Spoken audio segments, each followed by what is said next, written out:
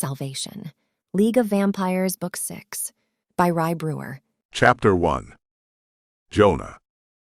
I could still remember the early days, right after my parents had disappeared. It was a hectic time, to say the least. Leading a vampire clan.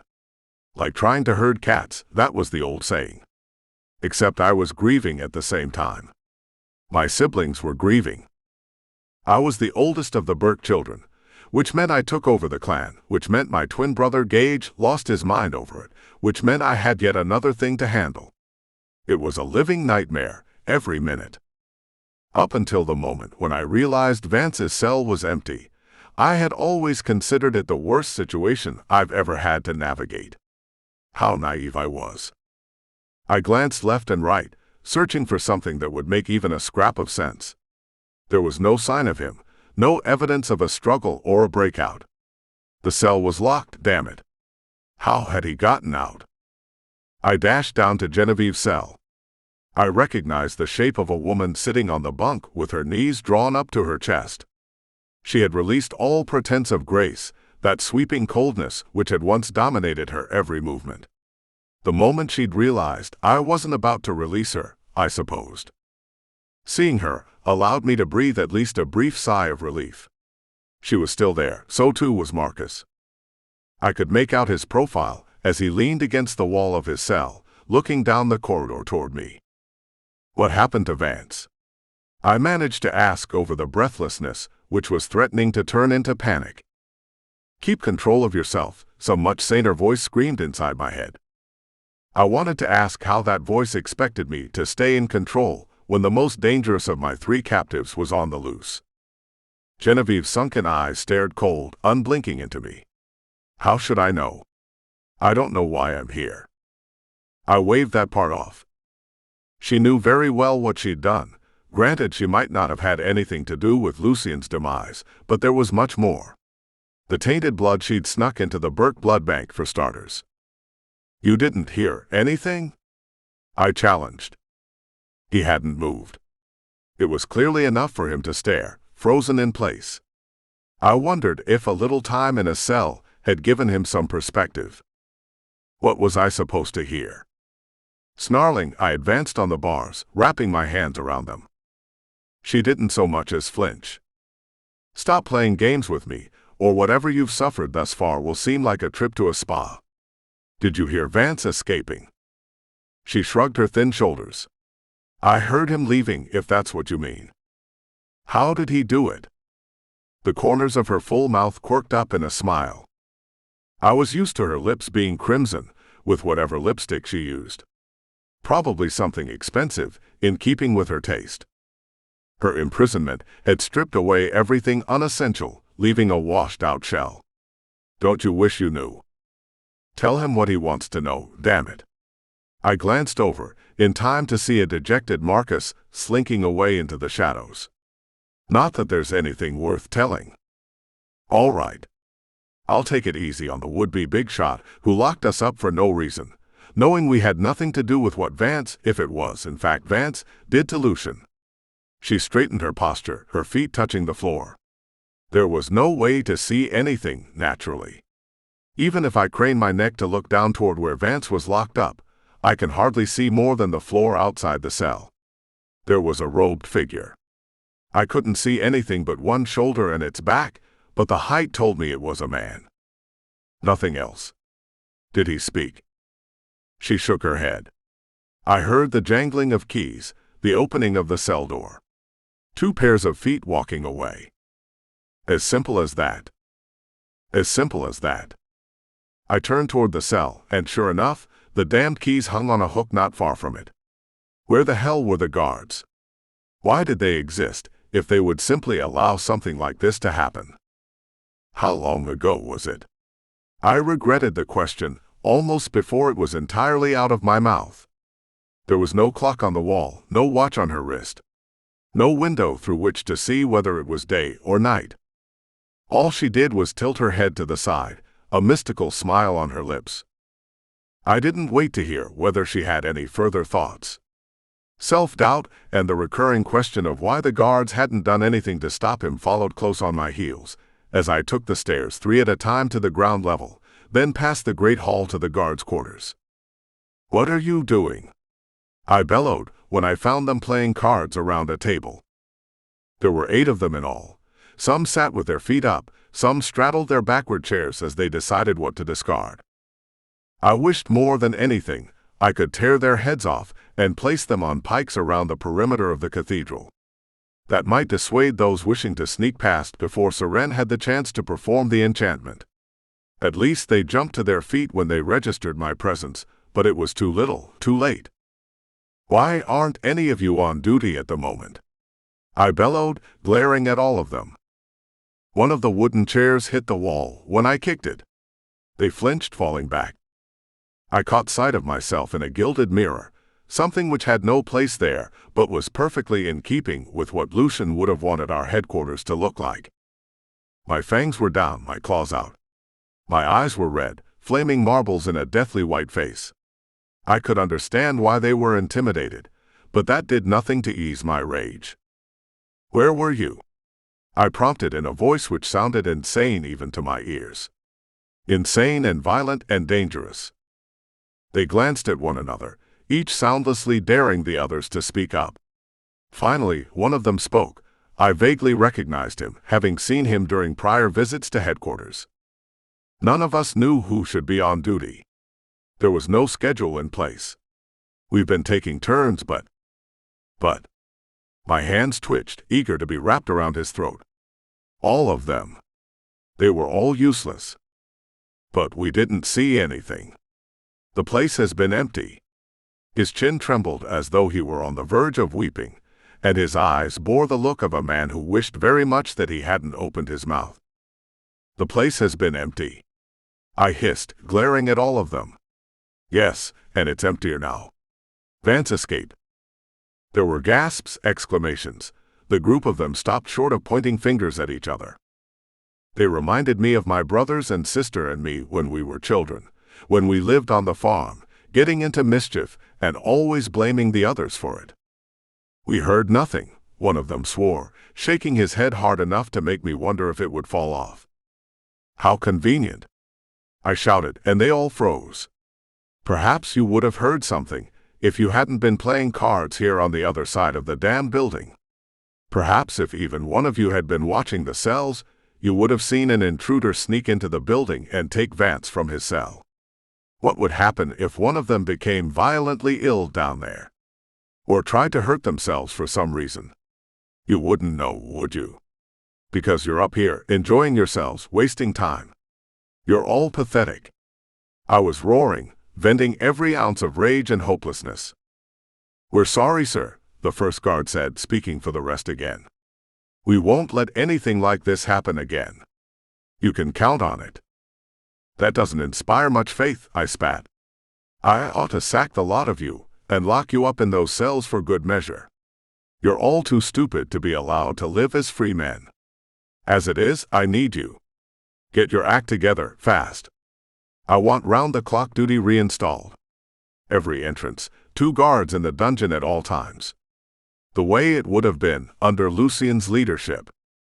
They nodded, shifting their weight from one foot to the other and looking generally uncomfortable. I decided to put an end to it by spinning on my heel and marching away, pulling my phone out as I did. I had no answers yet and needed to get some fast. Gage was the first person I called, in the hopes he had gone back to the penthouse for any reason and could tell me if Philippa was acting especially sketchy. Not that I thought my sister was the one to free Vance. She didn't match Genevieve's description anyway.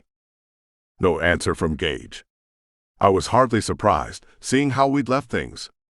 I could only rely on the theory that if his little girlfriend, Sarah, had been discovered, I would have heard about it by now. I called Philippa next, hoping she wasn't in the vault where she'd get no signal. Nothing from her either. Had everyone dropped off the face of the earth? I waited for her voicemail greeting to play out, my mind spinning. What should I say? How much did she need to know? I had to warn her, at least. "I don't know if you'll get this, but you should know somebody helped Vance escape the dungeon." I heaved a heavy sigh, rubbing my temple with my free hand. "Keep an eye out. I don't know if he'll go looking for his body or not. Be careful." Telling her might have been a mistake, but I didn't want to run the risk of her doing anything rash if his sudden appearance shocked her. Soft footsteps echoed through the great hall, and I turned to find a figure I never thought I'd be glad to see, ever. But there she was, and there was my relief at her presence. It took a potential catastrophe for me to admit that I might need her. "Seren, I have a big problem." Chapter 2. Jonah. In the dungeon, Seren surveyed the cell, her face blank. I waited, holding my breath as she examined the bunk, the lock. Not that she would find anything there. They'd use the key, whoever they were. "Well?" I asked when she stepped out. I didn't need to ask. It was obvious from the dejected look she gave me that she was as lost as I was. "Who had reason to do this?" she asked, instead of answering my question. I growled because there was no response which made any sense. I waved her away from the other cells. I didn't need either of my other guests overhearing us, and didn't reply until we were alone in a small alcove off the great hall. She settled into a chair, her serene expression doing little to conceal her fatigue. It was written in the soft sigh she let out when she sat down, and the way she sank into the cushion behind her. I needed to keep that in mind. My father Fane would never forgive me otherwise. "The only person I keep coming back to is Philippa," I whispered, still uncertain whether or not we were fully alone. With my luck, a guard would decide to do his job and would happen by as I was speaking. But Genevieve said the person outside the cell was male. I can't imagine anybody else who would want to take a risk like this. "It couldn't have been Elazar," she murmured, shaking her head. "He's locked up on Shadowsbane." I remembered Fane saying that Seren knew what he was doing, trying to get my mother back into her body, so she had to know that was where my father was headed. I looked away, suddenly uncomfortable for her. "Do you think Valerius would go to Shadowsbane to find this Elazar?" He was the necromancer Fane had been referring to. "I don't know. It could be. If he wants to return to his own body, he might. That still doesn't explain who came in here to free him. He's out there somewhere. It's almost frightening, the thought of what he could do. Wandering around as Vance. There aren't many in our world, the non-human world, who don't know what he did to Lucian," she reminded me. "I highly doubt he'll be welcomed into polite company." "Valerius has no interest in polite company," I reminded her. "He'll slink around causing trouble the way he did here. As much as I've wanted to thank him for doing something that needed to be done. Perfectly understandable, given everything Lucian did to your family." I raised an eyebrow at that. She continued, "Yes, of course. I know the history he had with your family, particularly your parents. What of this Elazar? Do you know anything else about him? If anything, it would be good to know who my father and Anissa would be dealing with on Shadowsbane." She nodded with a knowing look on her face. "There aren't many as old as I am who aren't aware of Elazar and his history. Not to mention his sisters." "Was she the one who helped him?" "His sister?" "No, that was Samara, his mate. Though she wasn't imprisoned the way he was. Elowen is possibly the most powerful elemental witch in existence. Her ability matches the level of her brothers. They're a formidable duo. From what I understand, she's devoted to him. Has lived on Shadowsbane ever since his sentencing, so as to never be too far. All this time, she's waited for his release." I snickered at the thought of Philippa making such a sacrifice for me. The image wouldn't solidify in my mind. I had relied on her counsel more times than I could count. There was much more to her than she allowed the rest of us to see. But the day she moved to a prison island to keep me company would be the day I laid an egg. Perhaps this cynical mindset was what made me ask, are we sure her reasons are entirely pure?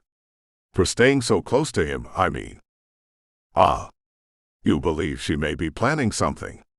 When I nodded, she replied, "Do you believe it would take centuries for a powerful witch to bring her plot to fruition?" Depending on what she had in mind. But that's neither here nor there. She has nothing to do with Valerius. It did make me think, though. This Elowen might prove herself to be a valuable asset to Fane. It was likely he already knew this, that he had talked it all out with Seren before leaving. Fane hadn't survived as long as he had by making rash decisions. There's no way for Valerius to get back into his body without their assistance, Seren reminded me as she rose to her feet. We may need to wait until he announces himself before we can counter him. It's what he'll announce himself with that disturbs me, I murmured. She surprised me then by linking her arm with mine. Come. I need to prepare the enchantment. We must keep moving forward and do the best we can with what is in our power to control. Her words were a much-needed comfort in the midst of my turmoil, and it didn't escape me that she kept using the word we. I didn't bother correcting her, since her presence was a comfort. Chapter 3. Anissa. I couldn't breathe easily again until the witch senate swept away, moving as one. Their ghostly skin and white hair stood out against the dark sky above Shadowspain Island, as they bobbed away in their black robes, down the stone road leading from the castle. Where they were going, I had no idea, nor did I have the desire to follow them. The greater the distance between us, the better. Instead, I broke free of the stunned surprise which had kept me frozen in place and went to my sister Sarah. She trembled in my arms as we held each other. She wasn't the only one. "What are you doing here?" I whispered into her ear. "I should ask you the same question." She pulled back, arms still around me, frowning. Her eyes searched my face for an explanation. There it was again, that extra something about her. A sharpness, an understanding that had never been there before. She wasn't my frail sister anymore, the one I had to protect at all costs. Good, because, for once, I had no idea how we were going to get out of the mess we'd landed in. It's a long story, one which you'll hear all about when we meet with the Senate. I glanced in Scott's direction. He was still encased in ice at least 6 inches thick on all sides, and still brooding. His eyes shot daggers in our direction. No sense in hiding his disgust, I supposed. Sarah noticed too, and very deliberately let go of me to allow Stark's arm to slide protectively around her shoulders. I would have felt bad for Scott if he hadn't been the one to get us all into trouble. "We'll all be all right," Sarah whispered, peering up at him. "Won't we?" I looked at him too. Who was this Stark? The one who was supposed to be training her, if I remembered Mom's explanation correctly.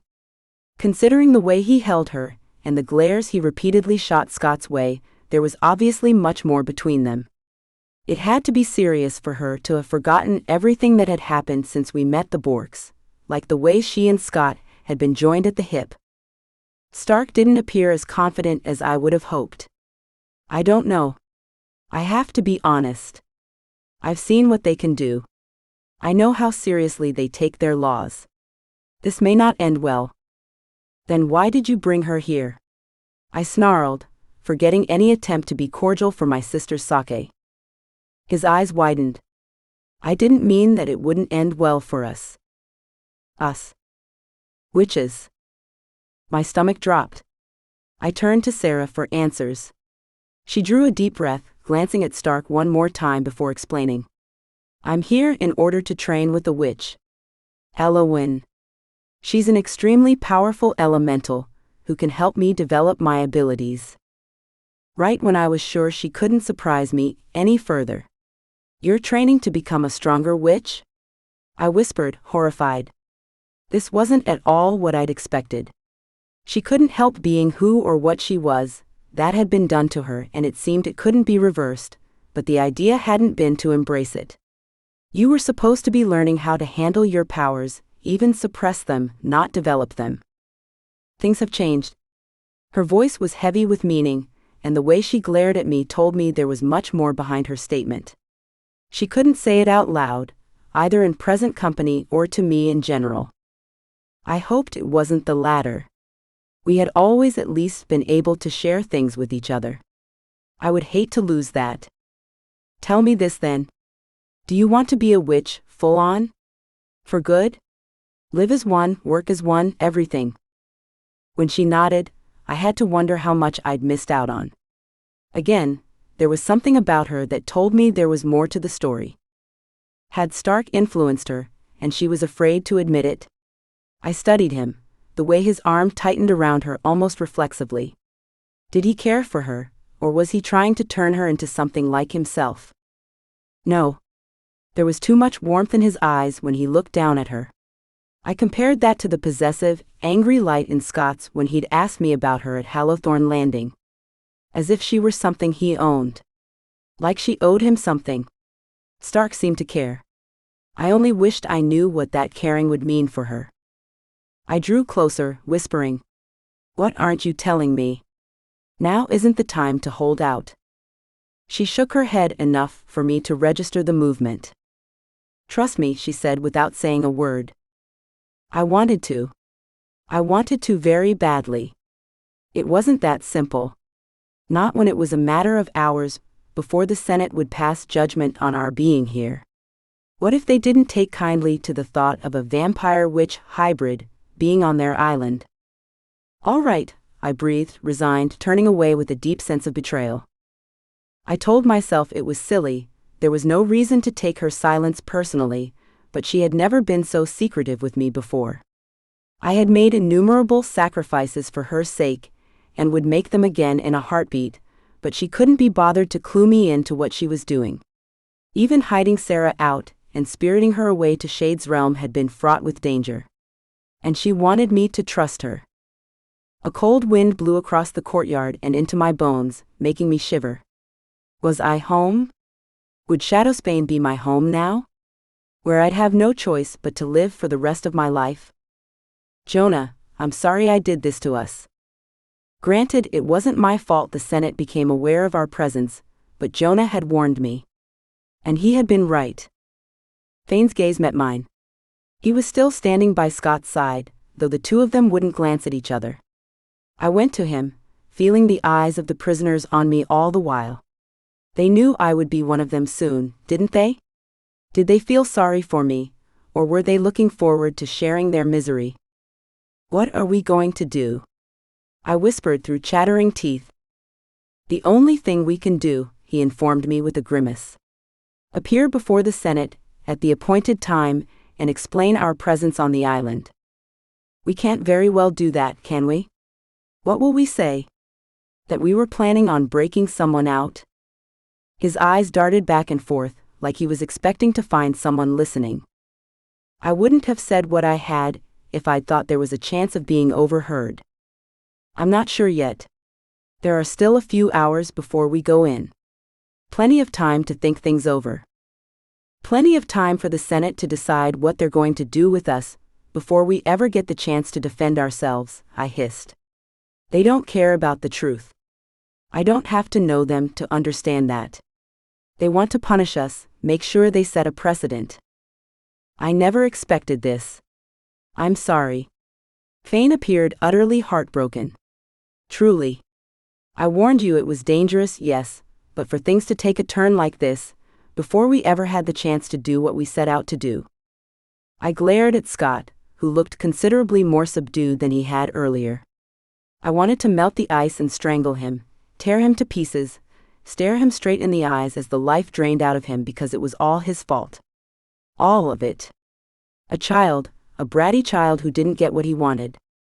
A lifetime in prison wouldn't be enough to make me stop hating him for what he'd put us through. Not to mention the way he'd tried to attack Sarah. I was alone, more or less. Sarah and Stark were in their own little world, one where she wanted to be a witch and forget all about the vampire she'd been born as. Scott was less than nothing to me now. Fane seemed lost, like a man whose mission had been put on hold and left him with nowhere to go. What do we do? I glanced back and forth, waiting for somebody to come up with something. Do we stand here and wait? Where can we go? I'm sure you can wait inside. My head snapped around at an unfamiliar female voice. Elowyn, the beautiful witch who had clapped after Stark encased Scott in ice. Come. There are sitting rooms, fireplaces. Rest yourselves before the meeting. Don't wait out here in the cold. She acted as though she owned the place. You're sure the Senate won't take it as another crime? I couldn't hold in my sarcasm.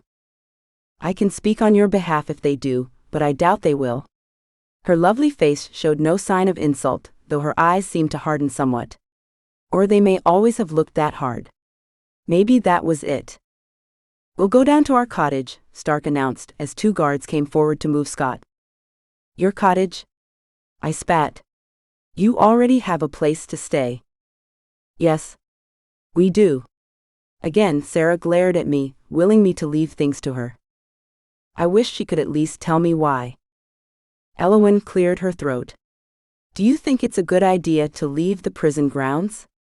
It was clear she wasn't speaking to Sarah. She only had eyes for Stark. He frowned. You make a good point.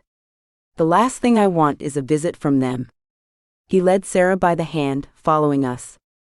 I watched Eowyn, and even in the middle of my confusion and anxiety, I had to wonder what she was up to. The ring Jonah had given me was cold against my skin. A reminder of what I might never live to see. My wedding. My happiness. All that remained was waiting for midnight. The longest hours of my life. Chapter 4. Eowyn. Hundreds of years. It had taken hundreds of years for something interesting to happen. Something I hadn't caused at any rate. The moment I saw them on the stairs, I'd known something was afoot. It was only a matter of waiting for the inevitable. Granted, I hadn't expected such a huge fracas. That was a gift, really. A big splashy gift. The sort I liked best. And it was Stark who delivered it. All the better, really. You seem very familiar with this place, said the white-haired vampire hybrid. Anissa, I'd heard one of them call her. She thought she was something, I could tell. It was written all over her posture, the way she spoke, the way her eyes swept the room when I'd been gracious enough to lead the newcomers inside. She had led a life that was for certain, granted nothing as colorful or checkered as mine, but not everyone was as fortunate as me. I spread my hands and gave a half shrug. My twin has been here for several centuries. This castle is very nearly my second home. Prison, she corrected. Excuse me? It's a prison.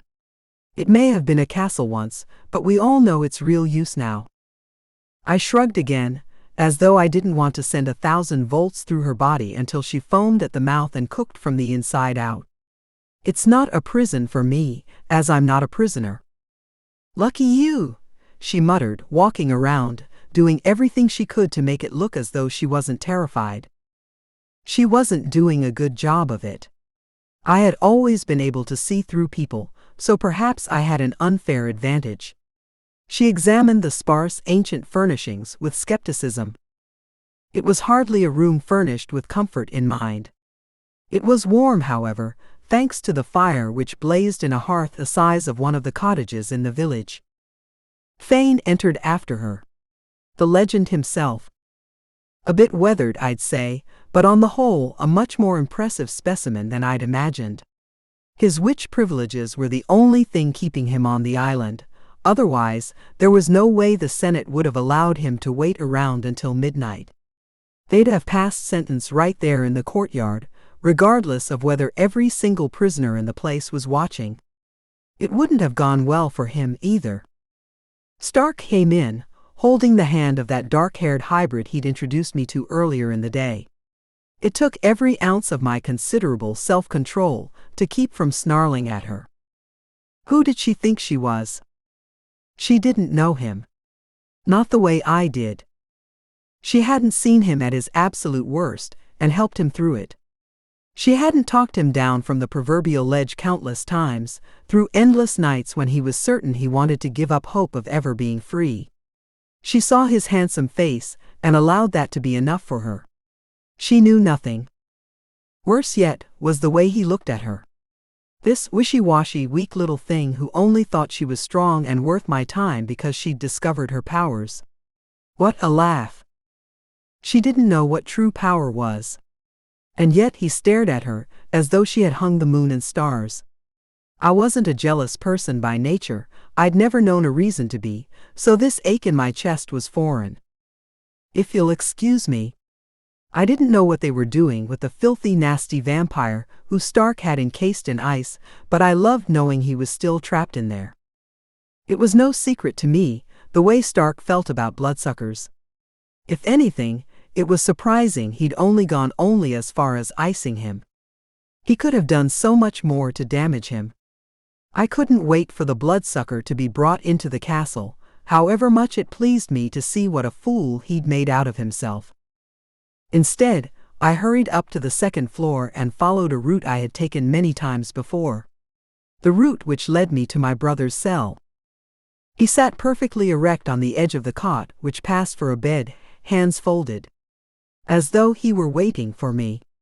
He was, naturally. He knew me well enough to know I'd make a beeline for him. What happened out there? He gave me a pleasant smile, as though he were asking about the weather.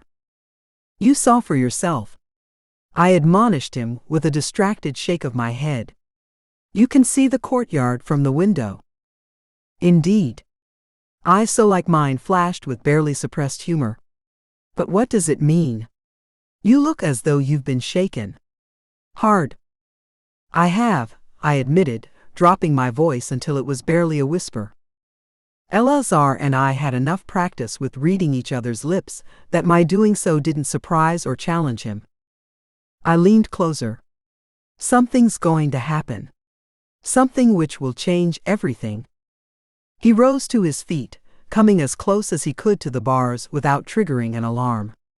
When a visitor stood right outside the cell, both they and the imprisoned had to maintain a distance from the bars. Not that it mattered much. There was no way for either of us to pass an item to the other anyway without again triggering an alarm. But rules were rules. What do you have in mind? He asked in a low, nearly teasing voice.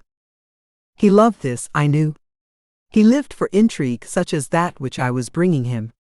What else did he have to live for, in all honesty? I frowned. Not now. Why? He mouthed. Because it would only bring you trouble, knowing what I have planned. If it goes wrong, they'll come to you first. You're my twin. They know how devoted I am to you. They'll assume I told you everything, and they'll use you against me. I need to be sure you're as innocent in this as can be.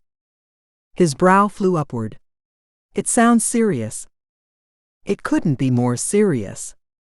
He jerked his thumb in the direction of the window, overlooking the scene of all the drama. And you think that little disturbance is going to serve as the conduit for something big? I nodded. I'm sure of it. I've only been waiting for an opportunity like this one. I can't believe it fell into my lap. And what do you intend to get out of this? I tilted my head to the side, lips pursed. Not answering. Tell me. I've already said no. You want to get me out, don't you? What do you think? I gave him a smile. That wasn't all. Not by a long shot. But it was enough to satisfy him against asking further questions. Why is he here anyway? Fane. Did he tell you anything? I shook my head, deciding it best to hold back. I never had the chance to speak with him before things blew up out there. If Eleazar knew Fane was searching for Nivea, it could mean trouble. I didn't know how or exactly what the trouble would be, but the fewer potential conflicts, the better. I continued, the Senate is meeting at midnight. You'll know before morning whether things went according to my plans. Elowen. His face lost that teasing, chiding quality it so often took when the two of us plotted. Our schemes had never amounted to anything, since he was still locked up with another century to go. It was merely a way to pass the time, to distract him from the misery of his situation. Yes? Be careful. Always. I awarded him one confident smile before sweeping down the corridor, down the stairs and out to the courtyard. They must have found a way to transport the vampire, since all that remained of the block of ice was a puddle in the center of the stone circle. My cottage was near the road which led up to the castle, a road my feet had worn smooth over the centuries. Centuries of waiting. Waiting, which was about to be richly rewarded if I had anything to do with it. I burst through the door right before rain started falling in gusty sheets, and flicked my wrist absent-mindedly, causing flames to jump and flicker in the hearth. The room seemed to glow, revealing the sparse but serviceable furnishings I'd adjusted to living amongst. It was worth it for Eleazar to keep him safe and sane while he waited out his sentence. Over time, Stark had made it worthwhile as well. If anything, he'd made life interesting again. He'd given me added reason to make that lonely walk up the cobblestone road every morning, and back to the cottage at night, when the sky would be as dark as it had been on my trip out. I had lived in perpetual night for so long, I hardly remembered what it was like to feel sunshine. That would all end soon. My hands tingled at the thought of what was to come, to the point where I had to close my eyes and concentrate until the feeling passed. I hadn't felt so on edge and volatile since my girlhood, when my powers had first revealed themselves and I'd created chaos in my little town. Enough so that I was banished, and my twin came with me, unwilling to leave me alone. I'd only been repaying that kindness ever since.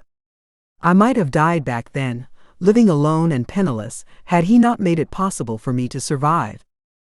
"It's all about to change, brother," I whispered, staring into the flames which mirrored the fevered pattern of my thinking. "You'll have everything you've been dreaming of for so long. As will I." A knock at the door startled me out of my near trance, and it was with a frown that I opened it to greet my guest. I could have predicted who I'd find standing on the doorstep. She came around far too frequently for my liking. "What do you think it all means?" she murmured, brushing past me to barge into the cottage as she'd been doing for far too long. As always, I controlled my temper. He loved her. I would never understand it, but he did. "I'm not sure," I lied, pulling a second chair up to the fire so Samara could settle in. "They haven't held a midnight meeting such as this in I can't remember how long." She shook rainwater out of her dark waves.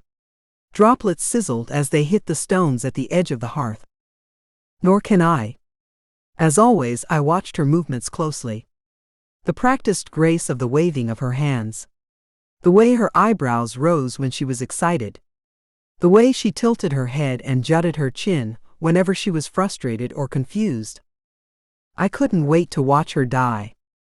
"Will you be there? When they pass sentence, I mean?" I shrugged as though I hadn't given it any thought. "I don't know if the Senate would allow such a thing. They take these matters very seriously, of course." "Of course," he parroted, staring into the flames. "It would be a shame, though, to see Fane's family punished." I glanced at her, weighing her reaction. She knew damn well why he was on the island, even if she hadn't admitted it or acknowledged his presence. She was one half of the pair who had placed Nivea in his former wife's body, my brother being the other half. If Fane were looking for anyone on Shadowsbane, it would be the two of them. "It would," she agreed. I wondered how much of her past life had washed clean over the course of the vigil she'd kept with me. Did she feel any guilt for the crimes she'd committed? Or over the fact that it was my brother, not she, who sat in a cell? Even though she was as guilty as he. I cleared my throat, careful to keep my excitement at bay. It had to sound as though I was only now coming up with this idea. "I wonder if there isn't a way to use this to our advantage, now that we have potential allies here on the island."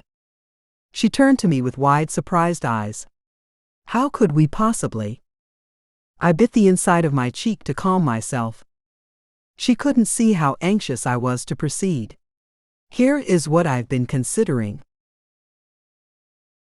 Chapter 5. Felicity. She made it sound as though she'd be back right away. Didn't she? Gregor's frantic eyes searched my face for a hint of understanding. Gregor, king of the Fae and father to Anissa. I wished I had some to give him. She did, I said for the 100th time, working hard to disguise the frustration and exhaustion of putting up with his interrogations and pacing for 2 straight days. 2 days without Tabitha, Anissa's mother. At first I'd assured him that she'd likely been held up somehow, slowed down something. After 2 days I couldn't be so sure. Something must have gone wrong. My heart ached for him, knowing he was waiting for her with increasing concern and impatience. Every passing hour made the situation worse. If he wasn't so clearly in love, I might have been annoyed with him. The man wasn't easy to placate under ordinary circumstances, and this was anything but ordinary. He was more impossible than ever. But it would be like kicking a small wounded child to lash out at him or speak sharply. I should have demanded to go with her. His voice had lost its zeal. He sounded tired, dejected, bruised as he waited, staring out into the distance. Come home, I urged. You need to rest. You've barely had a moment's sleep since you started waiting for her. I promised her I would be here. His gaze never faltered. As though he could will her into existence. I know you did, but I'm sure she won't expect to find you here after all this time. And I can promise she'll be frustrated with you when she finds you've waited without taking care of yourself. I'd been bringing him food and drink, but he'd hardly partaken of it. The plate and mug I'd most recently delivered appeared untouched. If she arrives at all. He was clearly dejected. I'm sure she will. I was less sure than ever. What could have happened? Her face had shone as his had when they'd discussed her visit to Avelaine. Was she ill? Hurt? Detained by one of the shades? Did they stop her? Why would they stop her? I rubbed my knuckles over my tired eyes, my heart heavy with its own concerns. I hadn't seen Alonic since he'd hurried away. Everything had seemed so perfect sitting there on that roof, like the two of us were on top of the world. Nothing down below could touch us. And then it had ended. As though someone had snapped their fingers and jolted us back to reality. Try as I might, I couldn't pinpoint why things had changed the way they had. I told Alonic about his mother visiting Avelaine. He hadn't seemed averse to the idea at first. I'd worried he might have detained her, refusing to allow her to leave Shade's realm, but nothing about his demeanor when I'd broken the news led me to believe he was anything other than interested, and even mildly amused at his mother's romance. Nevertheless, something had jolted him hard. And that was the last I'd seen of him. The torment in his face, in his eyes, right before he'd coursed away from me. What if something terrible had happened to the both of them? I couldn't help but entertain the image of Gregor and I, still waiting 100 years hence. Both of us dead from exposure and starvation and heartache. If we were lucky, heartache would take us first. It was as if he could read my thoughts. And Alonic didn't give you any indication of why he left in a hurry. I closed my eyes for the briefest moment before answering the question, again. I'd lost track of the number of times he'd asked. He didn't. He shut down and coursed me back here, then left in a hurry. It doesn't make sense. No, it doesn't. But it had made sense to Alonic, hadn't it? I warned myself not to take it personally, that if he had issues to handle and didn't feel they were any of my business, there was nothing I could do. I wished my heart didn't hurt so much when I reminded myself of this. I wanted there to be more between us, more intimacy and trust, but it couldn't be forced. I can't stand this. He stood abruptly. I need to find a way to get to Shade's realm. My mouth hung open as I followed him into Avelaine. He had a habit of turning on a dime, but this was jarringly abrupt even for him. What can you do? You can't go there unchaperoned and without permission from someone there. I know that, he snapped, walking in great long strides. With a goal to focus on again, he'd gone from a defeated, heartsick man to the Gregor I was accustomed to. As usual, I nearly ran to keep up. What do you plan to do then? I plan to send word to Garin, to see if I can negotiate entrance. What about Resenden? I thought he was the one to speak to on such matters. He waved a hand. I didn't tell you. Word came through right before we went to Hallowthorne Landing. Resenden is dead. The news took my breath away. The ancient Shade had, in essence, ruled Shade's realm for as long as I could remember, whether he'd ever been named ruler or not. I had never been there and had never met him, but stories had circulated for years pertaining to his wisdom, hard-headedness, and the strict rules everyone in Shade's realm lived under. Garin is his son. Gregor nodded. The second son. The firstborn died years ago, so that would mean Garin is now in power. I'll send word to him immediately and let him know it's an emergency. I followed him to his chambers, where he fired off a quick missive and rang for a messenger to rush out. The messenger appeared understandably confused but knew better than to ask questions. You ought to get some rest while you're waiting, I advised, waiting in one corner of the room. I knew my words fell on deaf ears but felt compelled to bring it up anyway. He scowled. There's no time to waste with sleep. I understand, but if you're allowed into Shade's realm, do you think you'll have any time to rest there? You'll want to look for Tabitha. You owe it to her to take care of yourself while you can. In reality, I was desperate for a moment alone, but didn't want to leave him on his own while he was awake. I didn't trust his judgment when his emotions ran at full tilt, as they were at this time. One wrong move, going to Shade's realm before receiving permission, insulting someone in power, and he could bring disaster down on all our heads. He sighed, rubbing his face before running his hands through his hair. A man with far too many thoughts and worries. Perhaps you're right. I only wonder if I'll be able to calm myself long enough to sleep. I can prepare a draft for you, I suggested. Nothing too strong, but enough to help you sleep for a few hours. I didn't want to waste time any more than he did, but it wouldn't do for him to collapse either. I hurried to prepare the potion, using herbs I kept in a series of pouches concealed within my robes for such circumstances, then made sure he went to bed before going to my chambers to catch my breath and perhaps get some rest of my own. Considering what I'd given Gregor, I had roughly 4 hours, and there was no telling when Garin would reply to his message, since what constituted an emergency for Avalain or its citizens didn't necessarily translate in Shade's realm. After a quick, much-needed bath to wash away the dust I'd picked up while waiting on the other side of the entrance, I curled up in bed and closed my eyes. The only thing I saw when I closed them was Alonic, and tears threatened to spring up. What happened to him?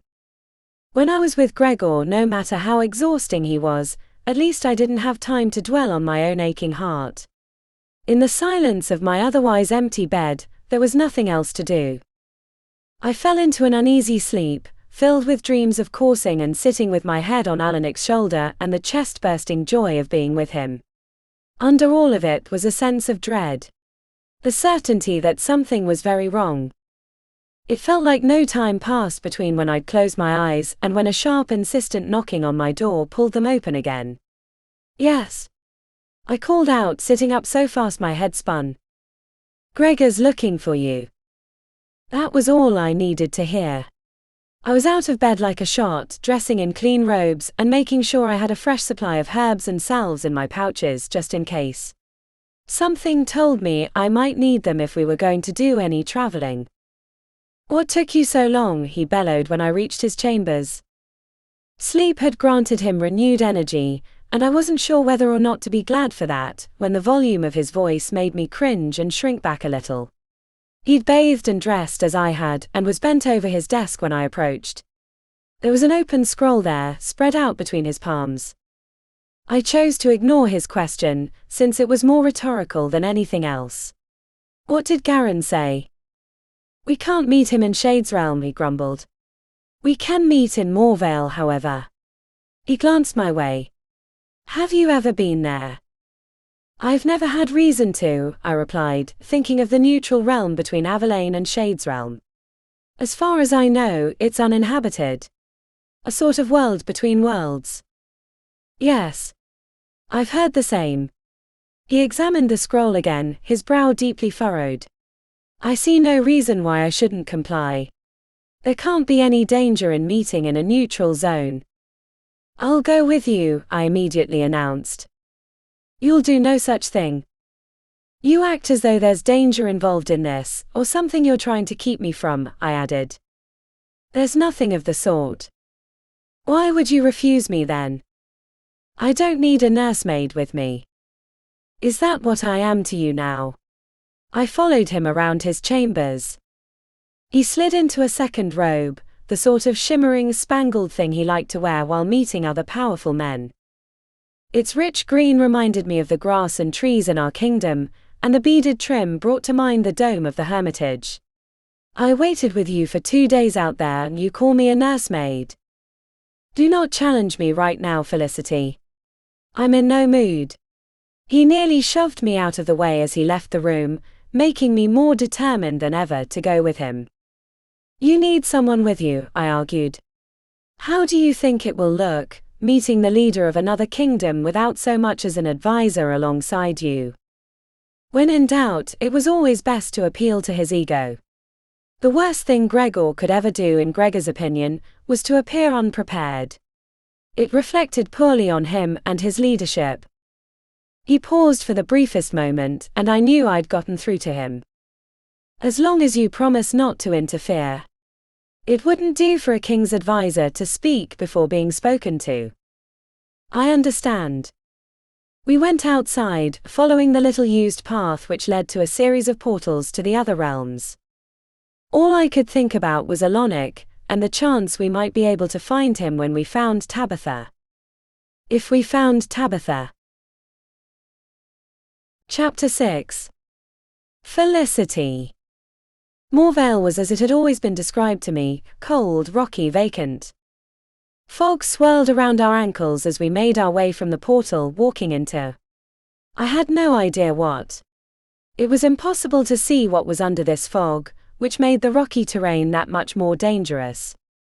Gregor was forced to slow his gait as we walked along. Where are we going? Did he say anything in his scroll? There was nothing but the fog-covered ground in all directions, as far as the eye could see. No mountains or hills, no trees.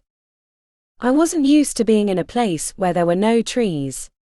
They even had trees in the human world. No.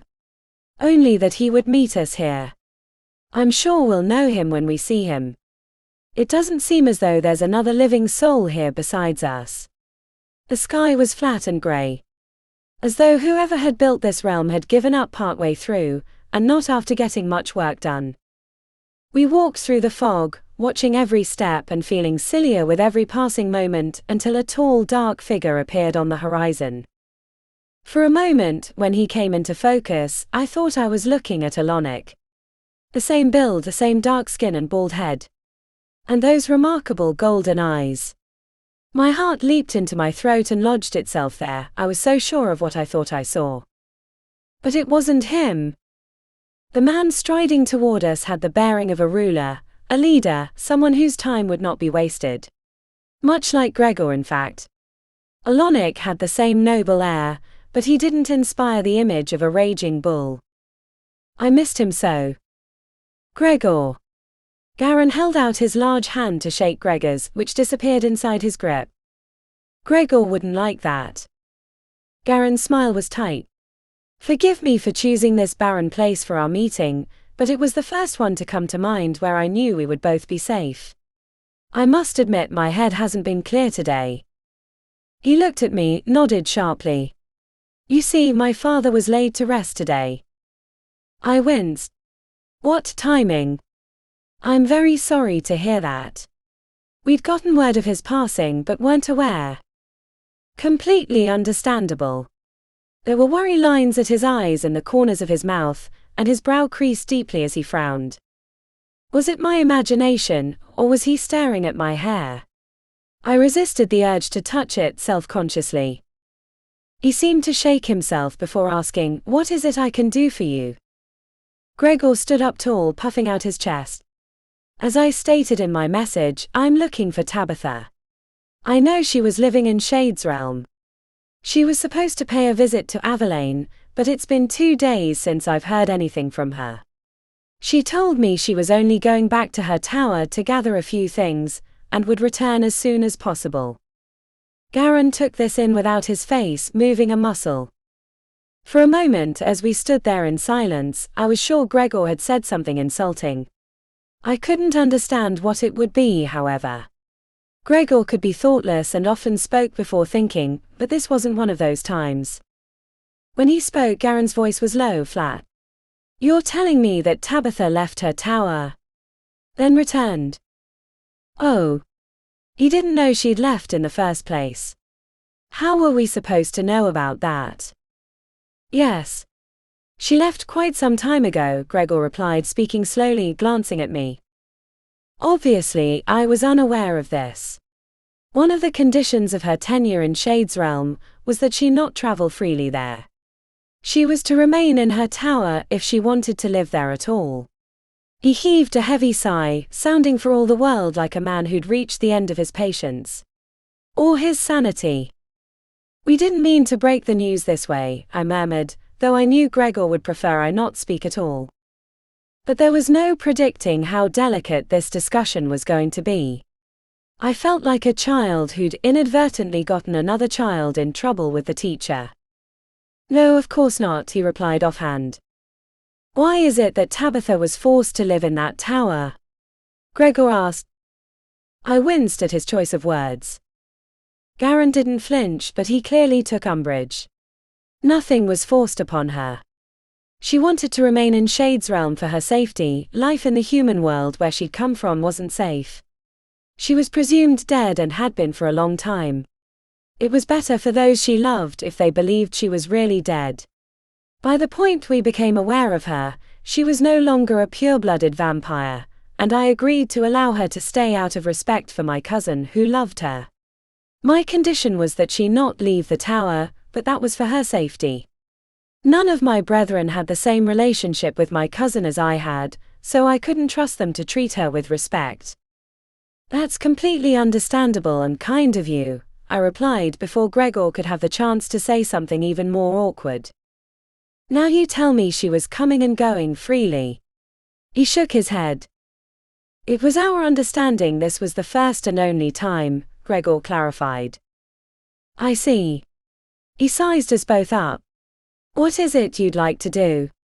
"Come looking for her, as you stated in your message." "I'm deeply worried for her safety," Gregor admitted. "As you say, none of the Shades had the respect for your cousin you did, so they wouldn't care for her being present."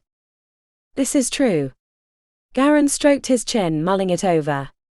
"I believe it could be arranged for you to move through Shades Realm to inspect the tower, if it would help ease your mind."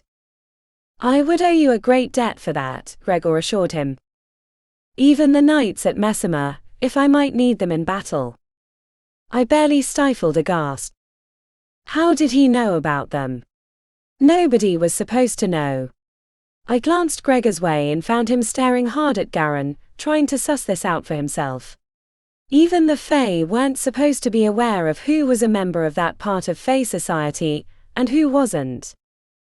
"How is it that you've come into possession of information about them?" Gregor asked. "That's a conversation for another time," Garin smoothly replied. I wondered how much of our conversation had been planned out by him in advance. How much he had banked on Gregor promising the moon and stars for information on his beloved Tabitha. Garin continued, "It would make me feel much better about our makeshift alliance if I knew I had the knights should I need them." I waited for Gregor's decision, barely breathing. The knights were only meant to be used for the holiest, the most critical of Fae causes. Yes, the Shades were the memory keepers, and they possessed generations of information on every sort of magical creature and realm, but the knights should have been well outside their knowledge. How did Garin know? Very well, Gregor decided, as though there was a decision to be made. I bit my tongue to keep from arguing with him. He would never forgive me if I contradicted him here and now, even though the knights weren't to be called on for just any battle, and certainly not for something to do with the Shades. And I didn't want Garin to think there was any friction or weakness between us.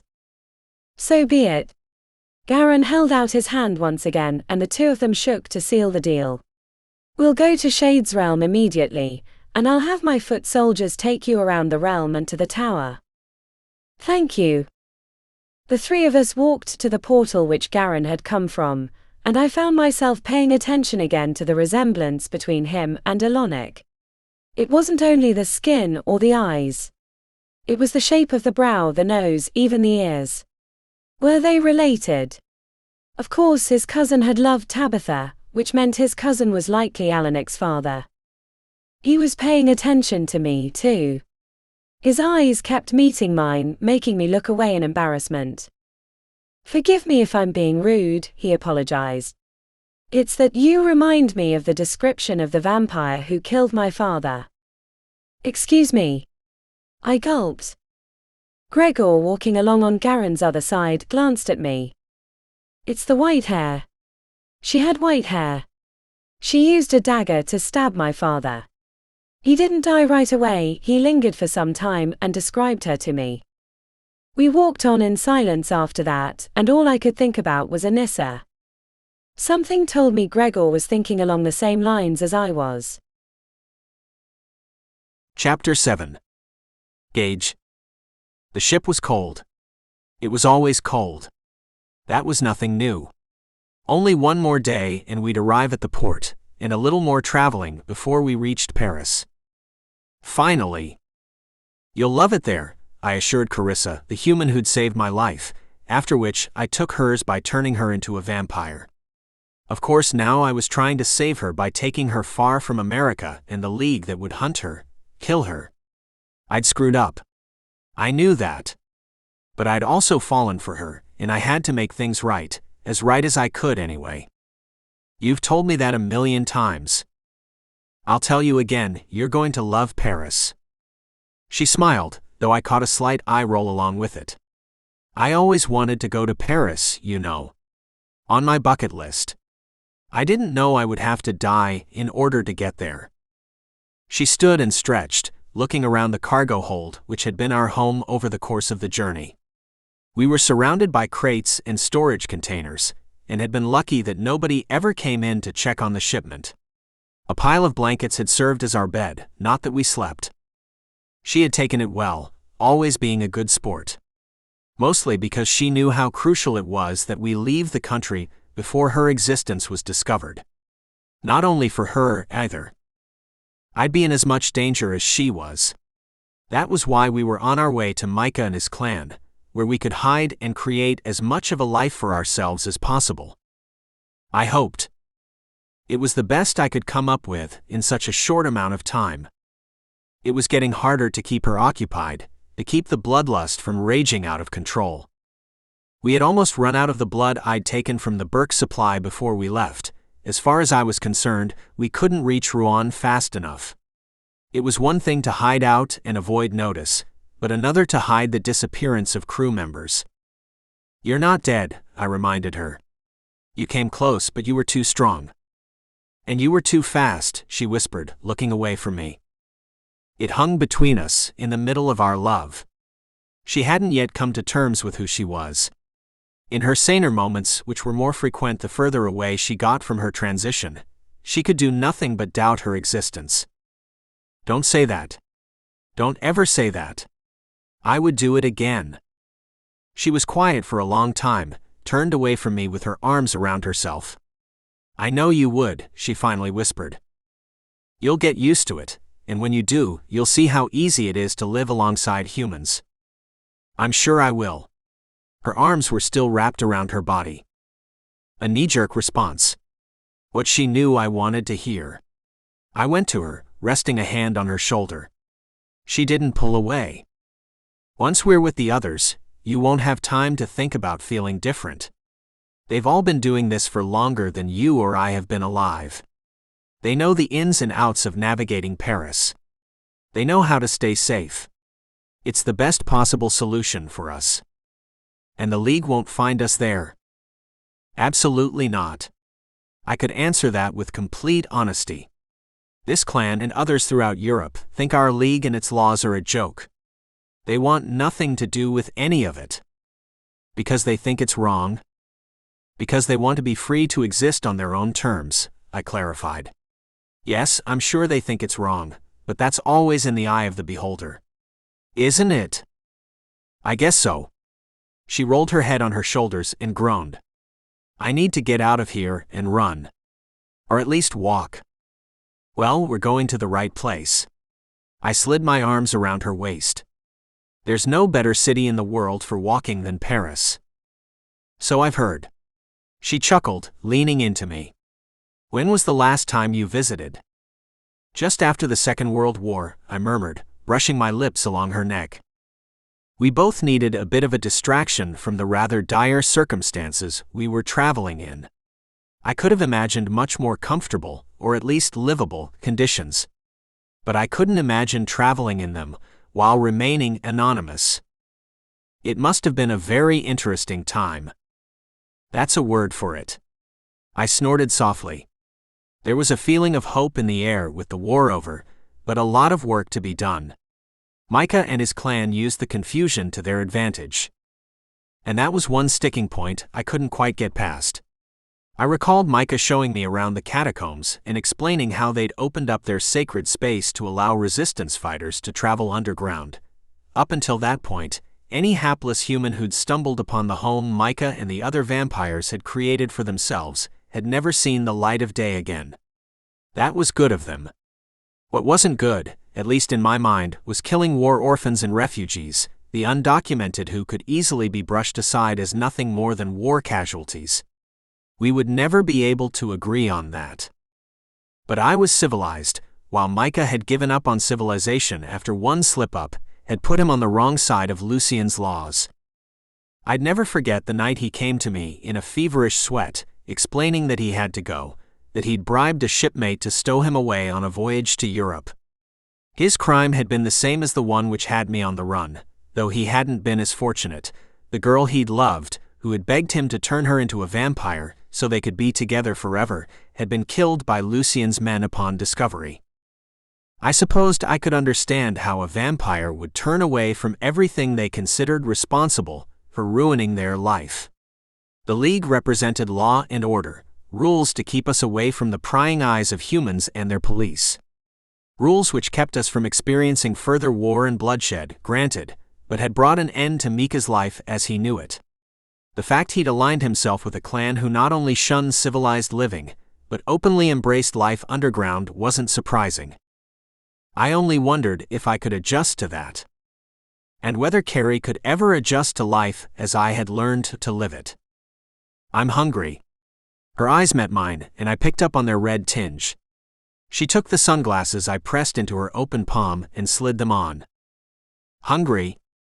Our driver looked at us in the mirror, a friendly smile on his face. You're in luck, mademoiselle. Only some of the very best dining in the entire world, here in Paris. I gave him a tight smile in reply and nudged her as a reminder to keep quiet. I knew she was hungry. Hell, I was hungry too.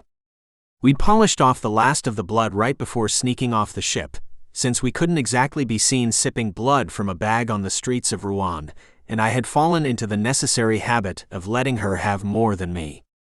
It had been nearly 3 hours, and she was already hungry again. I'd be glad to reach the meeting place, so Micah might be able to help us find something before Carissa grabbed a random pedestrian. Or our taxi driver. It was a relief to see him drive away unharmed, if not a little curious about the couple who'd ridden 2 hours with him. I hoped a generous tip was enough to keep him quiet, as I turned to survey the meeting spot Micah had specified after I'd texted him on our arrival. It was the most innocuous spot I could imagine, what looked like an old underground public restroom. The gate was locked, and when I peered down the broken overgrown stairs, I could barely make out the boarded-up doors. I wish I could appreciate being here. Carrie laughed softly, but there was an anxiousness to that laugh which belied her light tone of voice. The hunger was getting to her. I could imagine what it would be like, smelling all the fresh blood walking past back and forth. People talking to one another, talking on their phones, lost in their human lives in one of the most beautiful cities in the world. Unaware they were brushing past 2 vampires. Soon 3. I noticed the shrubbery shaking a bit where it grew through the iron fence surrounding the restrooms, and then a tall, broad-shouldered figure emerged. He was like a cat slinking over to us, taking his time, sizing us up. Micah. I slapped him on the back when he pulled me into a hug, his wide smile banishing that first impression that he was stalking us as though we were prey. It's been too long, my friend. He'd taken on a bit of a French accent over the 70 years since we'd last seen each other, but that was the only thing which had changed about him.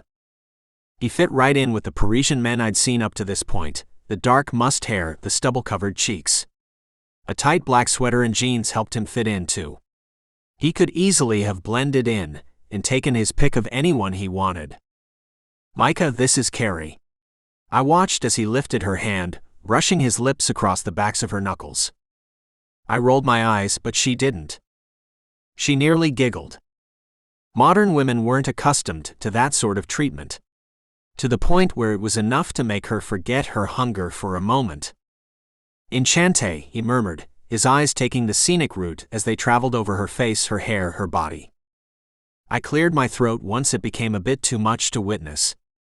He merely chuckled, throwing an affectionate arm around my shoulders. As though I would do anything to stand in the way of someone I owe my life to. He laughed, then looked at Carrie. Did he tell you what a hero he is? No, he didn't. She smiled. The effect he had on her was obvious. She seemed more her old self than she had since I'd turned her. Like the girl I met that first night outside the club. It seemed as though a decade had passed since then. It was he who gave me the money to secure passage. If I hadn't been able to make it worth the shipmate's while, he never would have stowed me away on the ship which brought me here. He saved my life that night. It was nothing, I said, waving it off. Nothing for you, perhaps. He released me only to take Carrie's hand and use it to pull her arm through his and link them. Come. Let me show you to your new home. I told myself to ignore the intimacy already in his voice.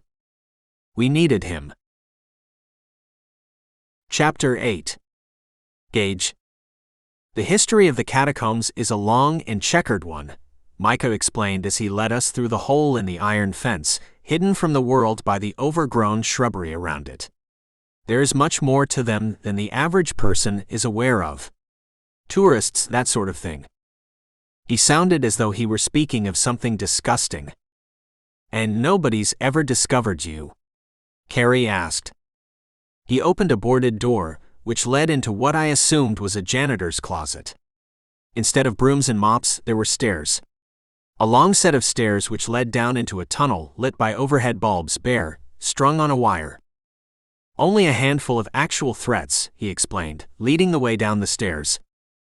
It was natural to him, something he likely did at least once every evening, so he was at the bottom long before we made it. The way was uneven, hand-hewn. We managed to reach him without breaking our necks. The first thing I registered was the smell of death. All around us. Old death, ancient death. There were no bodies anywhere in sight as we walked down a long, narrow, low-ceilinged tunnel, but they were somewhere nearby. Everywhere nearby. He continued the history lesson as he led us deeper into the maze of tunnels, wheeling our bags behind him. Back in the 1940s, we allowed the French resistance to use the tunnels without preying on them. Believe me when I tell you, it wasn't always easy. After all, it's not every day that we have such willing food sources wandering in our midst. But even we knew there was something larger at stake. Whenever we came across any of them as they made their way here or there, away from the eyes of the enemy, we pretended as though we were part of their group. Life was so tense and complicated in those days, we knew there was little chance of any of them remembering us. That's fascinating, Carrie breathed, as if she were afraid to raise her voice above a whisper. I could understand that sentiment.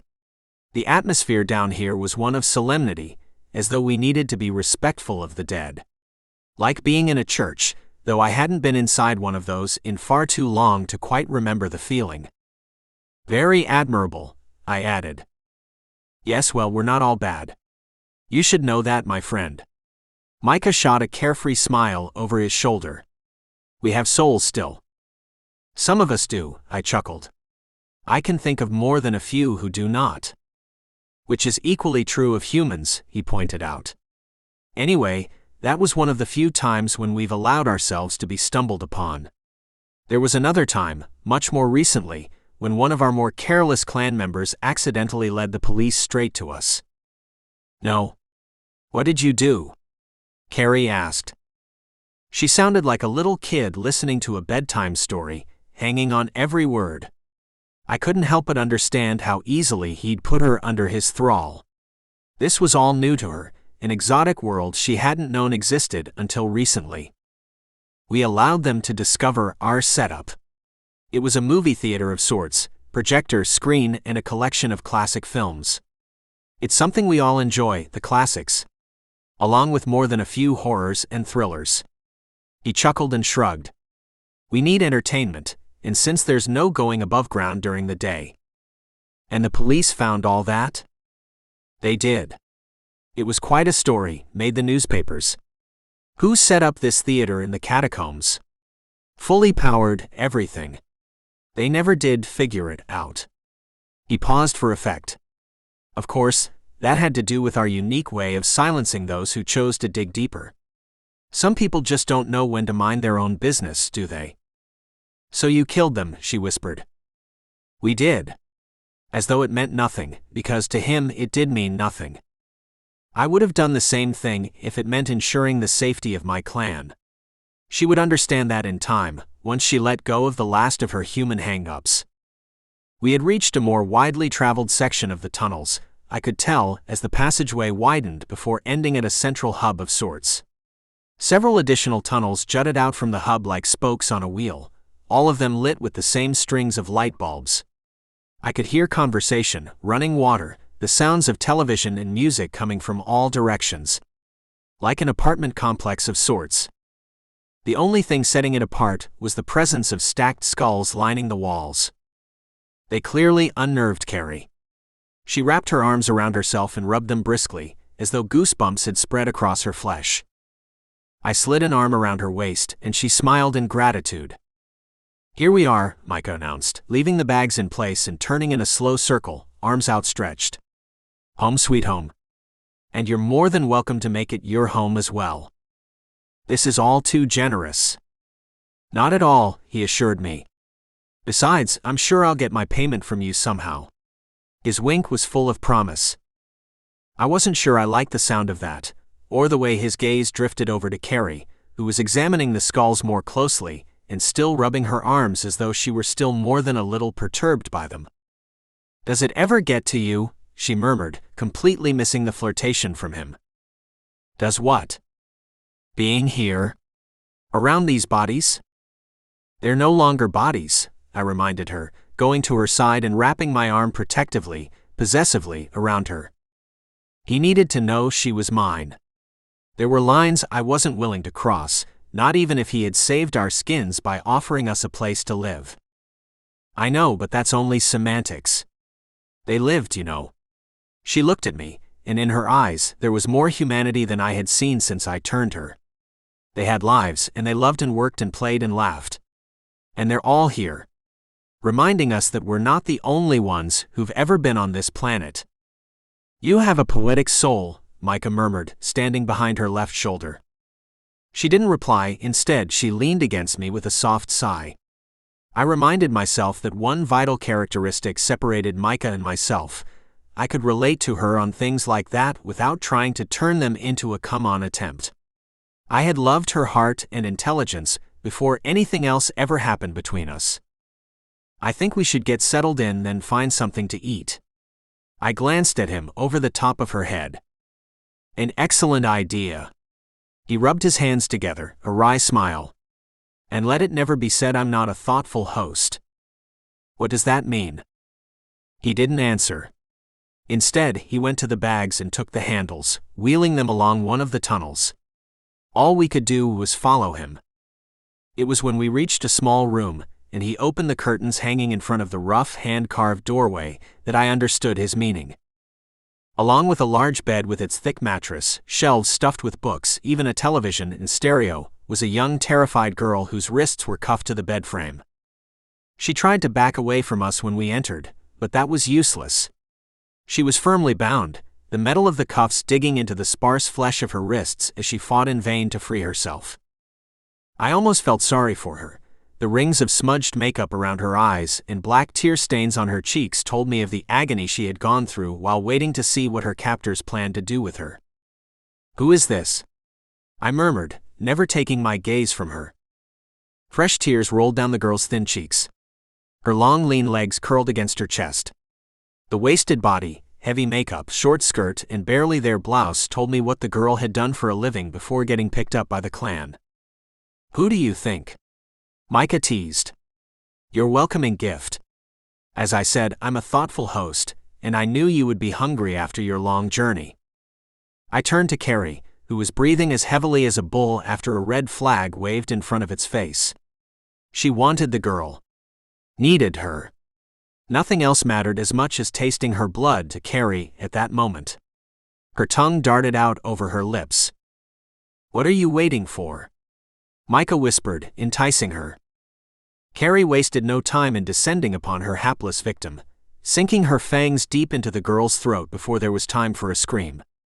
She drank hungrily, lustily. I couldn't bear to watch her lose control of herself that way. When I glanced at Micah, it was obvious he enjoyed it. He'd expected it. And he knew how to work his way into her affections, provide fresh blood, and often. "Don't worry, mon ami." He grinned when it was obvious I wouldn't be dining on the now-dead prostitute. "I have another one for you. You'll feed well here, trust me." Chapter 9. Carrie. Once I finished feeding and came back to my senses a little, the familiar wave of shame washed over me. It was becoming a familiar cycle: hunger, then hatred, then more hunger. Hunger so strong I couldn't see straight or think or do anything but obsess over where my next meal was coming from. Arriving at the catacombs had distracted me, but not for long. One of Micah's friends, a beautiful vampire with waist-long braids and ebony skin, came in to remove the body. "I'm Naomi," she explained with a warm smile. "It's nice to have you with us." "You don't have to clean up after me," I told her, feeling more ashamed than ever.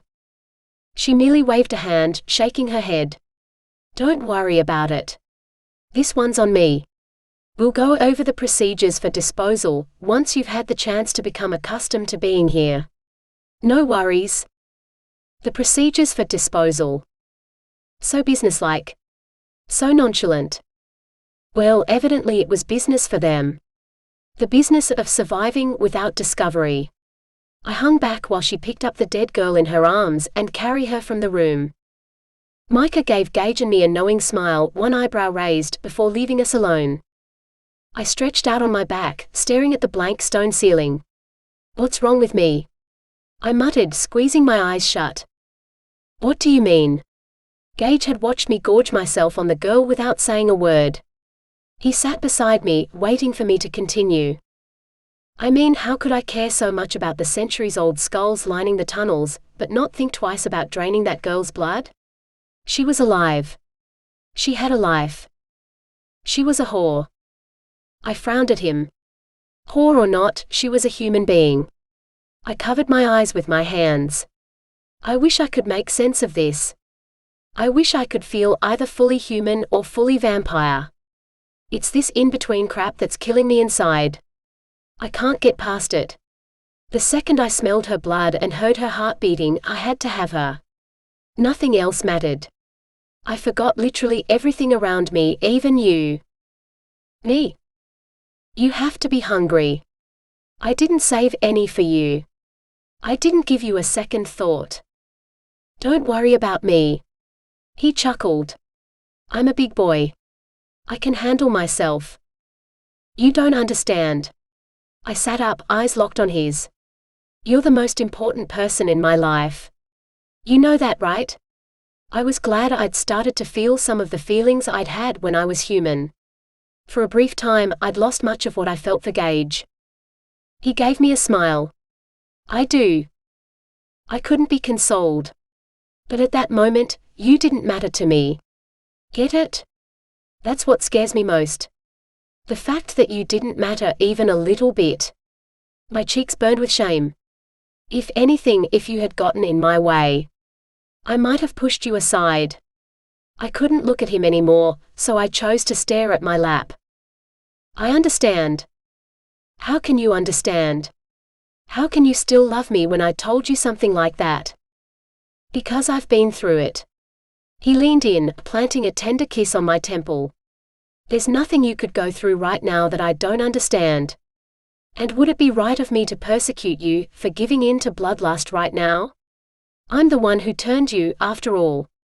Wouldn't that make me the world's biggest hypocrite? I guess so. I don't know. I'm so afraid I'm making a huge fool of myself in front of you. He chuckled, not unkindly, and pulled me close so I could rest my head on his shoulder. That was nice. That felt almost normal. Don't worry about it. You couldn't make a fool of yourself if you tried. I wished I could believe him. Chapter 10. Carrie. After resting in an actual bed for the first time since we left my apartment in New York, I awakened feeling energized. And hungry. Already. It had been early evening when Gage and I had arrived in the city, so I held out hope that I'd be able to hunt before the night was over. I was alone in the room. Maybe he had gone hunting without me. The thought stirred jealousy, even anger within me, before I managed to calm myself down. I was being ridiculous, jumping to conclusions. If he had gone hunting, so what? That was my human brain speaking to me, trying to reason with my irrational, always hungry, lustful vampire brain that seemed to get bigger and stronger every day. Instead of getting easier to manage, it grew harder and harder all the time. All I could do was hope it would get better with time, the way Gage promised. I pulled aside the curtain and peered out into the tunnel, glancing both ways. Lights came from most of the rooms, all of them with curtains like mine. They were pulled open when their inhabitants were up and about, I supposed. I made my way to the hub where we'd stopped with Micah, glancing back and forth in the hope of seeing Gage in one of the rooms. What I found were other vampires, all strangers to me. Men, women with all shades of skin, all styles of dress. I wondered about them and hoped I'd get the chance to get to know them. Why wouldn't I? Besides hunting, there was nothing else to do. Oh, it's you. Naomi noticed and waved me into her room. Come on in. I've been wanting to introduce myself properly. She sat cross-legged on her bed, with a book open on her lap. I entered slowly, glancing around. It looked the same as our room, with the books and TV and bed. She had tons of framed photos on the walls too, portraits mostly, all done in black and white. Men and women in bondage, positioned suggestively. But not erotically, I noticed. They weren't meant to titillate. It was the lighting in them which fascinated me, and the way the bodies were posed. Elegantly. You like them? She smiled. I haunt galleries, I confess. They're beautiful.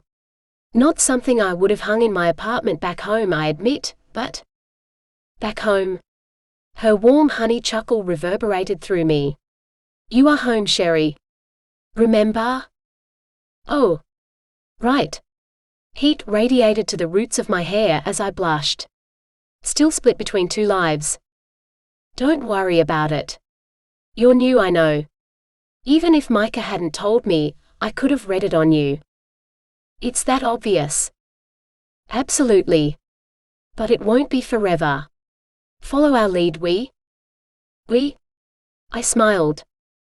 Hey. She looked out the door, then back at me.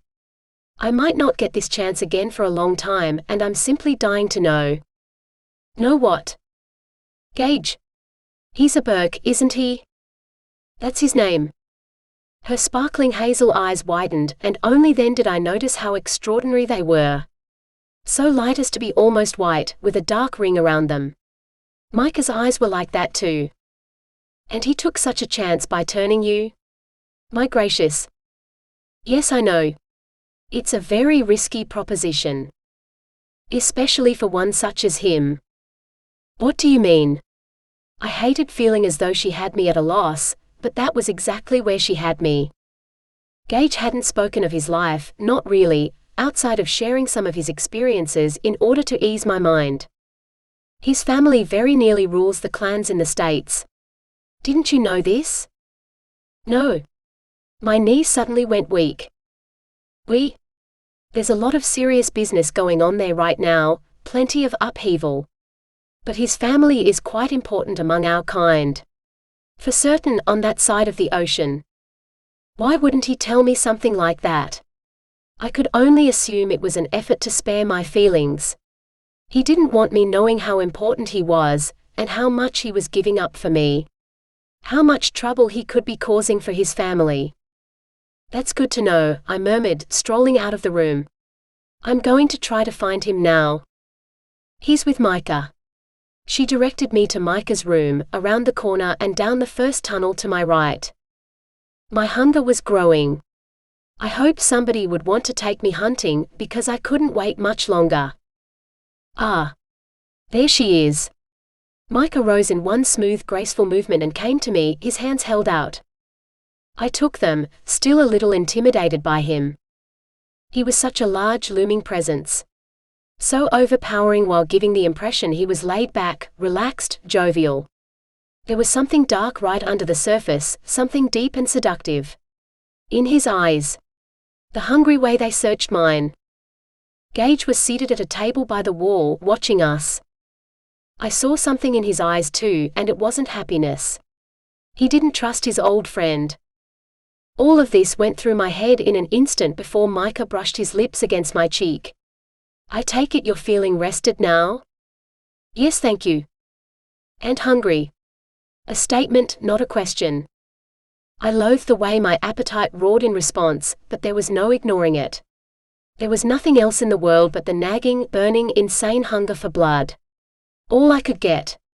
My mouth went dry, too dry to speak, so I nodded instead. A knowing smile touched his lips, and a certainty danced in his eyes. So many promises there as he stared at me. All right then. Let's see Paris. Less than a half hour later, we climbed the stairs which led to the boarded restrooms. Micah had explained this was the safest way to go, since humans had the tendency to ignore those things which held no purpose for them. I would bet you none of them realize this old building exists. He chuckled when we stepped out into the evening air. It was a cool night, invigorating, and the scent of blood on the wind only piqued my excitement. The energy reminded me of New York, but held something altogether different. I couldn't have put my finger on it, even if I'd been able to think clearly instead of lusting after the blood of every passing pedestrian. They were all so enticing. I licked my lips, eager to get started.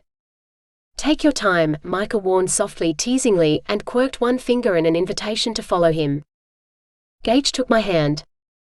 I wondered if he was being affectionate, or trying to keep some control over me. They only pick from the seedier parts of the city, he explained in a low voice. Prostitutes if they have to, but too many of them are on drugs. Not our preference, clearly. We can sniff that out. Right, I whispered. I could smell it easily from a distance. There was a distinct difference between clean blood and drugged blood. Otherwise, young people who should know better than to hang around there are the best targets. Tourists mostly. Wide-eyed, seeking to get into a little trouble. He motioned with a jerk of his chin toward the neon-lit sign a few blocks down, along with the windmill I had seen in the movies. The Moulin Rouge? I asked, momentarily distracted from my growing hunger. Oui, Micah replied, though I hadn't been speaking to him. At the edge of Place Pigalle, the red light district. He didn't need to tell me what we were walking into. I had eyes, and all I could see was the neon, the signs which literally advertised businesses as sex shops. Clever name, I whispered, shaking my head. The signs even blatantly advertised what customers could expect once they got inside, in English at that. Directed to tourists, indeed. I could see why they chose this area too. There were open-air drug deals taking place in alleys, in darkened doorways. Men slinked in and out of some of the less reputable-looking establishments, wanting to avoid being noticed. It was unlikely they'd told their family where they were headed for the evening, so when they disappeared. It amazes me how many people are out here, I marveled, bumping into a couple who'd stopped in the middle of the sidewalk to make out, running their hands over each other's bodies. They would never know how close they'd come to death. Sex sells, as they say. Micah's voice was deep with hardly hidden meaning. I blushed before he turned away from me again, slinking sexily down the street. There was something about the way he moved, the way he cut his way through the night. The way he drew the eyes of both women and men. There was a magnetism to him, something animal. Raw and primal. And it attracted everyone who saw him. A pair of good-looking, college-aged men left a bar roughly half a block in front of us, laughing and elbowing each other, probably celebrating what they'd enjoyed inside. It was nice they'd had a fun evening. Their last evening.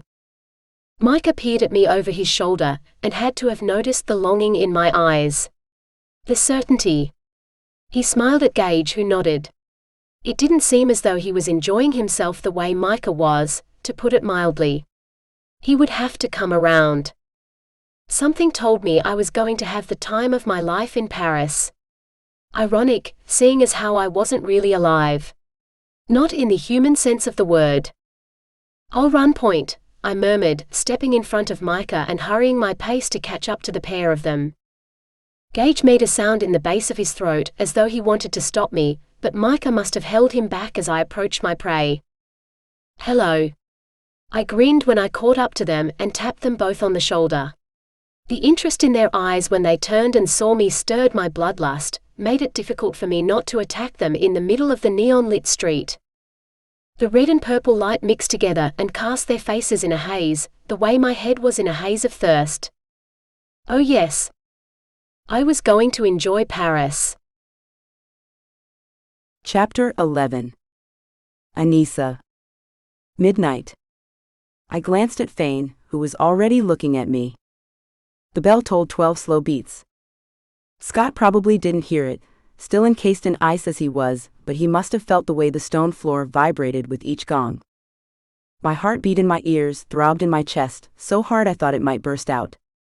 Fane lifted his chin, reminding me to be strong, without saying a word. A sense of calm came over me, though I couldn't for the life of me have explained where it came from exactly.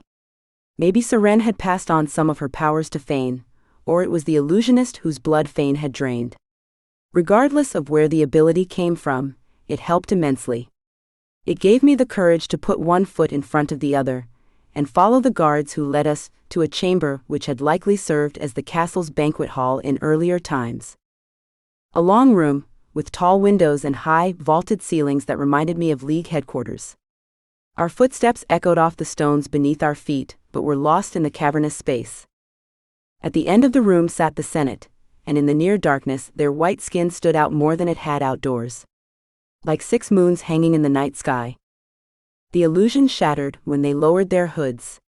Their red eyes followed our progress as we approached, standing in a line in front of them.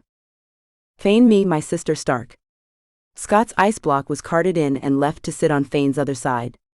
Why they wouldn't let him out, I had no idea.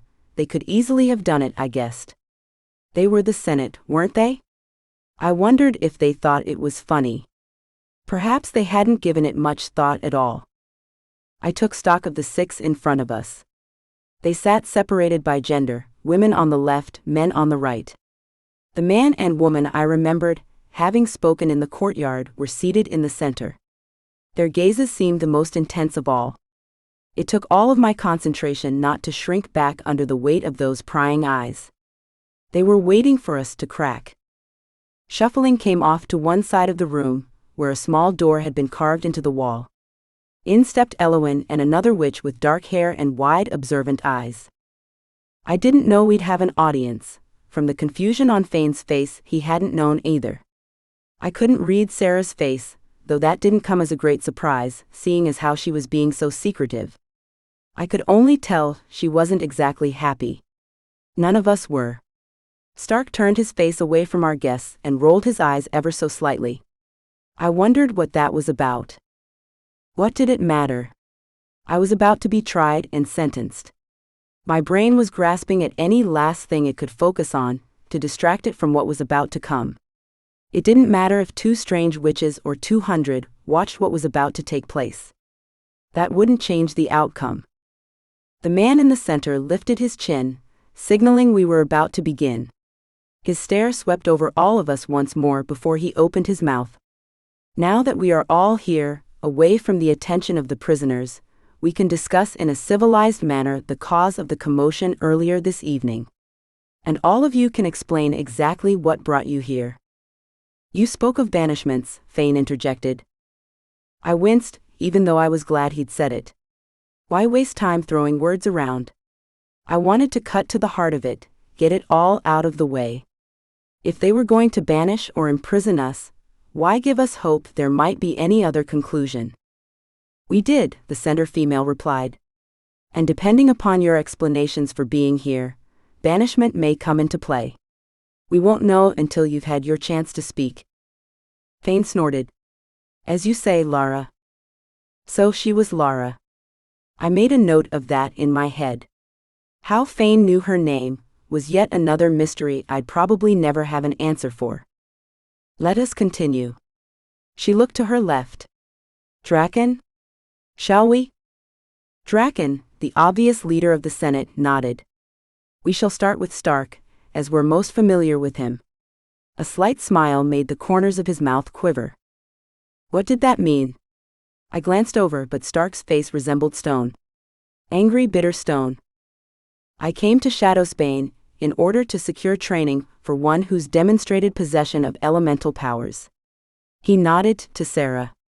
How she came to be in possession of these powers is still unclear, though all signs point to it as having been an act of treachery. Lara studied Sarah, brows drawn tight over the bridge of her nose. What have you to say for yourself? Sarah cleared her throat, and my heart ached for her. She might have been acting strange, making decisions I couldn't understand, but I still loved her and hated to see her squirm the way she obviously was. Stark's version of the story is the truth. I developed elemental powers, likely after being given blood which had been tampered with. We're still unsure as to how this happened. We? Draken asked. Her eyes shifted in my direction. I nodded. My sister and I, and anyone else who's tried to help us understand the situation. A very tight circle of only those we trust. Declan nodded. You came here then to learn how to embrace your powers? I gritted my teeth against the obvious pleasure in his voice. He loved it. In his opinion, that was the only choice she could have made. Forget the fact she was a vampire, something I'm sure only acted as a point against her in his opinion. Yes.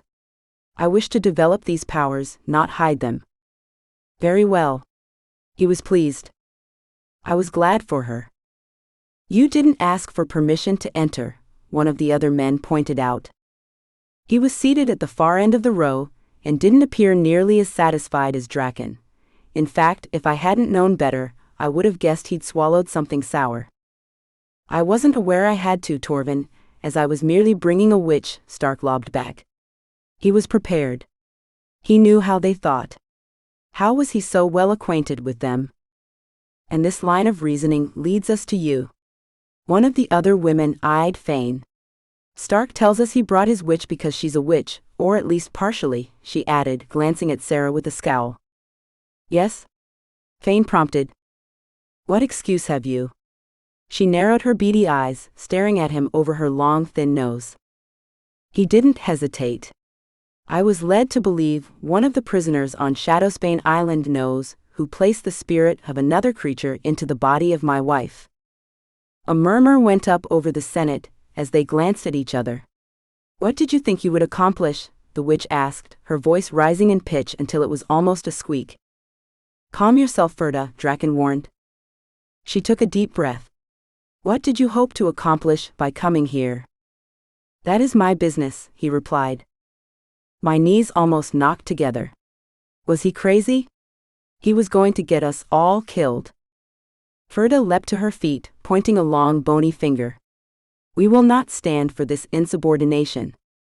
Enough. Lara clamped her hand over Ferda's arm and lowered it, while the witch on the other side sat her down. We all know there was nothing Fane could do to harm or assist any of our prisoners, so the point is moot. If he merely came to ask questions, there's no inherent crime present.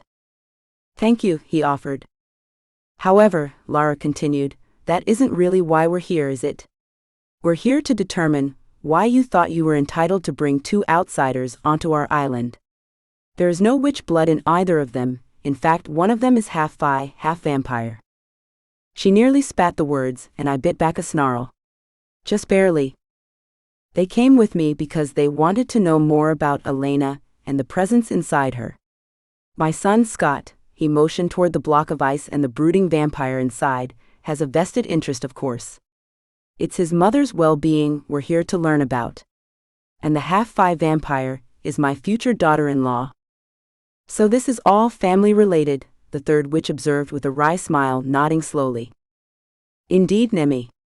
Fane's glare was icy, as was his tone of voice. This is family-related. If I made a mistake in thinking I could bring interested parties along with me, when all I want to find out is what happened to my wife and what I can do to reverse it, so be it. Punish me. Not them. They didn't know any better. This is all very touching, Ferda scoffed. However, it means nothing to this Senate. I wasn't aware you spoke for the entire Senate. She does not, Draken announced. However, she's not incorrect. Your attempts at appealing to us using innocence and ignorance as a defense are beneath you and show contempt for the intelligence of the Senate. I intended no such thing. You brought us here in order to learn the truth of their presence on the island. This is the truth. Do you really care about it, or is this all a farce intended to make it look as though we were treated fairly? I wanted to clamp my hands over his mouth and forbid him from speaking ever again. Every word ratcheted up the tension in the room, until the 6 witches sitting in front of us appeared ready to explode. Stark stepped in. I think the point Fane is trying to make is that it seems as though you came into this meeting with predetermined plans on how to rule. The male witch on the end sneered. How we conduct business is none of your affair, Stark. One would think you'd understand that, after having been our guest for so long. Ah, that was it. Stark flinched as though he'd been burned, and I realized he'd once been a prisoner here. For what? Did Sarah know? Judging by her reaction, she did. Instead of pulling away from him or looking surprised, she placed a reassuring hand on his arm. What was she doing with somebody like him? Then again, unless things took a turn for the better, I would soon be a prisoner, and I hadn't done anything terrible or violent. Not to witches, at any rate. Draken leaned over to address the witch. Enough of this, Roru. We have other issues to attend to, and this bickering is a waste of time. None of the other Senate members spoke up, so he turned to us. What was behind those unsettling red eyes? I had never seen anything like them. They held so much wisdom and history and menace. He glanced from side to side, taking in his fellow members. They nodded one by one. There wasn't even the pretense of leaving the room to discuss our case. We never had a chance. He glared down at us, imperious. The decision has been reached. Chapter 12. Sarah. I squeezed Stark's hand. This didn't seem right at all. They already knew how they were going to punish us before they listened to our reasons for being here. It was all a joke, a farce. Stark didn't seem surprised. He didn't squeeze back. Draken started with us. Stark, you should have sought permission before bringing an outsider to the island, though if the outsider is now a witch and is looking to strengthen her powers. I understand and apologize for acting without thinking, he replied. I could feel how it irked him to have to humble himself. It didn't come naturally to a man like him. But there were times when pride and ego could be deadly. This was most definitely one of those times. Draken nodded, shifting his gaze to me. I held my breath. What would he do? Lock me up? Banish me from the island? I'd much rather it was the latter than the former, even if it meant not being able to train with Elowen. That was all Stark's idea anyway, And it wasn't as though I wanted her specifically either, since she obviously had feelings for him. I could find another witch. Elowyn was staring at me too. Not him. Me. The weight of her eyes, trained on the side of my head, was worse than the way the creepy Senate observed me. What was she even doing here? You are new to our ways, our rules, Draken concluded. You were brought here to train with Elowyn, which can only mean our kind as a whole will gain in strength. It would be a lapse in judgment to punish you for foolhardiness, though you must take this as a firm warning against crossing us in the future. Our laws do not exist merely for show. I thought I might faint with relief. My legs sagged a little, but Stark caught me before I hit the floor. I could only nod, hard and fast, hoping that was enough. I couldn't have come up with anything intelligent, or intelligible, to say if I'd tried. It was time for Anissa. Relief turned to another icy ball of fear in the pit of my stomach. They had been lenient with me because I was a witch, or at least had witch blood in me, and wanted to develop my powers. Anissa didn't have anything like that to fall back on. Only Fane. I hoped he was enough to get her out of trouble. But he had gotten her into trouble too. I knew enough about him to know he wasn't telling the entire truth. We hadn't been able to talk about it while we were waiting. There was a guard with us at all times, so we couldn't risk anything. Why would he need Anissa with him, much less Scott, when all he was doing was getting information? I knew my sister and what she used to do to protect me. Her skills would have come in handy if he had intended to break somebody out of prison. Fane. Lara's voice was heavy with disappointment. I wondered how much of it was real and how much was for show. You had no business bringing 2 vampires to the island, regardless of who they were in relation to yourself. Your reason for bringing them here is thin at best. There was no real necessity for them being with you. Fane didn't disagree, though I could tell he wanted to. If his children were anything like him, he wanted to. Just because you have witch privileges thanks to your consorting with Seren, it doesn't give you the right to run roughshod all over what this Senate has held in place for centuries.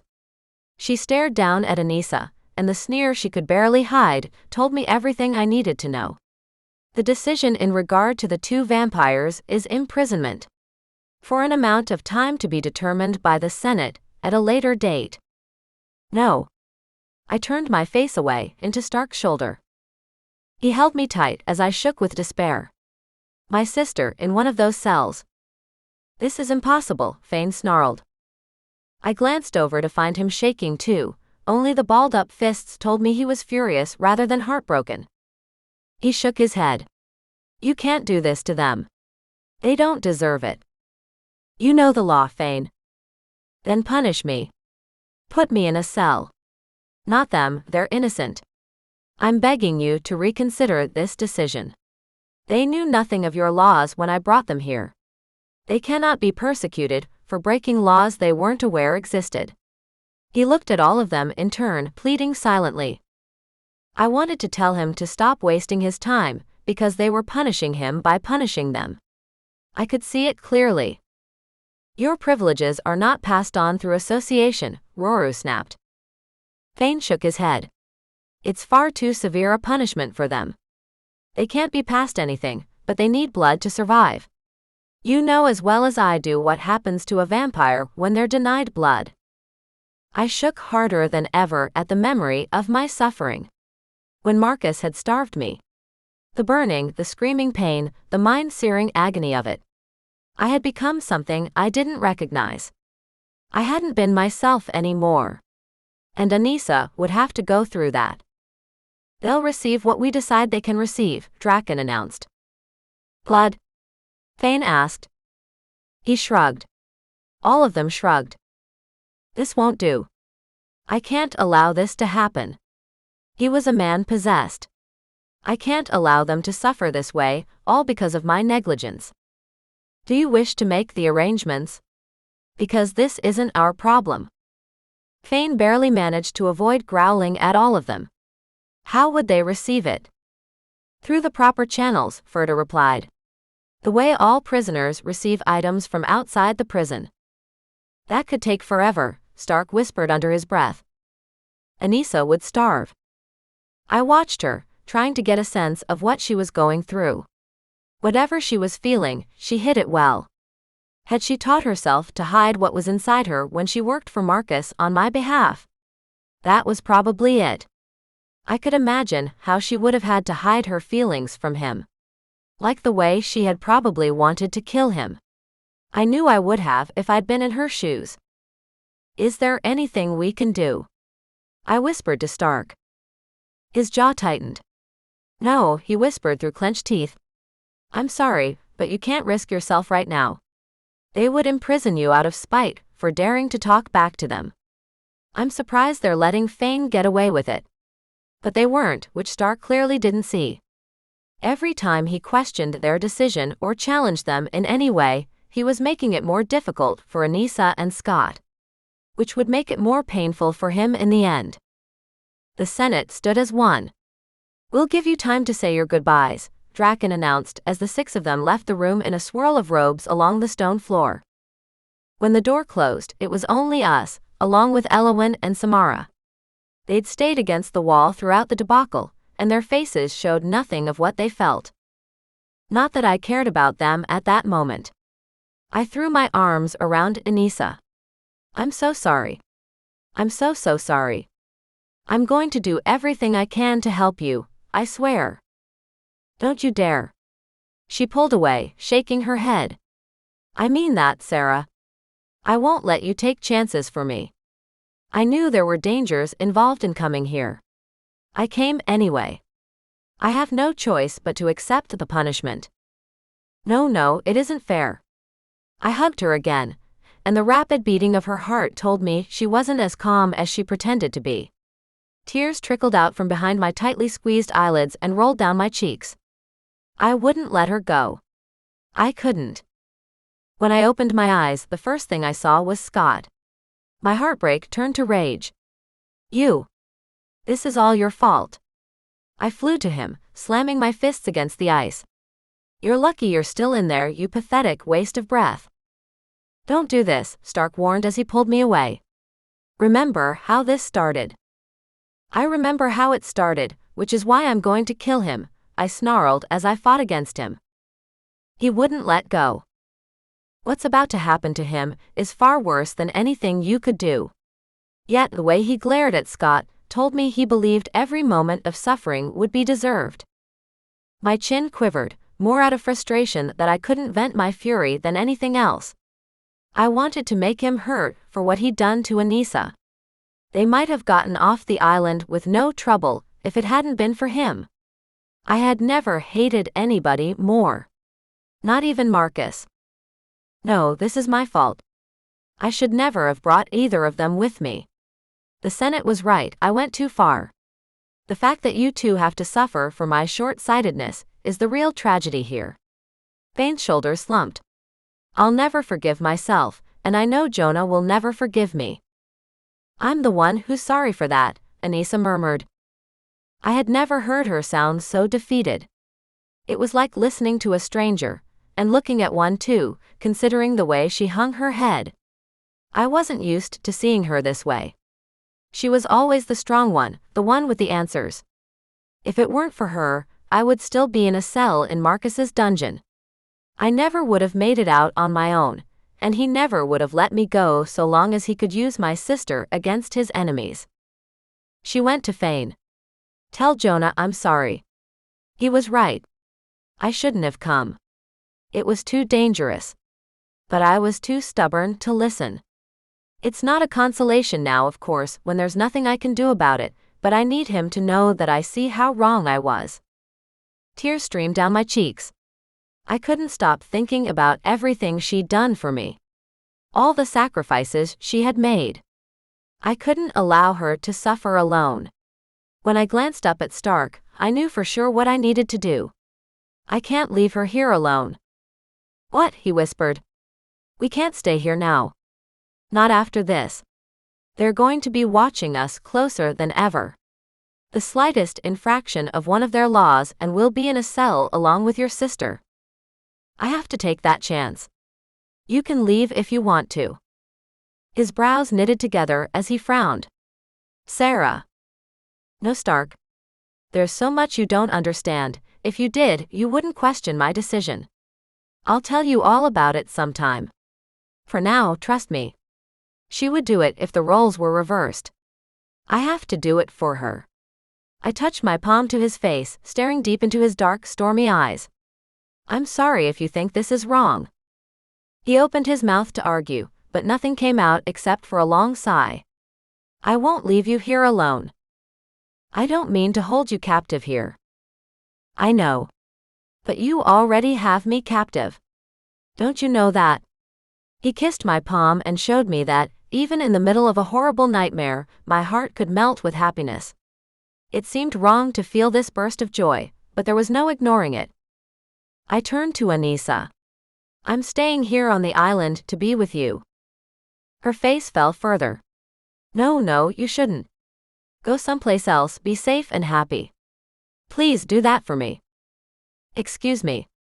Eowyn's voice rose over all the others as we argued. I believe I have a solution for all of this. Chapter 13. Sarah. I didn't like her. I might even have hated her. But if Eowyn had an idea for freeing my sister, I was all ears. She hadn't spoken soon enough, since the door opened and rendered anything else she was about to say useless. Draken stood there, watching us, as I could imagine myself watching a bunch of insects doing something interesting. My vampire instincts came forth with a vengeance. My fangs threatened to descend the second I saw him. Your cells will need the proper enchantments placed on them, and that will take a bit of time, he announced. This was unexpected, after all. There are 2 holding cells being prepared for you, complete with silver-lined bars. Wonderful, Anissa spat. Stark shook his head, warning her against talking back again. I would have told him he was wasting his time if I wasn't so afraid of attracting Draken's attention. Something about him chilled me to the bone. He chose to ignore her. We'll have more information about the length of your sentence within a few hours, and the cells will be ready. I watched, helpless, as Anissa was led away by 2 guards. Scott's block of ice was wheeled away on a cart. I heard Draken order the guards to melt the ice once he was in his cell. He shot us all a look before following them away. Fane turned to Eowyn. All right. We're alone now. You said you have an idea. She waved us all into a corner of the room. I had no choice but to follow her, along with Fane and Stark. Samara stayed by the door, as though she were watching out. She stared at all of us, and I noticed for the first time how much color there was in her cheeks. She was excited about something. I drew a little closer to Stark, in case it had to do with him. No matter what she had in mind, I didn't trust her with him. I don't think Anissa or Scott have to be imprisoned here. Not if things go the way I plan. But I need your assistance. What sort of assistance? Fane asked, though it seemed like she was speaking to Stark.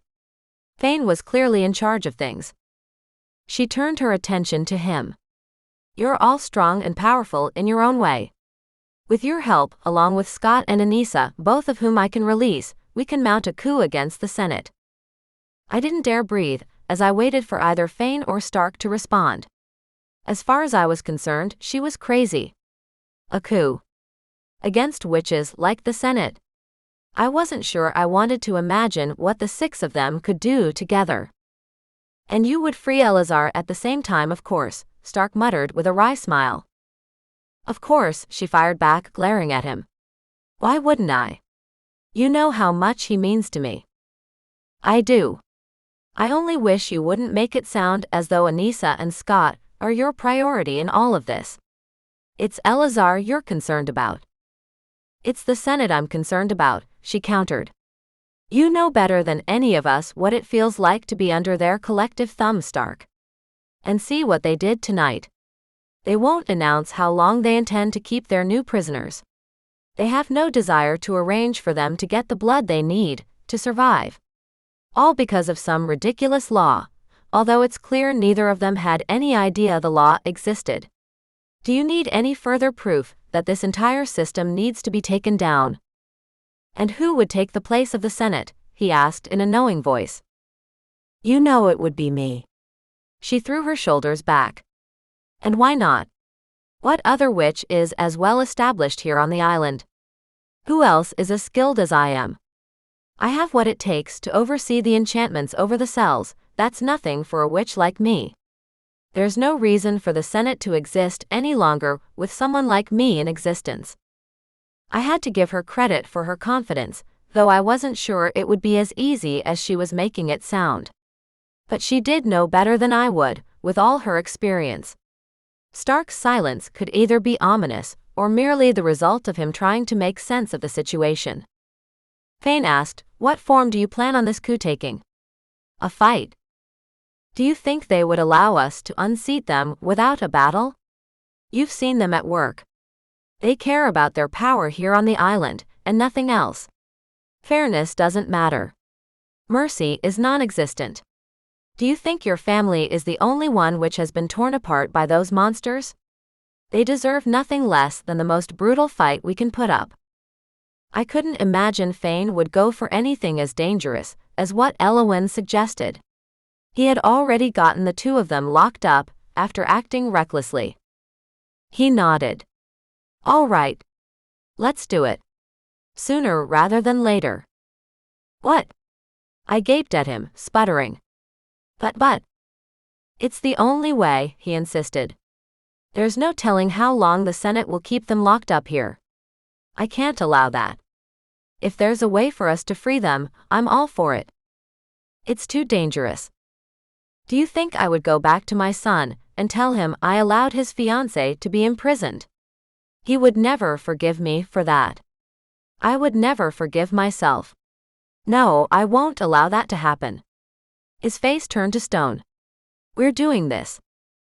"Don't you want to free your sister?" Eowyn prompted. "Of course I do. I would do anything to help her." I glanced at Stark, wishing he could provide a little clarity. It all seemed to be happening so fast. "I think we could take them down," Stark decided. "With Anissa and Scott, we have the strength we need. And there's no love lost between the Senate and myself. I would love to see them suffer for everything they've done." Eowyn's eyes glowed as she listened to him. I wanted to claw them out. She didn't get to look at him that way. What could I do about this route? There was nothing for me to do but agree. "We have a few hours, right?" That's what Draken said. Fane's enthusiasm for the plan was obvious. He was completely sold. I could see where he was coming from. He wanted to save his family and something more. Something I couldn't quite put my finger on. I want to go up to my brother, to make sure he knows to be ready.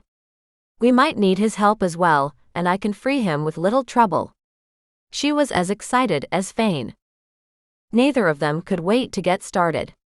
I wished I had their enthusiasm. I wanted to save Anissa, but not if it meant getting anybody else hurt.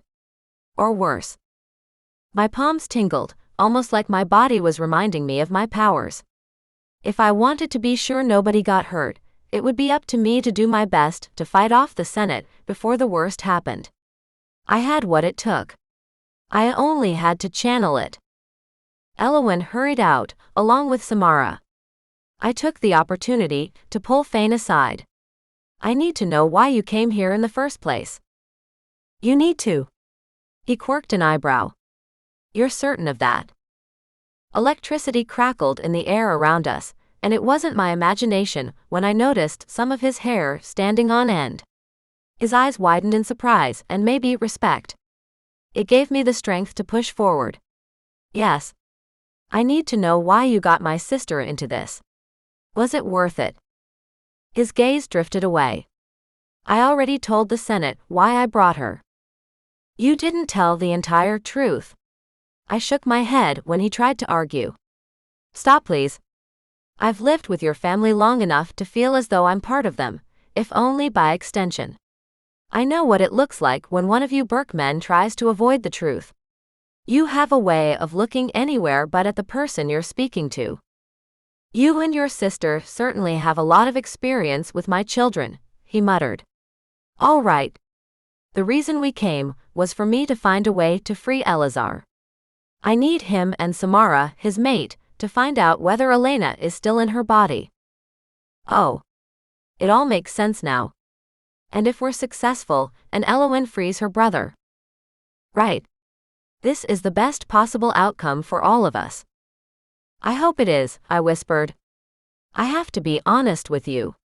I don't care right now whether or not Scott ever goes free. That's understandable, he murmured, nodding. What he did was inexcusable. I'm sorry. I wish there was something more I could do or say. If you want to do something, get my sister out of this unscathed. That's all I can ask. Determination flickered in his eyes. That much I can do. I hoped he was right. Chapter 14. Elowen. I wrung my hands together as we climbed the stairs. It was all I could do to keep from running, shouting, celebrating. I knew it was a bit too early for celebration, but I couldn't help myself. Everything I'd ever hoped for was about to come to pass. It was a heady sensation, to say the least. I'd always looked down on people who couldn't control themselves as I did. I finally understood a little of what possessed them. Eleazar appeared markedly less self-possessed as well. He rushed to the bars as close as he could when he saw me approach. Well? It seems as though everything is in place. Samara joined me, and I made it a point to smile at her. When I'd shared the plan with her in my cottage, I'd painted the situation as a partnership between the two of us. We were going to join forces and free my brother, her love. We would be his champions, as he would have been for us if the roles had been reversed. She had no idea. I wish you would tell me what to expect.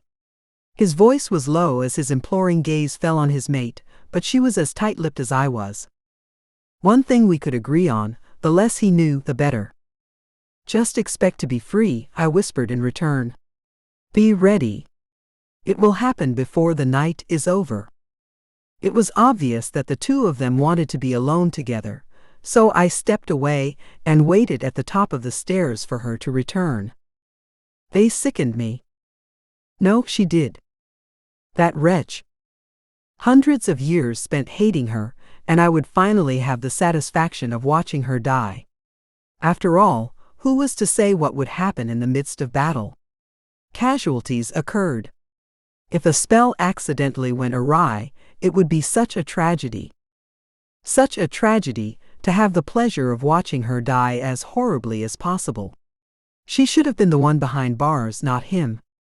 I was sure at the time of his sentencing, my twin would realize what a mistake he'd made when he took her as his mate, the only positive aspect of an otherwise terrible event. Instead, it had brought them closer together. Every time she'd sworn she would be faithful to him and wait for his release, his devotion to her had strengthened. It would hurt him to lose her. That was the only part of my plan which caused even the slightest discomfort. But he'd get over it once he was free. He would understand her loss was necessary in the face of the whole. I would create a narrative where she was the hero who had fought valiantly for his freedom. She would die for his love. And it would be up to him to make her sacrifice worthwhile and live his life to the fullest. Wasn't that what people told each other when they lost a loved one? I would have to practice my sympathetic face. Stark came into view down in the entry hall, pacing as he undoubtedly weighed the pros and cons of my plan. He had no option but to go along with it, that much was obvious. Thane was practically jumping out of his skin to get started. There was something he wanted. Something big. I hoped he was good at dealing with disappointment, since he would be when I killed Samara if it was his wife he wanted back. I was never clear on the specifics of the spell which had transferred Nivea, but Samara had been the caster. He would need her. I took my time walking down the stairs, watching Stark's every move. He was as glorious as ever. And as troubled. Somehow that made him more handsome. The way he frowned, so stone-faced, so intense, sent a shiver of pleasure down my spine. It was his intensity which had drawn me to him in the early days, and nothing had changed.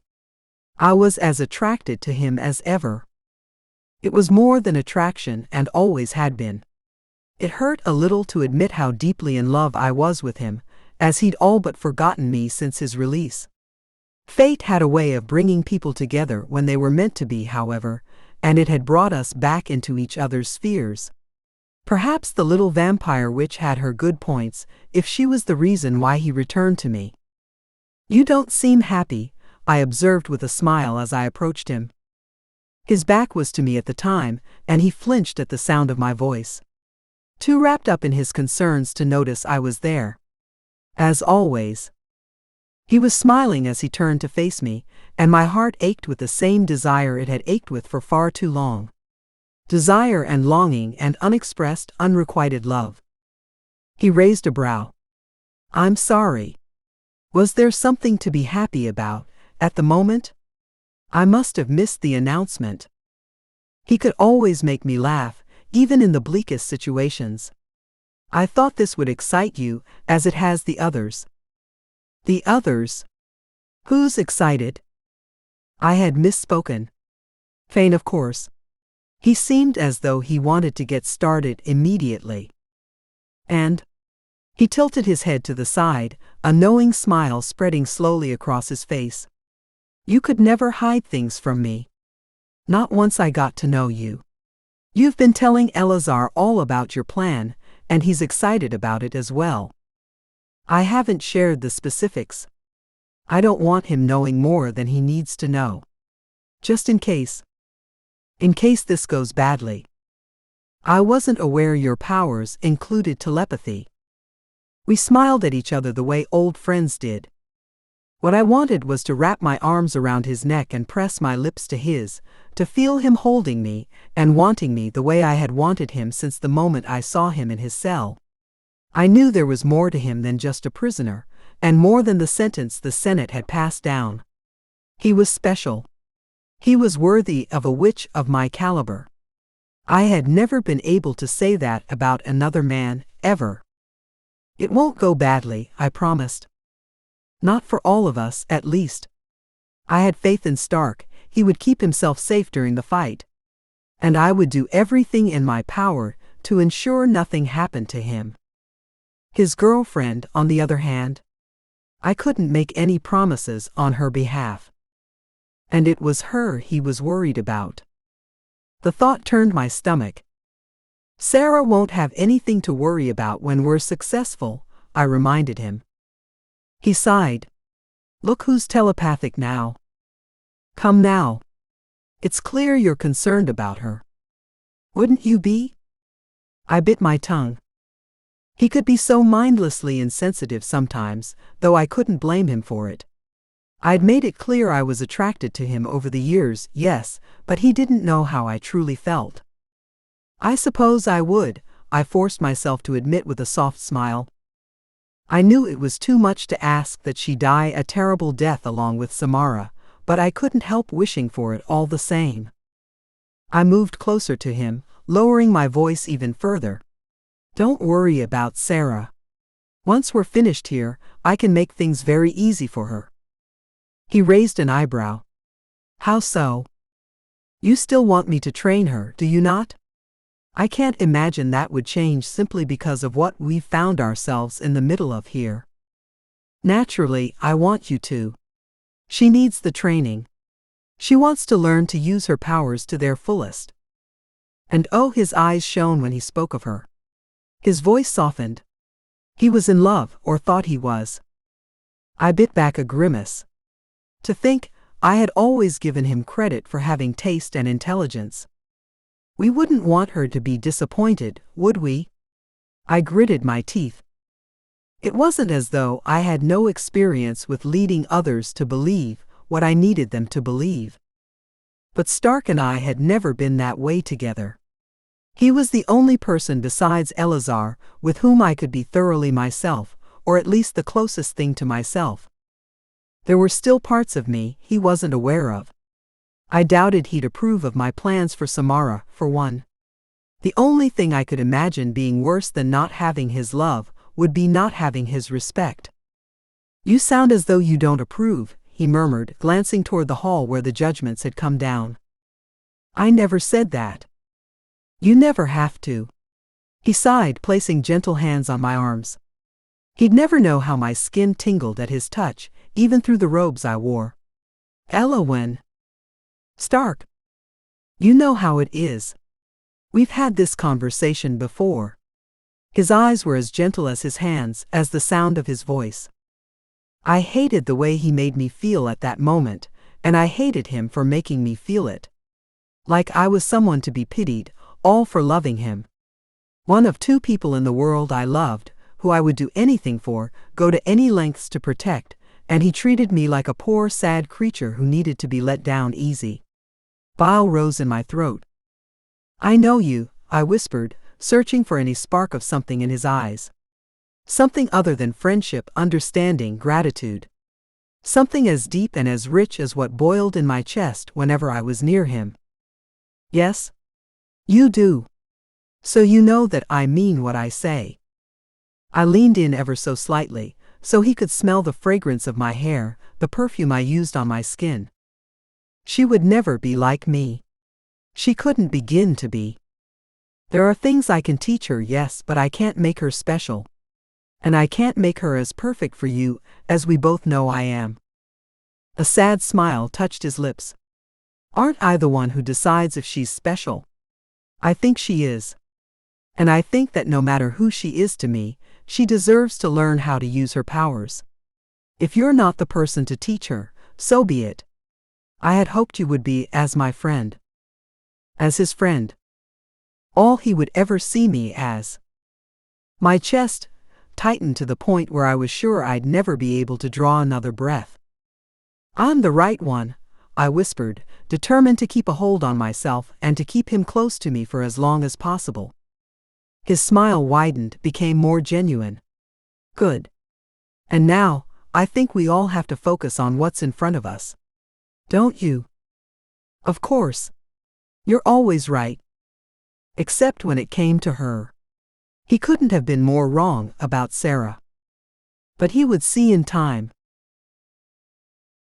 Chapter 15. Felicity. So this is Shade's realm. It was beautiful first and foremost. Not unlike Avalain in many ways, the lushness, the color in the trees and the grass. I could see it all from the top of the hill on which we'd exited the portal from the bleak, dreary Moorvale with its grey sky and fog. The sapphire sky in Shade's realm was brilliant, with puffy white clouds building in the distance just over the mountains. Garin pointed toward them. Our home is there, far beneath the mountains. The wooded area between here and there provides some protection against any who might find their way through the portal we used. Are there wild animals?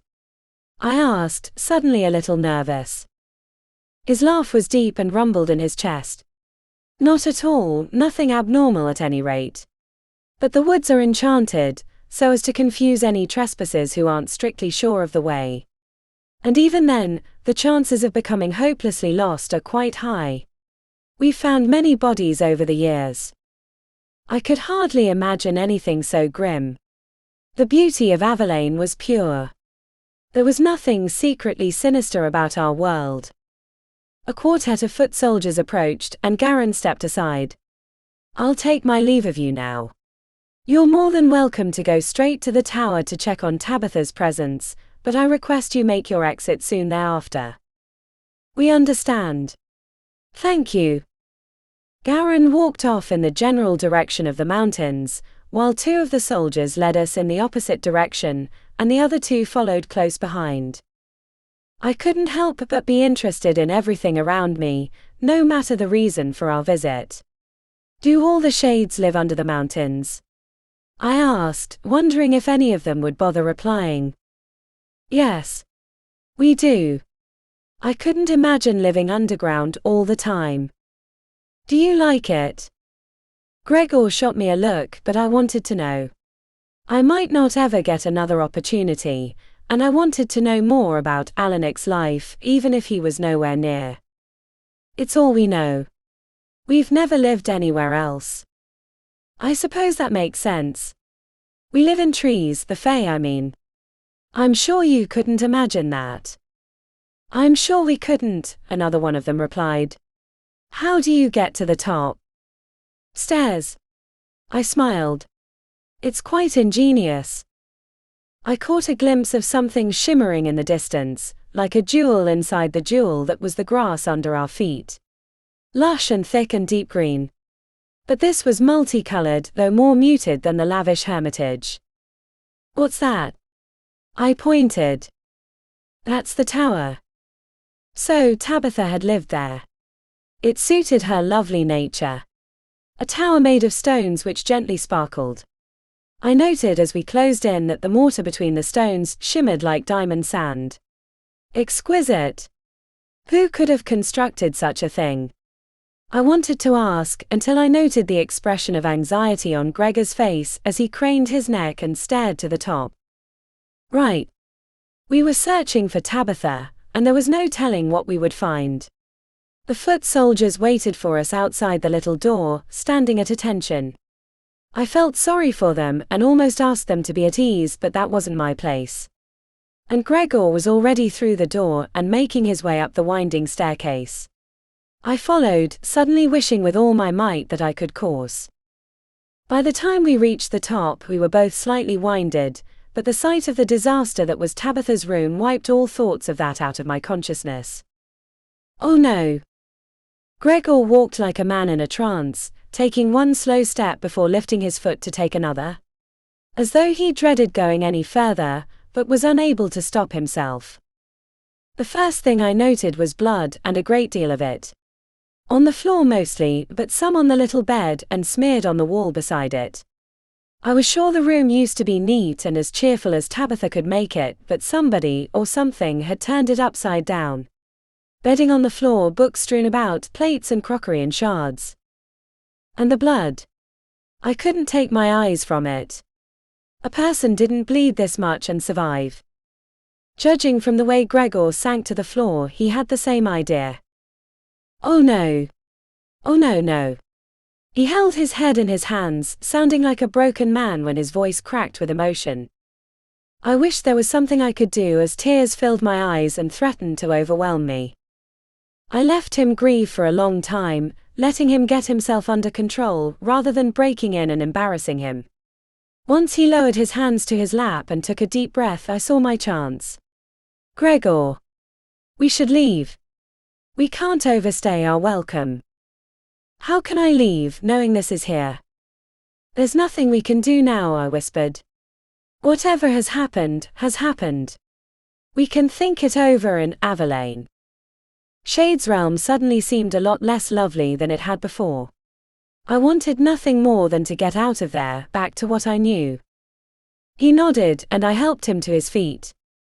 I had never seen him this way, not him, not anybody else. When I thought about how happy he had been to have her in his life again, and compared that to the complete devastation written all over him, it was enough to break my heart. We walked down to the ground and made our way to the portal side by side. We never exchanged a word, either with each other or with the soldiers who escorted us. Chapter 16. Felicity. Gregor sat in front of the fire, staring into the flames, his expression vacant. Nothing I did or said seemed to get through to him. Part of me believed it might be best to leave him this way for a while, but the thought of him suffering in silence kept me by his side. I knew better than to offer anything to eat or drink. Frankly, the memory of the blood-stained floor wiped out my appetite as well. There was one topic which I knew would help me get through to him. The white-haired vampire. We both know who that probably was, don't we?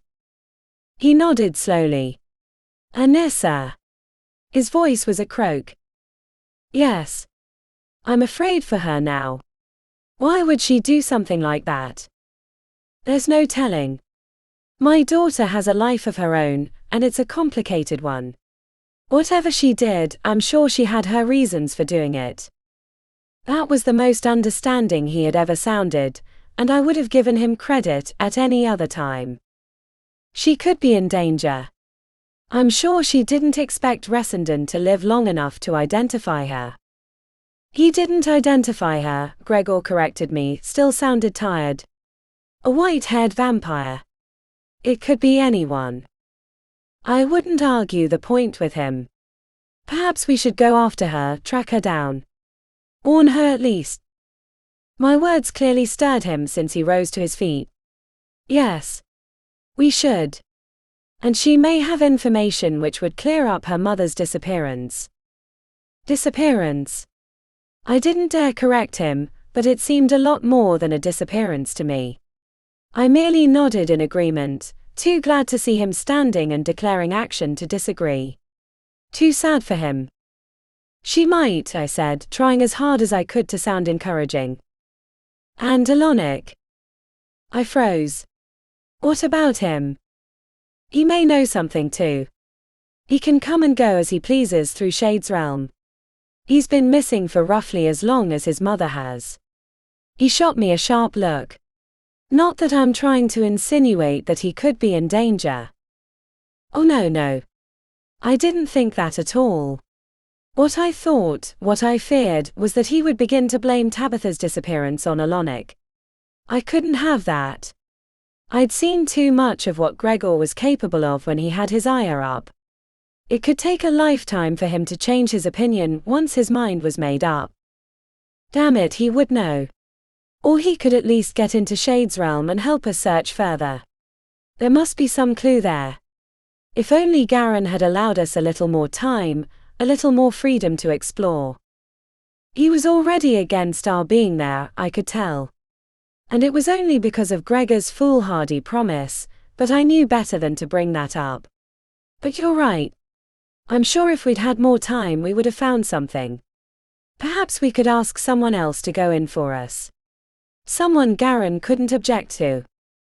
He couldn't object to Alonic. Is there anything you could do to find him? There was so much hope in his eyes, almost frantic hope. All I could do was spread my hands and shrug. I knew nothing about getting in touch with him. If I did, I would have done it. If he'd been thinking clearly, Gregor would have understood that without asking. He was simply too desperate for help. He began to pace. I watched helplessly. Anissa went to Shadowsbane Island. Isn't that right? That's right. Get us there. I want to warn her, as you said, and she may have some idea as to where her brother might be found. He came to me, eyes searching my face almost wildly, hands gripping my upper arms. I nodded slowly, speaking deliberately when I replied. We can go right away. Chapter 17. Gage. I'm not sure I'm suited for this life. It came out as a whisper, spoken when the two of us were alone in our room. She was on her side, her back to my front, and the stereo played soft music as we relaxed after a hunt. She was almost in a daze, nearly exhausted from her efforts. Her pick of the evening had nearly gotten away from her, and she'd had to learn in a hurry how to course in order to catch up to him. I didn't know whether I should repeat myself or not. I hadn't meant to say it out loud to begin with. I didn't want her to know how many misgivings I had in regard to our new life. Nothing. Just thinking out loud. MMHMM. She snuggled in closer to me and let it go. A lucky break. She was a natural hunter, I had to give her that. From that first night, when she'd lured the pair who'd come out of the bar to an alley before feasting on one while Micah took the other, I'd known she was a force to be reckoned with. A passerby had noticed the movement in the shadows, and I'd pulled her in, slicing her jugular with my fangs almost out of reflex, more to protect us than out of thirst, although I had been fiercely thirsty, and the scent of blood coming from the two being drained behind me had wrapped me in a fog of lust. Micah had instructed us on leaving the bodies in a dumpster before we'd moved on. It was her instinct and that never-ceasing lust of hers which unsettled me. She hadn't slowed down, even after a solid week of almost non-stop hunting from the moment the sun set until right before dawn. She was tearing a swath across the city and loving every minute of it. Relax, Micah had urged once after noticing my concern. Believe me, There are far more unsolved, unreported crimes in the city than you'll ever know. We've been in business for centuries, and nobody from the clan has ever been caught. I had to marvel at that. There were dozens of them, roaming the catacombs during the day and preying on humans at night. Didn't the police connect the dots between the numbers of deaths and the manners of death? All of the victims were drained of blood. It didn't set off any alarms. He assured me we were safe, and I had no choice but to take his word for it. That wasn't my biggest worry, would that it were. I couldn't speak up against him, suggest we prey on humans in other areas, maybe outside the city for once. He'd been running the clan almost since his arrival in Europe, after all. He wouldn't welcome my opinions. If he grew angry and kicked us out. Or kicked me out. Not her. He wouldn't do that to her. No, not to her. His interest in her was obvious. He didn't even try to hide it for my sake. He wanted her badly. My arms tightened ever so slightly when I remembered the glance he'd given her after she'd taken down the jogger who'd tried to run away through the dark, deserted square. How his eyes had danced as he locked gazes with her. The moment I spoke out against his decision-making, he'd take it as an invitation to kick me out. I was sure of it. Granted, he was nothing but friendly to my face. That slinking, winking, knowing sort of friendliness which seemed to barely conceal some deeper, darker intention. This wasn't like opposing Jonah. Jonah was my twin. He'd had no choice but to put up with me. Only the sensation of her body shaking against mine was enough to pull me out of my dark thoughts. "What is it?" I asked, holding her tight and knowing the answer already. It's like, in the moment it all makes sense. There's nothing to think about. I'm doing what I'm meant to do, and I'm good at it, and it's what I want. I feel alive. But now, this is what we need to do to survive, I whispered, stroking her blonde hair away from her forehead. I don't even want to tell you about the alternative. It's worse than death. She nodded, though she still shook slightly. I only wish. I wish I didn't like it so much. There's nothing wrong with liking it either. I rolled her onto her back so I could look down at her. I mean it. It's our instincts. I haven't hunted like this in a long time, since before we reached the treaty with the humans. It's a feeling I had forgotten. I have to admit the hunt is addictive. You're not just saying that? The hope in her eyes was so touching I could hardly stand it. I'm not. I kissed the tip of her nose. It was all true. I enjoyed hunting too, although I couldn't help but worry about how it affected the clan if Carrie was left unchecked. I worried about her too. About whether she'd ever be able to live life the way I'd learned to live it. I'd been civilized for so long. Mostly because of my family and the League. Carrie didn't have that luxury. I looked around the room, comfortable, well-appointed, but still a cave that served as a mass grave, then back at her. Are you happy here? Yes. As happy as I can be, I guess. You're here. That was a good sign, at any rate. If we weren't here, would you still be happy? Where would we go? I shrugged. I'm not sure yet. It's merely a thought, you know, what would happen if we had to move on? But what about Naomi and Jerome and Peter? Bianca and Jolie? What about them? You've spent a lot of time with them, yes, but I moved on without my family too. And they weren't family to her, though at least she hadn't mentioned Micah. Don't worry about it. I'm only speaking hypothetically. What if? All right. She frowned as she stroked my cheek. Are you happy? I guess I haven't asked you that, and that's wrong of me. I'm sorry. You matter too. As long as I'm with you, I whispered. Chapter 18. Gage. We were out again the following night, in a larger group than usual. Micah had bragged about what an incredible job Carrie had done in coursing to catch her prey, and since then, the rest of the clan had clamored to witness her in action. And she loved it. I felt as though I was watching from the outside, moving at the edges of the group, unable to get close to her. But not Micah. He got as close to her as he wanted, touching her hair, patting her back or her arm, letting his hand slide down to her waist. I always managed to catch his eye and move closer to her when he did that sort of thing, and he smiled as though he couldn't be blamed for flirting a little. "It's the French way, mon ami," he'd explained once. "You weren't born in France, mon ami," I'd reminded him with a tight smile. We moved in a pack, in 2s and 3s to make us appear less obvious, but always together. Micah had decided to patrol along the banks of the Seine that night, and walking hand in hand with Carissa, the Eiffel Tower sparkling up ahead, was almost enough to make me forget who we really were and what we were actually doing here. "It's beautiful," she breathed, eyes shining when she gazed at me with a smile. "I've always wanted to see it."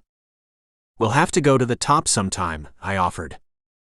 Anything to do something normal with her, something people actually did, besides hunting and hanging around the catacombs. I never knew how good I'd had it before, back in New York. To think, I'd been so dissatisfied for so long. I'd never be able to return to that relatively simple life. I would love that. She leaned in for a kiss. It was a brief kiss as Micah cleared his throat over her shoulder. "Excuse-moi, you two, but we're out here for a reason." I could have ripped his head from his shoulders and kicked it into the river. Mostly because his reminder seemed to flip a switch in her. She became somebody else, no longer the sweet, smart, funny, charming girl I had fallen in love with. The girl I knew was still in there. The bloodthirsty vampire in her nodded, her golden hair bouncing. His eyes glowed with pleasure when he looked down at her. "You're ready to do what you're so talented at." A half-smile curled the corner of his mouth. "I am," she murmured with a smile of her own. "My talented Carissa." His voice was a deep, sexy caress. And it set off the rage I'd been barely holding back to this point. But instead of attacking him, letting his blood baptize me, I glanced around for a target. There was a couple walking along the banks. I made a beeline for them without waiting for the others to catch on to my plan. Not that I had a plan. An intent, really. I needed a way to vent my rage, as simple as that. I waited until they disappeared into the shadows under a bridge, before I closed in. It was likely they had ducked under there to have a private moment. They should have been paying attention. I took the woman first, pulling her away by the hair and slicing her throat with my fangs before either of them knew I was nearby. He stopped in his tracks when she did. They were still holding hands, and opened his mouth to curse or scream or call for help. I used her arm to pull him to me, and clamped an iron hand over his mouth to keep him quiet while I fed, and he pissed himself. The girl's slender body jerked and thrashed against me, but not for long before she went limp. When she was finished, I turned my attention to him. He'd passed out from fear and horror long since, but his heart was still pumping blood fast and furiously, so it was hardly difficult to feast on him. As I drank, I remembered what I'd always enjoyed about this, about taking what I wanted. People thought they were strong, invincible, but I was stronger. Smarter. Faster. I could hurt them. Kill them. Use them to keep myself alive and healthy, because I was superior. Yes, this was the way it was always meant to be. Anything else was unnatural for a creature like me. He dropped at my feet when I was finished, drained dry, sprawled out on top of his dead lover. The deep shadow under the bridge turned them into nothing recognizable. They could easily be a pile of garbage, or a pair of homeless vagrants who humans went out of their way to ignore. I licked my lips, catching the last drops of blood lingering there. Wow. I looked up to find Carrie watching, mouth hanging open. "I've never seen you like that before." "And?" I asked, still breathing heavy and feeling a little heady after drinking so much at once. Everything around me was clearer, sharper. More. She came to me, reaching out to catch one droplet of blood which had dripped onto my chin. She raised her finger to her lips and sucked. "I think we're going to have a lot of fun here," she whispered. Chapter 19. Anissa. It all felt like a dream. Like a terrible, horrible, unimaginable dream. Only I couldn't wake up. The trickling of water over the outside of the prison's walls was the only sound I heard outside of my own breathing. Breathing that I forced myself to do slowly, taking one careful breath at a time. Measuring the length of inhale, of exhale. The only thing I could control. Otherwise, my world was spiraling, and I was getting farther away from the light at the end of the tunnel with every passing minute. So this was it. This was the end of the road for me, at least until the Senate saw fit to let me go. There was no telling when that would be. Fane had mentioned the word centuries when we discussed this place. Centuries of waiting. I tried to imagine it, and had to stop when tears threatened to overwhelm me. All that was missing were my weapons. I could still feel the rough-handed guards going over me, searching for any contraband.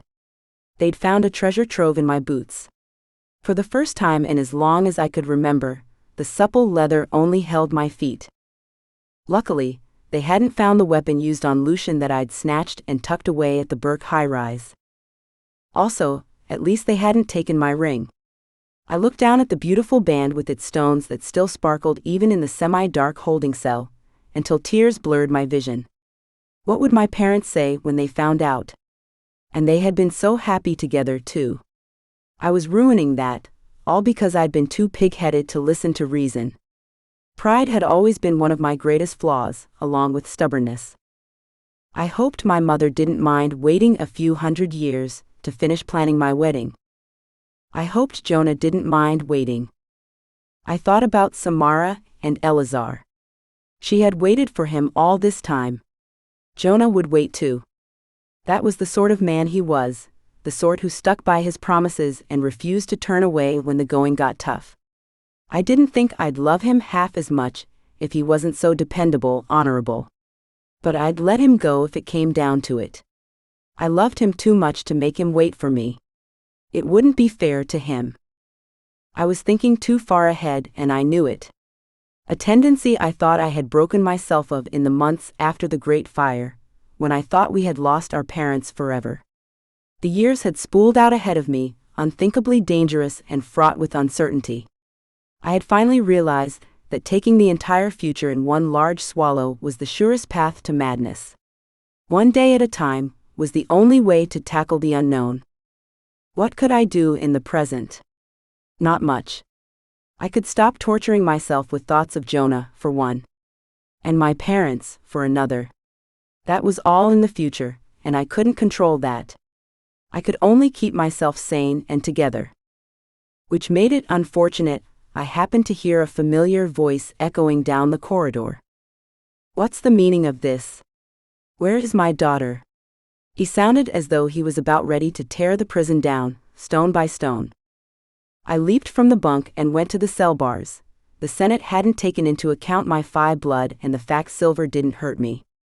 When I wrapped my hands around them, straining to see where the voice was coming from, I didn't feel a thing. Hello? I called out, trying to raise my voice over his. He came on the run, Felicity on his heels. I didn't know if I was thrilled to see them, or horrified. What are you doing here? How did you find out so quickly? Find out? I didn't find out anything about this until we arrived. What's the meaning of it?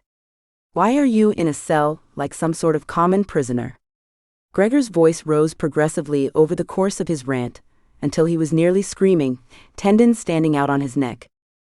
Felicity tried in vain to quiet him, but he waved her off. He wouldn't be able to wave Stark off the way he did Felicity. Stark, who at the moment was hurrying down the corridor, waving his arms. Do you want to bring the entire Senate in here ahead of time? Ahead of time? Gregor bellowed. Stark held a finger to his lips, then glanced over his shoulder. The cells around mine were empty.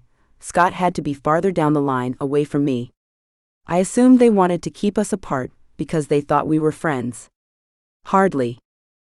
Quiet, please. Stark frowned.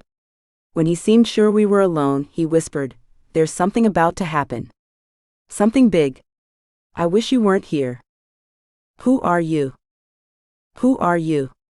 Stark countered with a scowl. You're not a witch. He glanced at Felicity. Neither of you are. You're phi. What are you doing here? I wanted to know the same thing. I muttered, then turned my attention to Stark. My father. His advisor, my friend, I added at the last moment. How did you know Anissa had been convicted? He asked. Convicted? Of what? To his credit, Gregor kept his voice down this time, but his eyes were wide, stunned. So were Felicity's. You're not here because of what happened?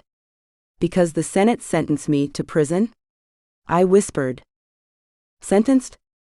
Gregor's face turned as red as a tomato. Almost as red as blood. Felicity's eyes filled with tears. Oh, Anissa. I wouldn't worry about that, Stark assured them, awkwardly patting Felicity's shoulder. He was so distracted, always peering over his shoulder as though he were waiting for someone to come running down the corridor. We're about to do something that will take care of the Senate for good. You're what? I asked aghast. It was Elowen's idea. I was coming down here to warn you that we'd be in to free you, and then we'll need you in the fight. It's the only way, Anissa. I'll do it if it means being free, I replied without having to think about it. I wouldn't mind taking out every single one of those evil, sneering witches, no matter what it took. But what of Gregor and Felicity? I looked at them, torn.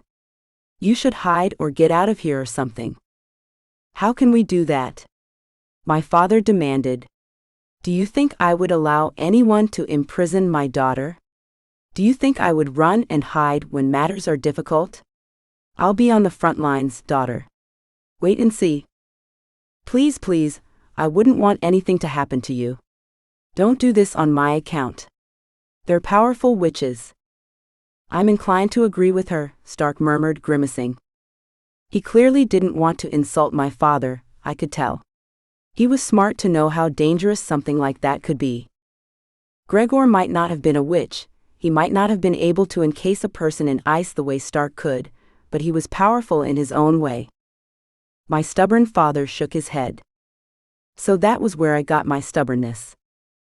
Absolutely not. I won't step down now. My daughter will be free.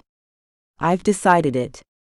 There was no arguing with him once he'd made up his mind this way. Just be careful, I urged him, even as my heart glowed. He loved me. It wasn't his way to come out and say something like that, point blank. He demonstrated his feelings instead. Felicity nodded firmly too. She would fight along with us. Why did you come here anyway? I asked.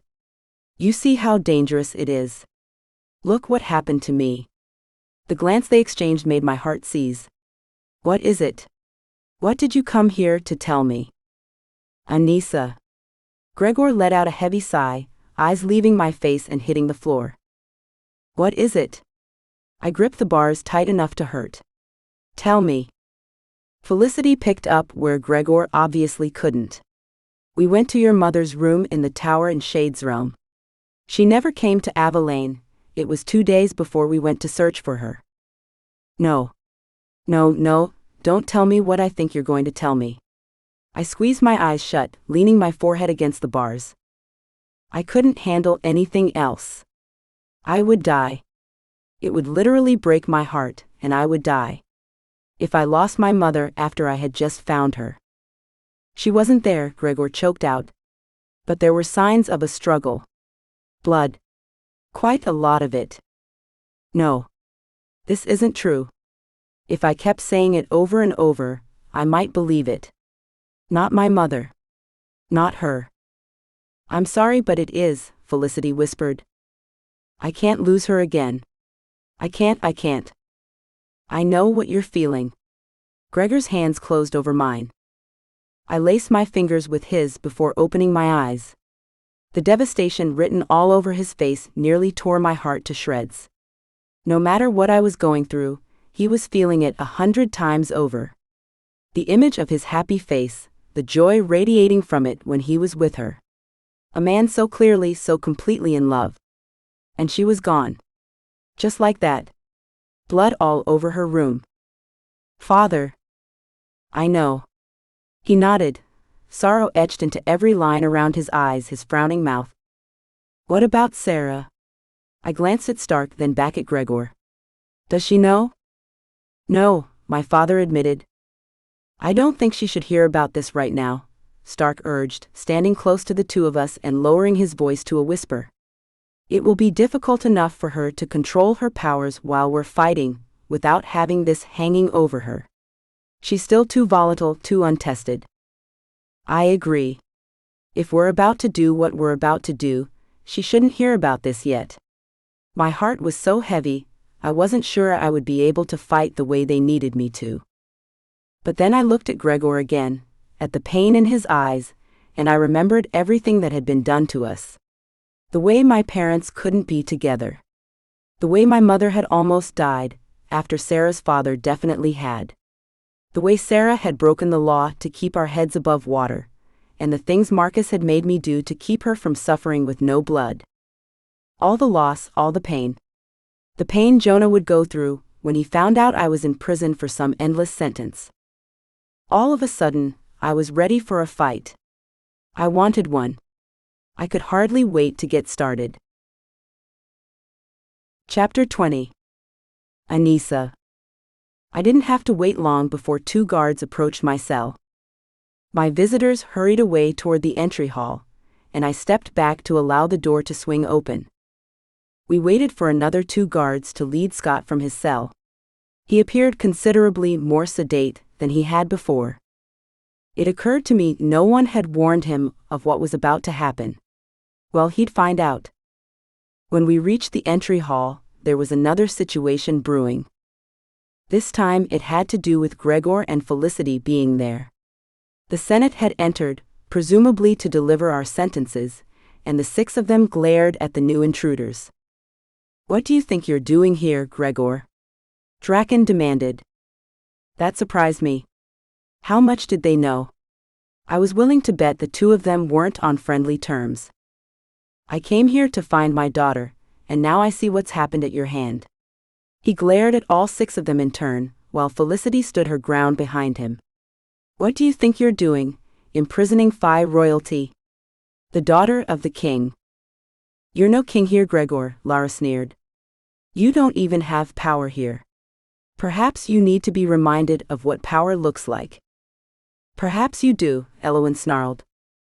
She'd stepped up beside Gregor without any of the Senate noticing, and when she raised her arms, palms outstretched, it was Draken she focused her power on. He screamed in surprise, fury and agonizing pain as his body seemed to burst into flames from the inside out. I gaped as fire shot from his eyes, from his mouth and ears and nose. The guards fell away, stunned, ready to run. I hated to do it to them, since they were only performing their jobs, but I took the knife out of one of their belts and sank it into its owner's back, then slit the throat of the other in one smooth turn. I glanced up as they fell at my feet to find Scott staring at what was happening around us. Draken's screams had turned to garbled groans within a matter of seconds. Ferda and Roru dove for cover behind 2 stone columns which ran along the walls of the circular room, while Nemi ran for the stairs and Torvin attempted to take on Stark, who threw Sarah behind him before blasting the white-haired witch with a wall of ice which caused Torvin's spell to bounce back on himself. He collapsed instantly, dead and staring. Samara caught sight of Nemi as she tried to make her escape, and bolts of orange light flew from her fingertips as she cast a spell aimed at the other witch. Nemi darted to the side just in time, and the energy hit the wall beside her, but caused some of the stone to crumble, taking her with it and throwing her over the side of the staircase and to the floor. She was only stunned. Fane descended on her before she had the chance to get up, stabbing her with a blade he'd pulled from his boot. Her back arched as she screamed in pain, then fell silent. "Anissa. Look out." I leaped behind one of the columns, barely avoiding one of Lara's fire bolts, which absorbed into the stone. The column was hot to the touch, but at least the fire hadn't hit me. It was Elowen who had warned me, and I peered out from behind the column in time to see her combat Lara's fire with fire of her own. She ducked a bolt before sending a wave of flame to the witch's robes, which instantly caught fire and enveloped her. I turned away in disgust as Lara's agonized screams filled my ears, to where Scott had finally woken up and attacked his guards. They were writhing in pain from the wounds he'd delivered to their throats, their blood jetting out in all directions. Gregor took on a pair of guards, along with Felicity's help, as they ran in and tried to attack us. They couldn't have been witches, since it had been easy to take them down. I scanned the area for Sarah, desperate to know whether she was all right. I saw her fighting with Ferda, throwing energy back and forth, ducking and darting to avoid one another. Fane and Stark were rushing Roru as a team, Stark icing him while Fane slashed with his claws. Samara, look out. I was the only one who wasn't busy fighting at the moment, and I glanced up to see Elowen fire a bolt of lightning straight into Samara's chest. I froze momentarily, sure I must have misunderstood. They were friends. They had known each other forever. They both loved Elazar. But I had just watched Elowen try to kill her brother's consort. And so had Fane. No. He took his attention from Roru and ran for Samara, throwing himself in front of her as he glared at Elowen. Elowen snarled, enraged, and fired another bolt at Fane. I opened my mouth to warn him, but it was too late. He took the full brunt of her energy, which seemed brighter and stronger than it had when she'd hit Samara, like she was angry at him for trying to stop her, and spun in a half circle, throwing his arms around Samara right before the two of them hit the floor. Fane? I shrieked, but another bolt of flame hit my column and I shrank away. Sarah threw out a retaliatory bolt of lightning at Ferda, who had been the one to nearly hit me, and the witch's eyes rolled back in her head as she twitched and foamed at the mouth. When she fell to the floor, it was over. The smell of blood and burned flesh hung heavy in the air, threatening to choke me. I crawled out from behind the column, to where Gregor and Felicity had huddled together. "You're all right?" I asked, hugging them both. "We're fine," my father assured me, searching my face to be sure I was well too. I looked around. Sarah was in tears, leaning against Stark as he helped her to her feet. Scott was getting up too, brushing himself off before stepping over Draken's body to go to his father. Fane didn't move. He was sprawled across Samara, as he had been since he threw himself on top of her. She didn't move either. Scott crouched by Fane's side, then turned him onto his back. Sarah screamed. I would have too, if I could have found my breath. But the sight of the gaping wound in Fane's chest robbed me of that. I ran to them, falling to my knees. "Can't breathe?" Fane stared up at me, eyes pleading. "Can't." "Save your strength," I urged him, though I didn't know what he'd save it for. He was going to die. It was over. Nobody suffered a wound like that and survived. "No," Scott wailed, holding his head in his blood-stained hands. "No, not you." "It's not all right," Fane groaned. But there was no calming Scott. I wanted to slap him. I wanted to do worse than that. This was his fault. I glanced at Samara, splayed out on her back with her beautiful shining hair fanning out around her head. Blood soaked her robes, and I didn't know if it was hers or Fane's. Likely both. She was barely breathing. When she did, blood gurgled in her chest. I turned my attention to Fane, as the rest of our group gathered around us. I saw Jonah's face and Fane's. They had never looked more alike than at that moment.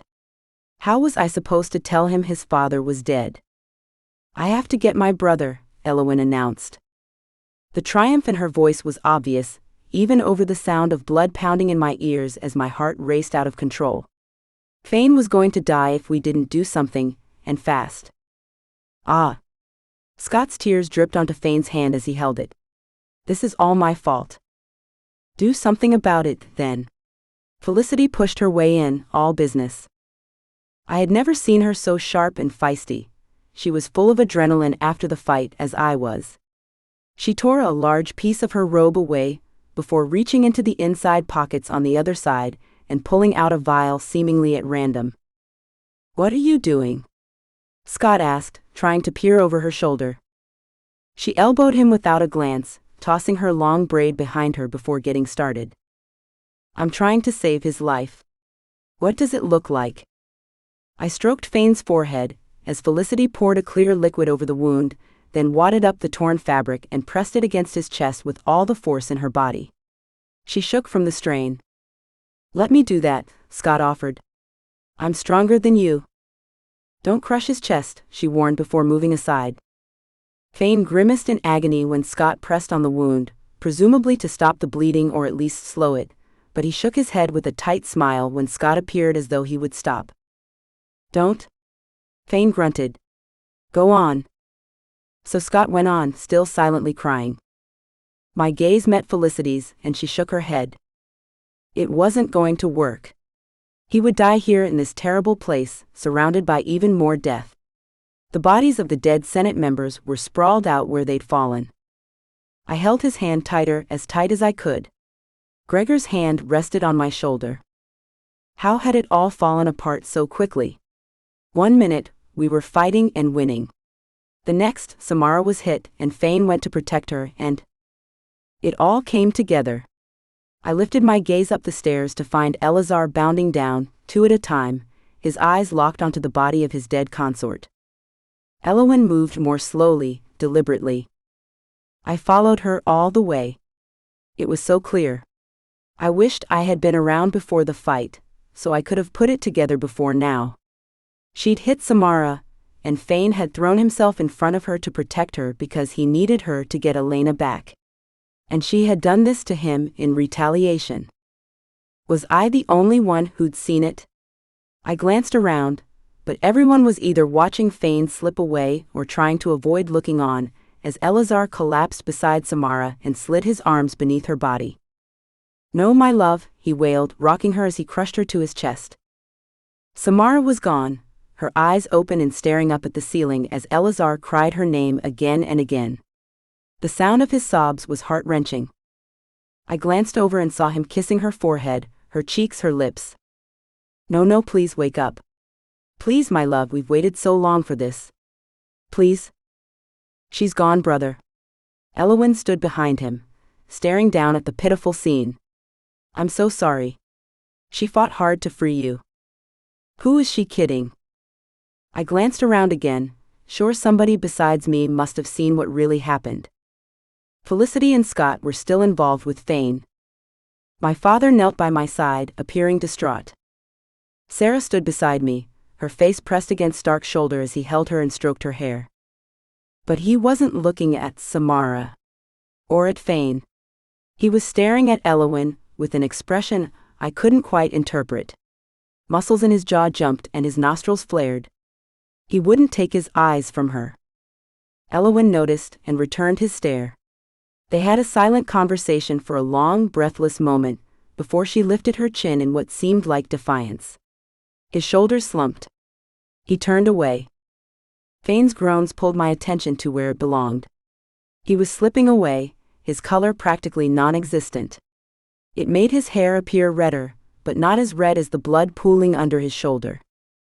It wouldn't stop bleeding, no matter how Scott pressed against the wound. Please don't go. Please. This is all my fault. I can't let you die now. I'm so sorry. I'm so sorry, please stay with us. Not your fault.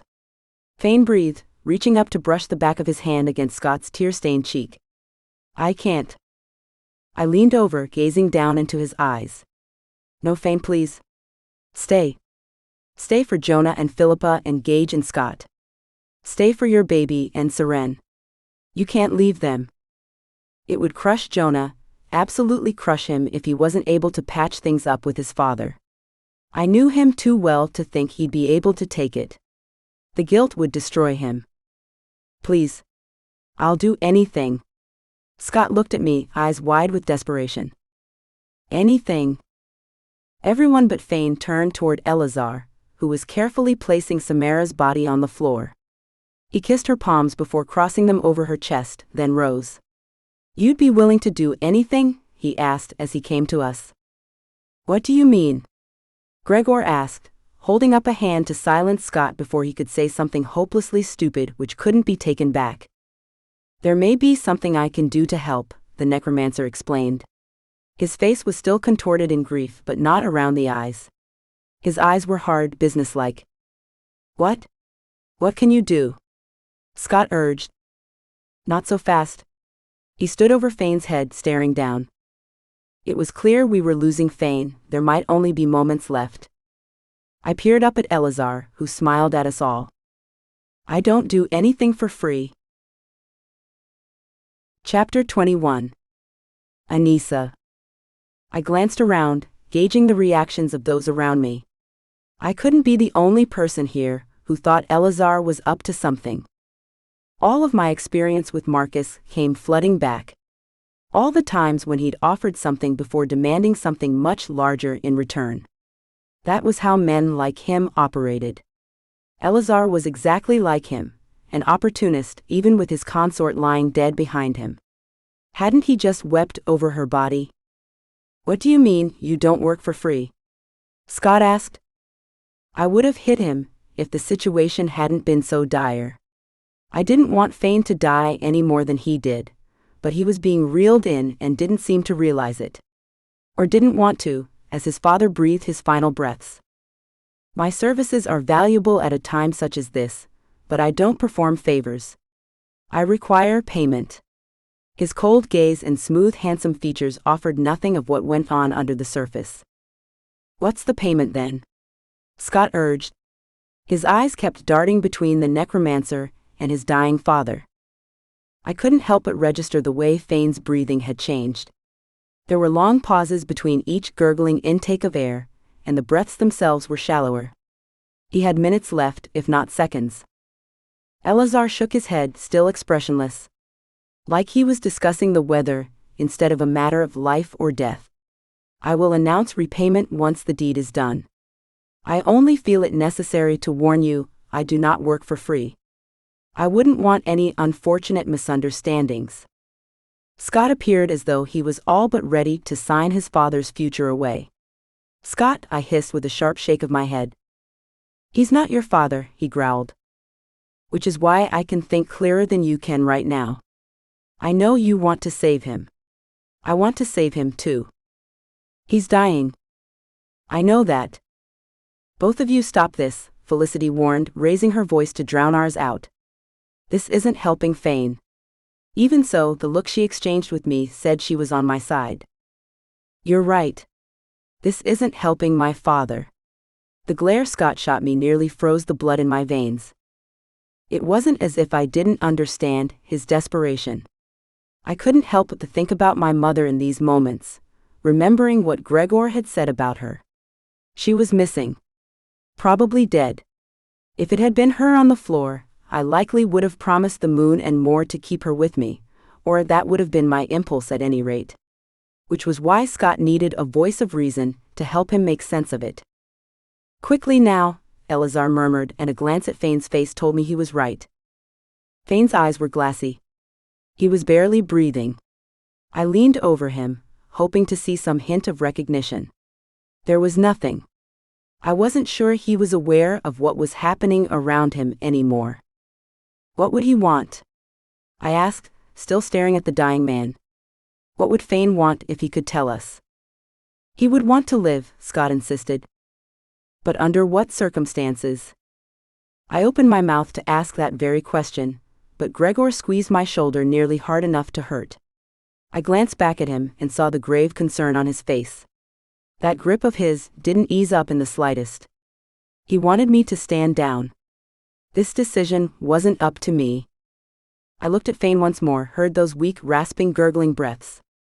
Do what you have to do, Scott urged. Please. Save my father. I could only kneel there, helpless, sure that this was a bad idea.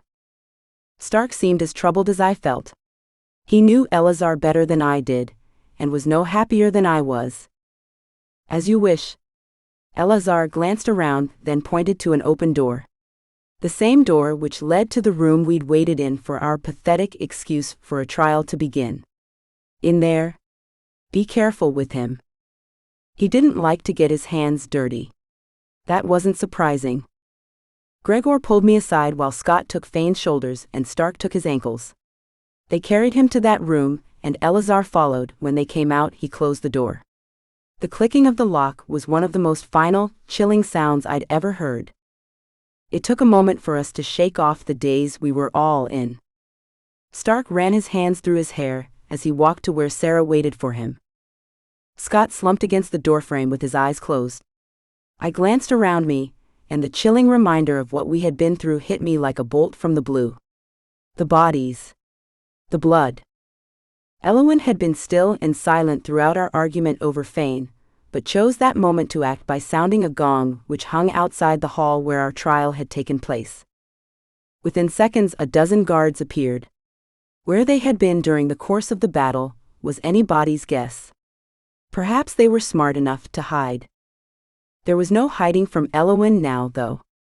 She stood with her chin raised, staring down at them the way Draken had looked down at us. The only thing that had changed was the number of people ruling the island. "Remove these," she commanded, gesturing to the ruined bodies of what used to be the Senate. "Dispose of them immediately, then have the evidence of what happened here cleaned." The guards blinked, shuffled from one foot to the other and exchanged furtive glances. She raised her voice, and it sounded like the rumble of thunder. "I am the ruling body of Shadowsbane Island. The Senate is no more. I have taken power and will rule in their stead. Now do as I've commanded." When one of the guards went to Samara's body, she held up a hand. "Do not dispose of her. Move her to a room, alone, so my brother can decide what to do." I watched detached as she scanned the room with an imperious gaze. She loved it, every minute of it. I was sure she'd looked forward to this with every fiber of her being, for longer than I'd been alive. And we had made it possible for her. Not that I had any love for the Senate after my short history with them. They were bullies and wicked and cruel. However, I believed the alternative was better, even if the alternative had freed me. "Anissa." Gregor seemed as troubled as I felt. "I think it would be best for us to go. Felicity and myself, I mean. Back to Avalain." "Yes, you should go. Things aren't going to get any better here." "You should come with us," he urged. As much as I would love to be away from this place and never see it again or think about it, I have things to settle. I glanced in the direction of Scott and that locked door. What was going on behind it? I couldn't imagine, and I couldn't leave without knowing. I had expected as much. He sounded resigned but unsurprised. "Please meet us there as soon as you're able. There are still so many things I want to discuss with you." "Yes. My mother for one. This wasn't the place for that." "I will. I promise." I threw my arms around him, an impulsive gesture which surprised me. I had come too close to losing everything that mattered to care. He patted my hair and murmured a few wordless comforts. Felicity hugged me too, and the two of them left without a backward glance. I knew I'd breathe much easier when they were far from everything that had happened. One thing I had to do before going to Avalain, or anywhere else, was go to Jonah. I hated that this was going on, without him knowing. Be that as it may, I wouldn't have him here for anything in the world. I wouldn't want him to wait the way Scott was, distraught, falling apart, desperate for some word of whether his father had lived or died. While I doubted Jonah would ever let himself come apart at the seams the way Scott was, he'd still hurt greatly.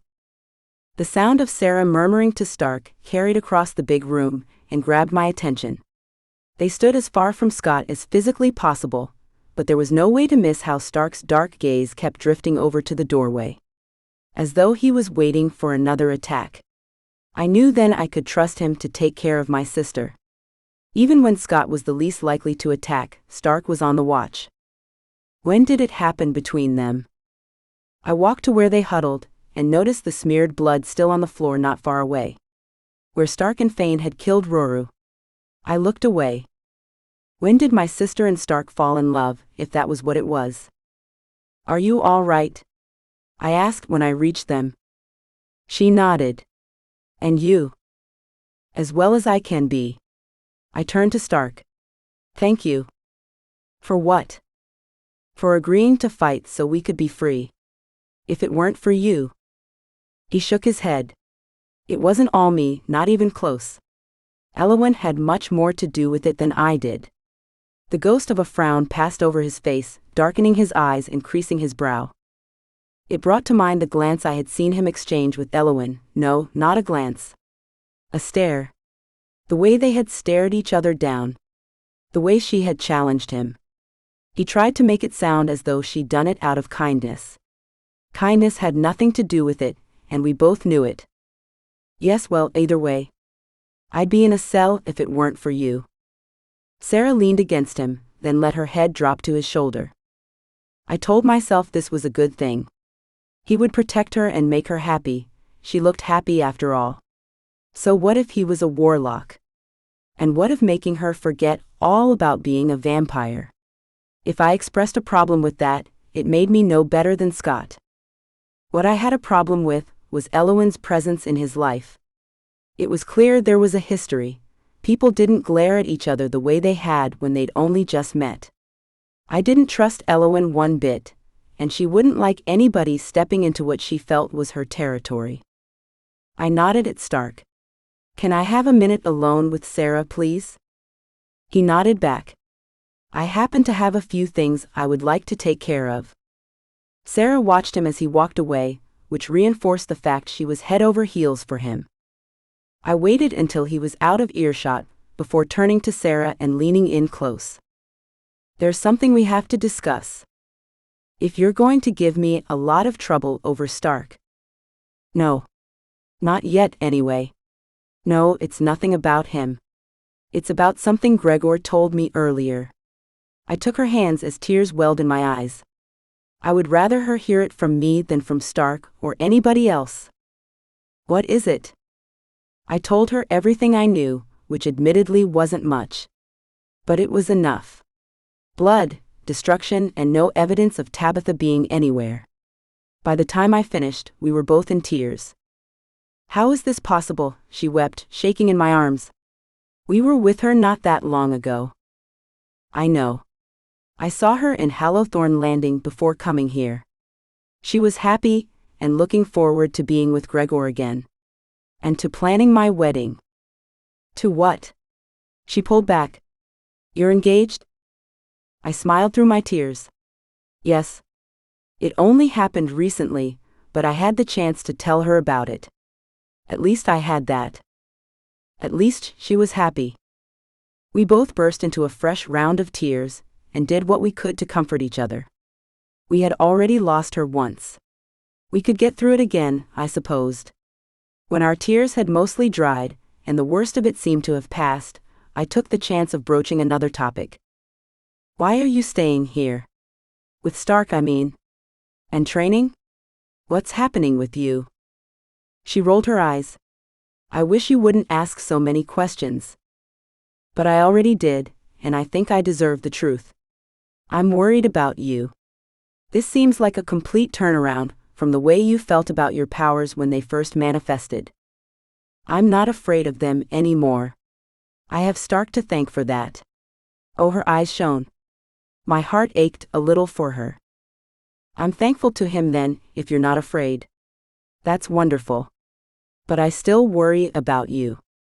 Are you certain this is the best course of action? Don't you want to be a vampire anymore? Chapter 22. Elowen. It was finally happening. What I had put in motion was all coming to pass. It was incredibly gratifying, the sense that I had won. Those smug, rigid, nasty Senate members were nothing but a bad memory. They had paid for keeping my brother locked away for so long. The series of rooms which the Senate had used to store scrolls, information on past and present prisoners, records of all the cottages on the island, and so much more were dark and dusty, reeking of mildew and the passage of time. I'd only passed by their doors prior to the night I took power, and those doors had always been closed. The mystery of what must lie behind them was much more intriguing than what I found. My first act was opening the windows to air the place out.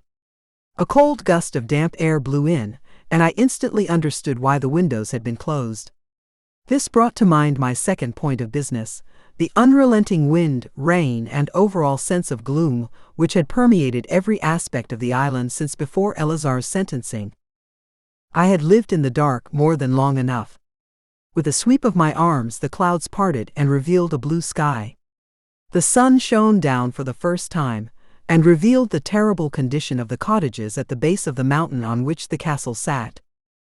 I had a lot of work to do. But it was nothing compared to the thrill of finally having what I wanted more than anything in the world. Power. I curled my hands into fists as I surveyed my domain. The entire island. I would return it to its former beauty and the castle to its former glory. My name would be renowned, respected, even feared. But I wouldn't rule the way the Senate had. They were pitiful, and always had been. Not to mention unfair. As they had been to Eleazar, who was free.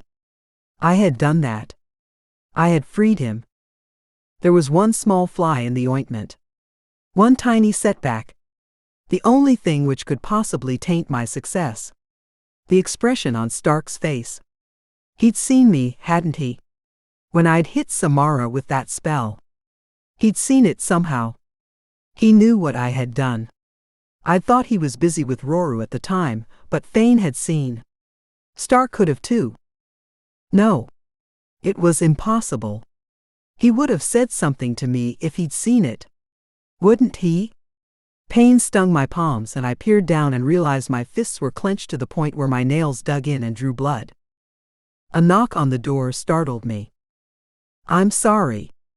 You seemed lost in thought. I didn't mean to disturb you. Stark raised his eyebrows, glancing around without stepping into the room. I nodded for him to enter. You couldn't disturb me. At least, not in the manner he meant. So. You did it. He strolled through looking without touching, examining the stacks of books and papers and scrolls, which appeared as though they might crumble if unrolled. I did. We did. He shrugged, still not meeting my gaze. But you were the one who truly wanted this. You brought the idea to us. You orchestrated it. Is there anything so wrong with that? Nothing inherently wrong, no. Nothing great could be accomplished without planning and the determination to see those plans through. You sound as though you're reading from a book. He snorted. Is there anything so wrong with that? There was something very wrong. He was behaving strangely even for him. What is it you want, Stark? I'm very busy now. I'm sure you are. He stared out the window, a faint smile on his lips. The sunlight shone on him, highlighting his chiseled profile to perfection. I had never seen him in sunlight before. You've already made huge strides. I approve. Though the cottages look fairly shoddy now. I'd noticed. We think alike. Do we? He finally turned my way, and I wished he hadn't when his gaze left me cold. As I already requested, please get to the heart of what you're trying to say. My heart clenched in anticipation. I could hardly stand it. On the outside, I made pains to project the same image I'd always strived to project, collected, self-possessed, calm and focused. Inside, he wrecked me. Stark's eyes flickered over my face back and forth as though he were examining my thoughts. He had to know. He had to. How could he know what I'd done and why I'd done it, but not know how much I loved him? It didn't seem possible. I wanted to say, I hope you're not too busy to train Sarah, as we had already discussed. Sarah? Why her?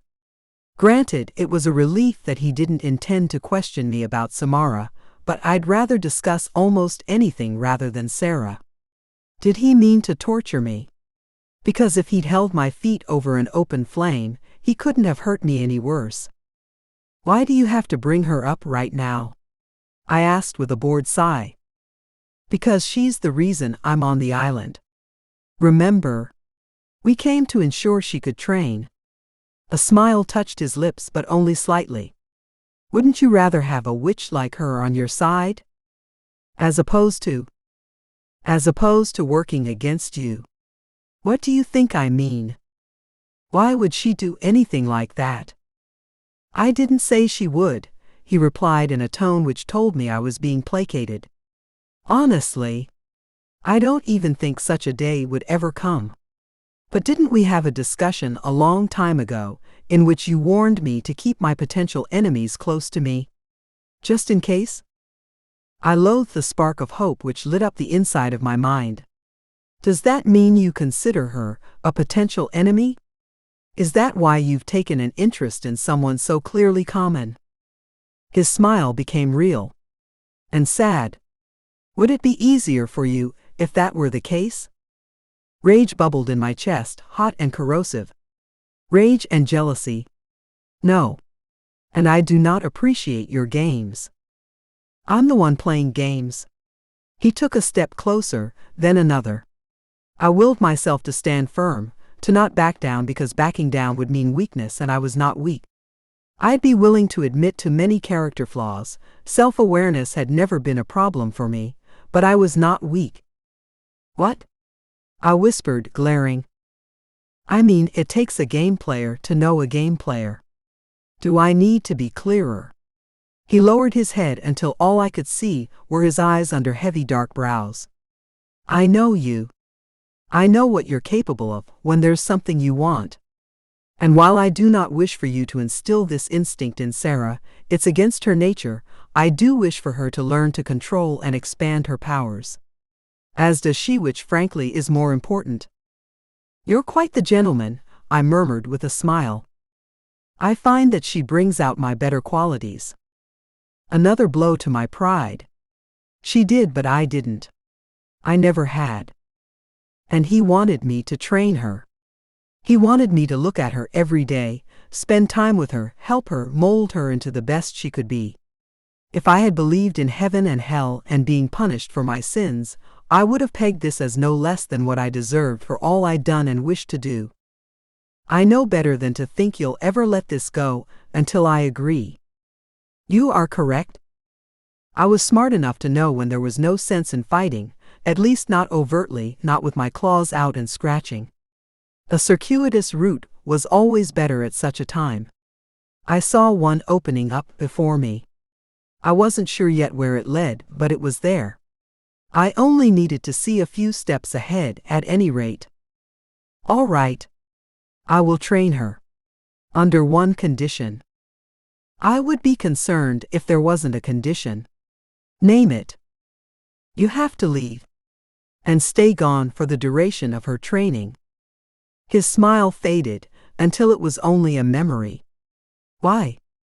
Because I can't stand the thought of seeing the two of you together. Because I have loved you from the day we met, and that love hasn't diminished in the slightest. It's only grown, and there's no way I can stop it. Would that I could. I want nothing more than for this pain to end. The pain of never being allowed to love you the way I've so desperately needed to for so long. If you're here and she's here and you're happy together, I won't have a moment's peace. I may even have to hurt her for it. Or you. Because you would only serve as a distraction. He snorted and shook his head. I argued the point. Haven't you ever read the old stories? The ones the humans wrote? I used to read them for a laugh, although some of them are closer to the truth than others. And whenever a truly special creature such as your Sarah trains to develop their skills, they must live sparsely. Monastically. With no distractions, nothing to steal focus from what matters most. Away from everyone they love. He pursed his generous mouth, clearly considering the truth of my reasoning. How long do you believe this will take?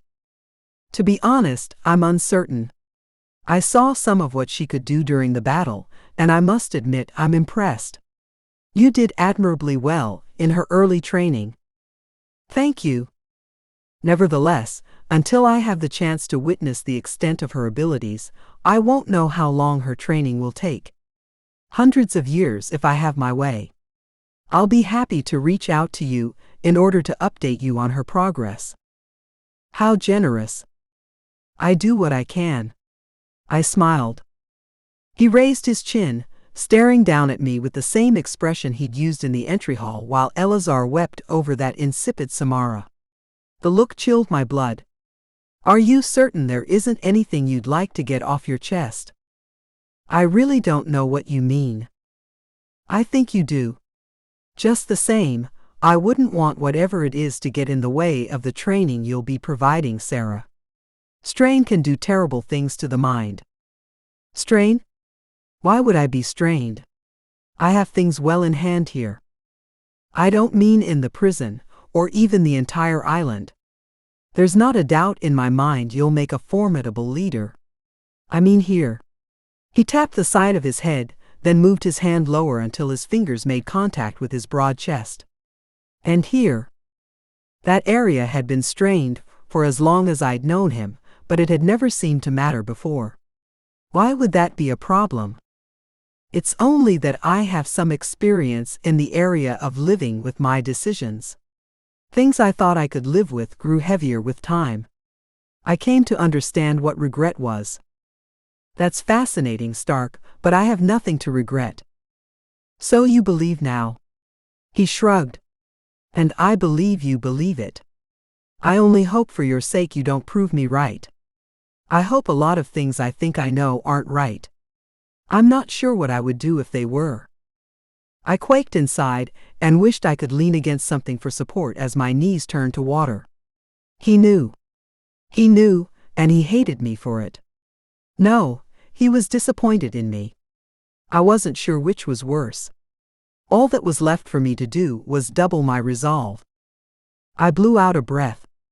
I don't know what you're talking about, or what you think you know. I thought we were talking about Sarah, but you seem to have changed the subject. I'm still talking about Sarah and her training. And the fact she had better be trained well, thoroughly and safely. Otherwise, I may have to let a few things off my chest. I don't think you would want that to happen. I wouldn't. I don't believe you would. He took a step back, folding his arms. Do we have an understanding? I only nodded. He returned the gesture with a slightly triumphant smile. I felt him slipping farther away than ever. He knew he had won. I hadn't admitted anything, but that didn't matter. He'd seen enough to put it together. He would never love me. It was the price I'd have to pay for finally having what I wanted. Chapter 23. Sarah. The last thing I felt like doing at this moment was explaining things to Anissa. Would she understand? Sure, maybe she'd get that the Starkers needed to pay for what they'd done, but she'd never forgive Stark for being the one behind it. And knowing her the way I did, there was no question she'd have plenty to say. Before I said anything, I made sure Scott wasn't listening first. There was nothing to worry about there, judging from the way he stared at that closed door like it was his only lifeline. If he had only kept his mouth shut and not made such a mess of things, our situation would be very different. He wouldn't be waiting to see whether his father lived or died, for starters. What did I ever see in him? Anissa glared at me. Well, you've heard of Starkers, I whispered. She looked as though I had lapsed into another language. Yes. They're a myth or something. Aren't they? Why would I mention them to you, if they were only a myth? I didn't intend for it to come out so sharply, but there it was. I couldn't take it back. She visibly recoiled. My cheeks burned with embarrassment. I'm sorry. It's been a long day. For more than only you, she muttered. I said I was sorry. I glanced over her shoulder to confirm we were still as alone as we could be, before continuing. They're real. I've seen them myself. How is that possible? He showed me. Stark. He showed. Understanding washed over her. No. Oh, Sarah, don't tell me this. Don't tell me you would align yourself with somebody like him. He named them after himself. I know, I hissed. I know, and don't think I haven't considered this. I have. Quite seriously. Not seriously enough, I think. Think what you want. I know how I feel, and I know what I've been through. And I know he regrets beginning the group. They turned into something he'd never predicted. And why did he start them, Sarah? Because he hates vampires, right? Only somebody who hates us could put together a group whose sole purpose is to kill us. He lost his sister to a vampire 400 years ago. And you're one to talk. I know the sort of things you did for Marcus. She reeled. I did that for you, and you know it. He did it for his sister, too. That's not the same thing. Avenging a murder and killing in order to keep my sister alive aren't the same thing. I wonder how the loved ones of the vampires you killed for Marcus would feel about that. I'm fairly sure they'd think it was the same. We stared at each other for a long, heavy moment. I had never spoken to her this way before, and vice versa. I didn't enjoy it. And then I thought of our mother. When I did, nothing else mattered as much. When my eyes filled and my chin quivered, Anissa's did too. I'm sorry. She wouldn't want us to do this. I shook my head with my hands over my face, deeply ashamed. What right did I have to attack her when everything she'd done for me? And what would our mother think about that? No. She wouldn't. And I don't want to. She briskly rubbed my arms, then pulled me in for a hug.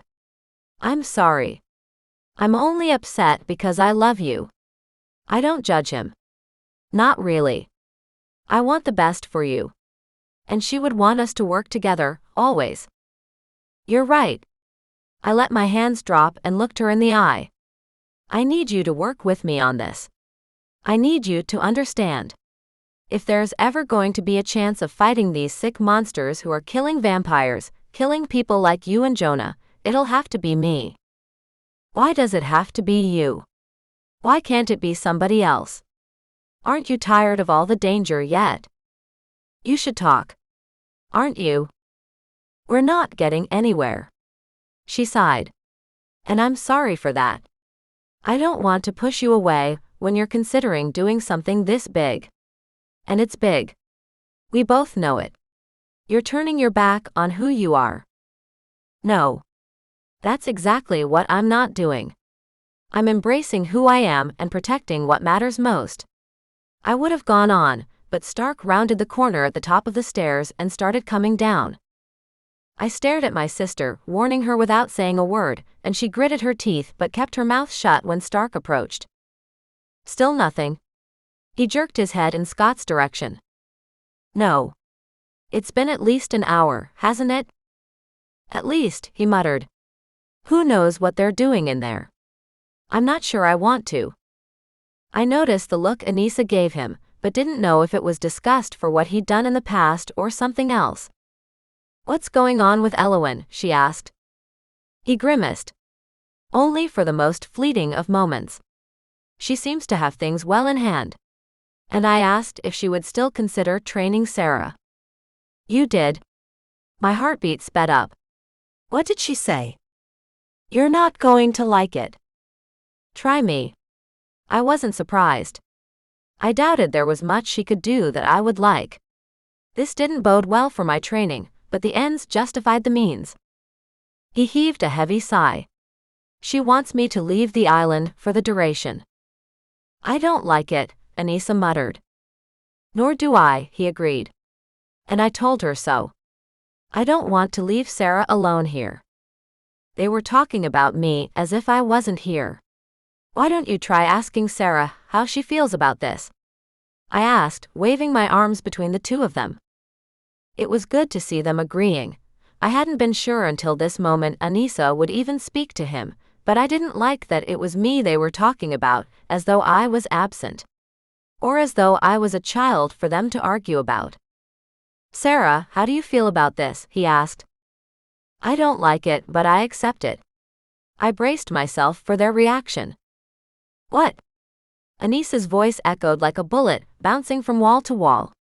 You can't be serious. You can't be.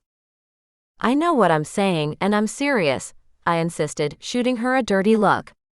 I hate it when you tell me I can't be thinking what I'm thinking. It's not advisable, Stark warned. Why would you bring me here to train with her if you felt it was dangerous?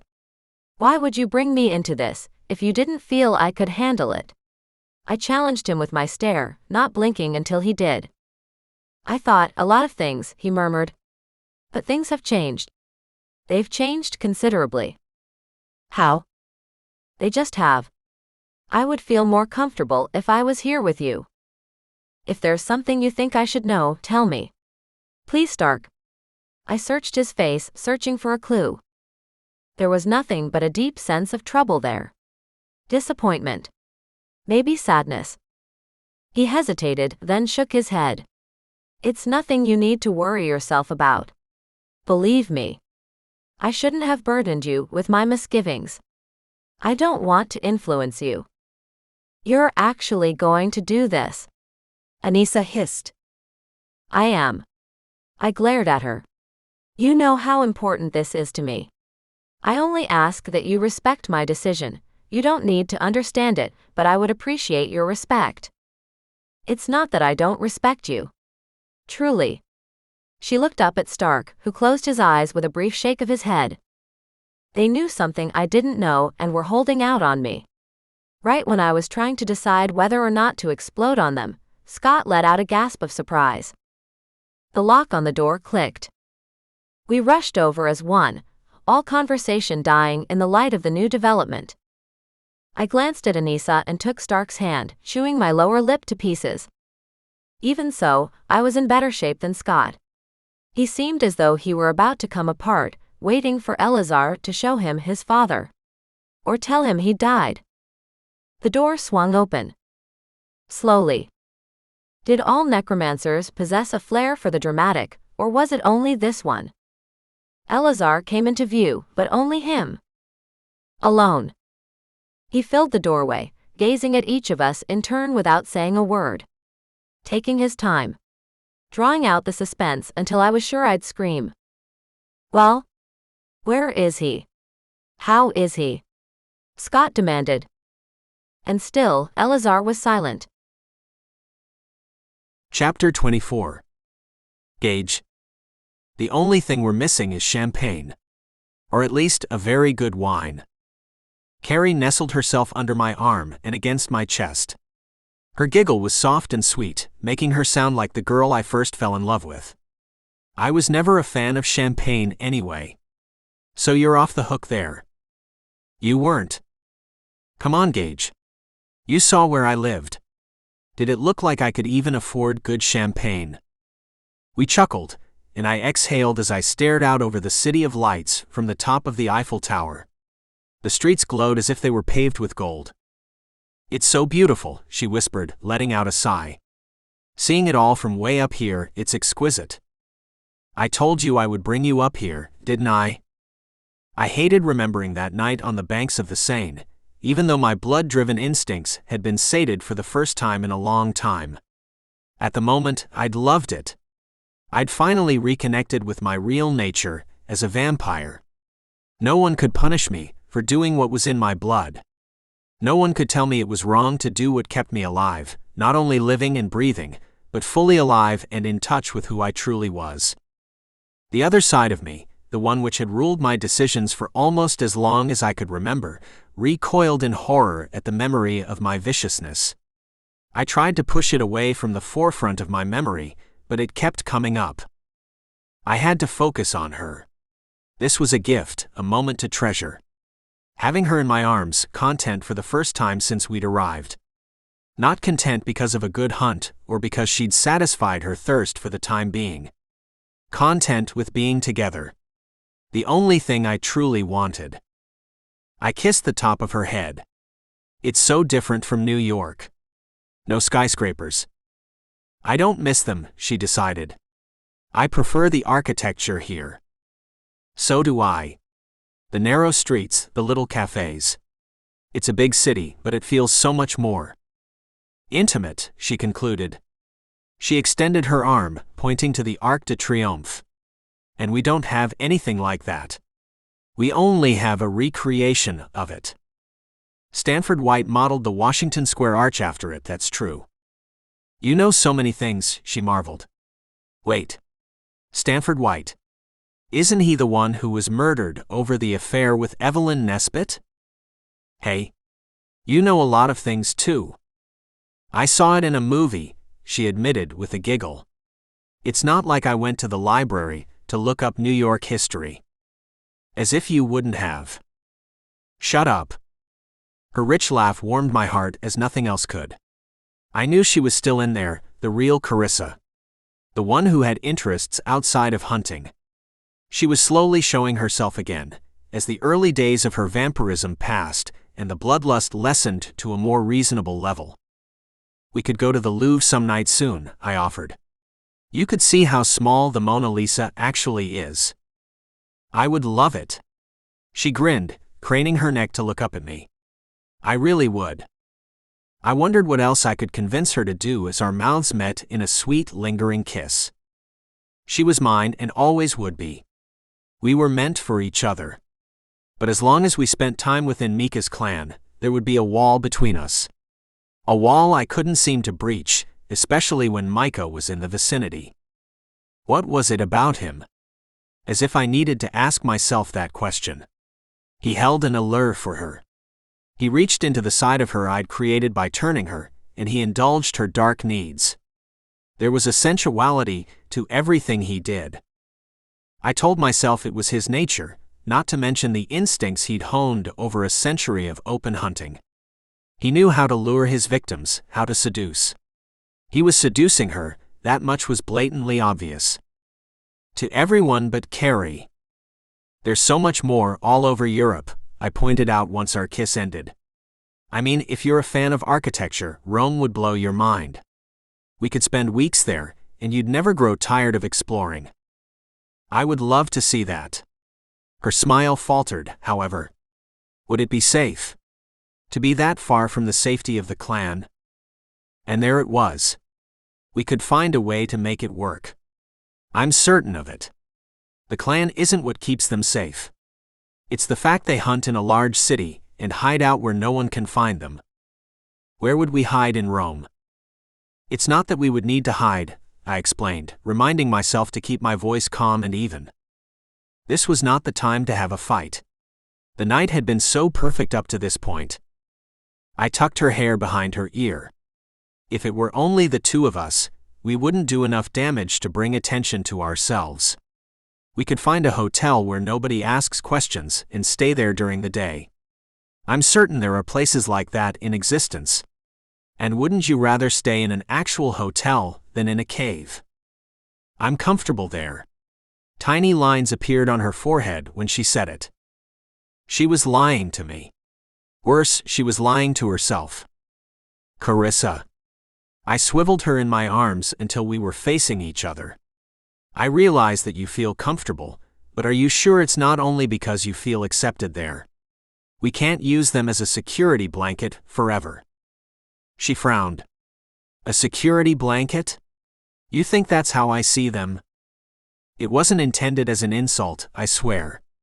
This is all so new to you, and they're all you know. Well, them and myself. But we don't need them. We could be all right on our own. Hold on. She extricated herself from my embrace, and I knew it was over. I had destroyed the night. All because I couldn't stop pressing her, but it wasn't as though my misgivings were in my head. It was obvious Micah wanted her, and it wasn't obvious only to me. I saw the glances other clan members exchanged when they thought I wasn't looking. Micah was barely short of cuckolding me, and I couldn't stand for it much longer. Carrie, please. I don't want to fight. Then maybe you shouldn't talk to me as though I'm a child. Naomi and the others aren't a security blanket. They're individuals who I happen to like a lot. Maybe I don't want to leave them merely because you say I should. I understand that. It was a poor choice of words on my part. Damn straight it was. She folded her arms over her chest. Why are you always trying to control everything? You think that because you say something is a good idea, I'm naive enough to believe you without voicing concerns. When I do voice concerns, you get upset. You're the only one who seems upset right now. I'm tired of not being allowed to make my own decisions. She turned her head, and her wavy hair formed a cloud around her. When I reached out to touch it, she flinched and moved away. I swallowed back the blow to my pride. It's that I'm concerned about us. Us. Or me. Because it seems as though you're always concerned about me. Poor little Carrie, The girl who can't decide where she should live. The girl who shouldn't have a say in things. Don't I get a say too? Am I not a part of what we have? You've always had a say. You're the one who brought me here. You're the one who brought me to the clan. Was I not supposed to make friends within it? Was I not supposed to fit in? Did you want to keep me miserable, so you would be my hero again and again? Just like you had to be my hero the first time when you turned me? This again. Will you ever let that go? I've explained why I did it, and I thought I was doing the right thing at the time. It was that or let you die. And you weren't conscious. I couldn't exactly get your opinion on how to proceed. I wanted you to live. I wouldn't let you go like that because I loved you even then. Yes, I know. But don't pretend as though you had no ulterior motive, is all. You wanted to keep me for yourself, and turning me into something like you was the only way to do it. What? I couldn't contain my horror. Who told you that? No one had to tell me. As always, you forget that I'm able to think for myself. What a surprise. She turned away, shaking her head. It was a good thing there was plenty of space between us and any of the other tourists enjoying the view. Something about us told them to keep their distance. It was the only explanation. Carrie, please. I love you. I'm only concerned. About what? I'm what you made me, Gage. Don't you remember? This is who I am now. I'm only trying to be who I am around those who understand me. But there's so much more to you than what the clan expects from you. Again, she flinched away from my touch. My heart sank. We were happy a few minutes ago. That was good. It was us being us. That doesn't change who we are or what we are. It only means that we have a dual nature. I don't want you to forget that other side of yourself. I love that girl. But you don't love who you turned me into. That's what you're trying to say. It isn't. It is, Gage. She glared over her shoulder at me. And it's a shame because it's all your fault. I couldn't believe how ravaged I felt over that. My fault. She saw it as my fault. She would never be able to get over what I had done. What was the purpose of turning her into a vampire if she would only ever be unhappy? Fancy meeting you two here. My skin crawled at the sound of a familiar and unwelcome voice. It came from a man dressed in black. A man who drew the attention of every woman on the observation deck. Including Carrie, who visibly relaxed when she turned and realized he was standing beside us. Micah. She hadn't sounded that happy to see me in far too long. Chapter 25. Anissa. I was about to burst. It was enough to make me forget how I wanted to hit Scott, and instead I took his arm. I dug my fingers in a little harder than I needed to, but it was better than my claws. Well? Aren't you going to answer me? Scott demanded, lunging toward Eleazar before I could stop him. Not that Eleazar considered him much of a threat, considering the way he openly laughed. Who do you think you are? He asked, turning himself into a brick wall in the face of Scott's rash behavior. There was no going past him. I managed to get a stronger grip on Scott and hold him back before he did anything even more stupid. The necromancer chuckled. What did happen in there? Stark asked. Sarah clung to him the way I clung to Scott, but for a far different reason. Many things, Eleazar teased with a twinkle in his eye. Things you couldn't begin to understand. I wasn't asking for specifics and you know it, Stark growled. Did Fane survive? Why are you torturing the people who care about him? Because I've been locked away for far too long, Stark. You ought to know what it's like when you've been locked up. You have to find your entertainment wherever and whenever possible. Please, I breathed. He inclined his head slightly, as though nodding in acknowledgement. As you wish. He lives. The four of us let out a massive sigh of relief. I'd been afraid for a moment Scott would slump against me and take me down with him. Then it hit me, only 3 of us were relieved. Stark, on the other hand, hadn't lessened the intensity of his gaze as he stared at Elazar. "Alive and what?" he finally asked. "Alive how? What's the catch in this?" "You have no faith in me." Elazar smiled.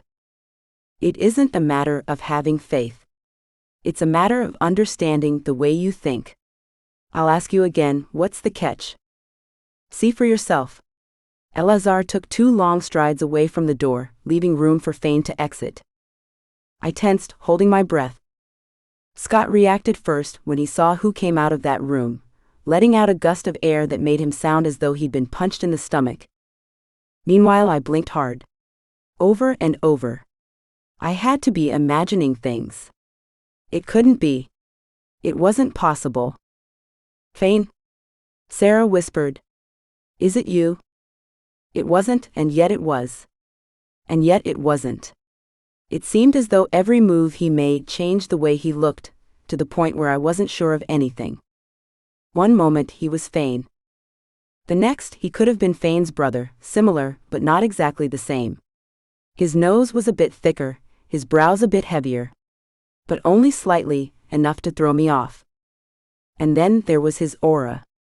His green aura, something he hadn't possessed when he was Fane. This wasn't Fane. This was something like Fane, the next best thing. But not the vampire who had almost died in front of me. That vampire had died, I realized then, and my heart sank at the thought. He was gone. And this was all we had to replace him. "This isn't my father." "It's not you," Scott shouted. "I assure you it is. You can examine the room if you like," Elazar offered with a sweep of his arm. "You'll find no other body in there. His is all there was. But he isn't the same. It isn't possible for a creature to touch death and go through the process of maintaining the hold on their mortal shell without experiencing a change," the necromancer explained. In Fane's case, the loss was almost complete. He was in the midst of breathing his final breath when the spell took hold, and I was able to pull him back from the brink. Why is his aura so changed?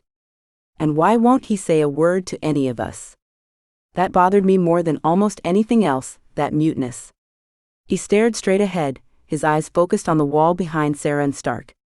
He hadn't yet looked at his son. Elazar shrugged slightly. "That was an unforeseen turn of events, I grant you." "What was?" Stark asked. "You see, in order to truly pull him back from the edge between life and death, I had no choice but to alter his healing abilities. Vampires heal quickly, I grant you, but not quickly enough. Not as quickly as those with enchanted witch blood." Silence fell over us as the truth sank in. I didn't want to believe it, but all signs pointed to it being true.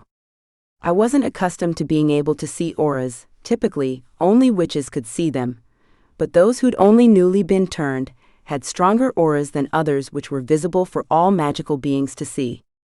And the only time I'd ever seen a green-tinged aura like his was while in the presence of a witch or warlock.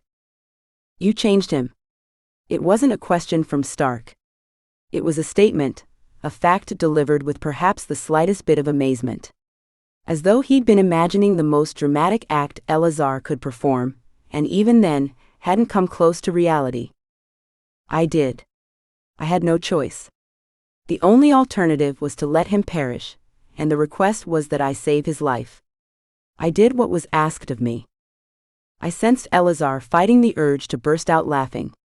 He was enjoying himself, all right. Enjoying the way he'd managed to fool a vampire into thinking he would ever play fair. There was no sense of fairness in Elazar. If there was, it only extended as far as what he felt was best for himself. "This isn't what you were supposed to do." Scott shook with rage. "This is no longer my father." Fane, who still had yet to speak or even move, visibly flinched. I gaped at Scott. "Are you really that heartless?" I let go of him then. I didn't want to touch him.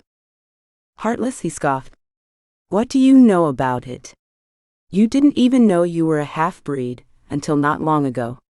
You don't know what it's like to be pure-blooded and proud of who and where you came from. You must be the biggest hypocrite I've ever met." I raged. The concept of Fane being a warlock wasn't exactly a comfortable one for me, either. I was deeply unsettled by that green aura and his air of stoic silence. But my heart went out to him, all the same. He was a victim in all of this, doing the best he could to be brave. And all his son could do was belittle him, when it was he who'd begged for Fane's life. How am I a hypocrite? Scott growled. You weren't born a vampire, for one. Let's start there. You were human, turned to a vampire. Yet you call yourself pureblood. Just because both of your parents became vampires after you were born, doesn't make you anything special, Scott. That's enough, Stark announced, trying to slide between us. Scott was too involved in snarling at me to notice the proximity to his enemy. And another thing. You begged for him to live. I closed in, pushing myself against Stark's extended arm so I could get a little closer to Scott. Close enough to take a swipe at him, maybe.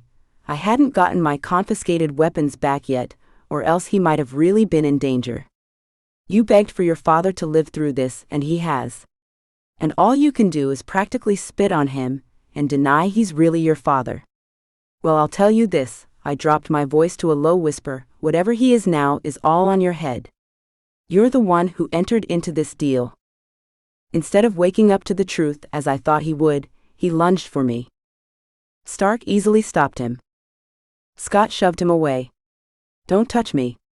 Don't any of you try to tell me I should accept this, either. I don't accept it. This isn't what I asked for and you know it, he accused, pointing a finger at Eleazar, who had been watching the scene play out with a detached expression, not unlike boredom. I would watch where I was pointing that finger if I were you, he warned in a deadly tone. It wasn't enough for Scott to back down, however. Fine. But if you think I'm paying anything for what you did, you're crazy. You took my words and twisted them around to suit yourself. You played a game with me, with my family.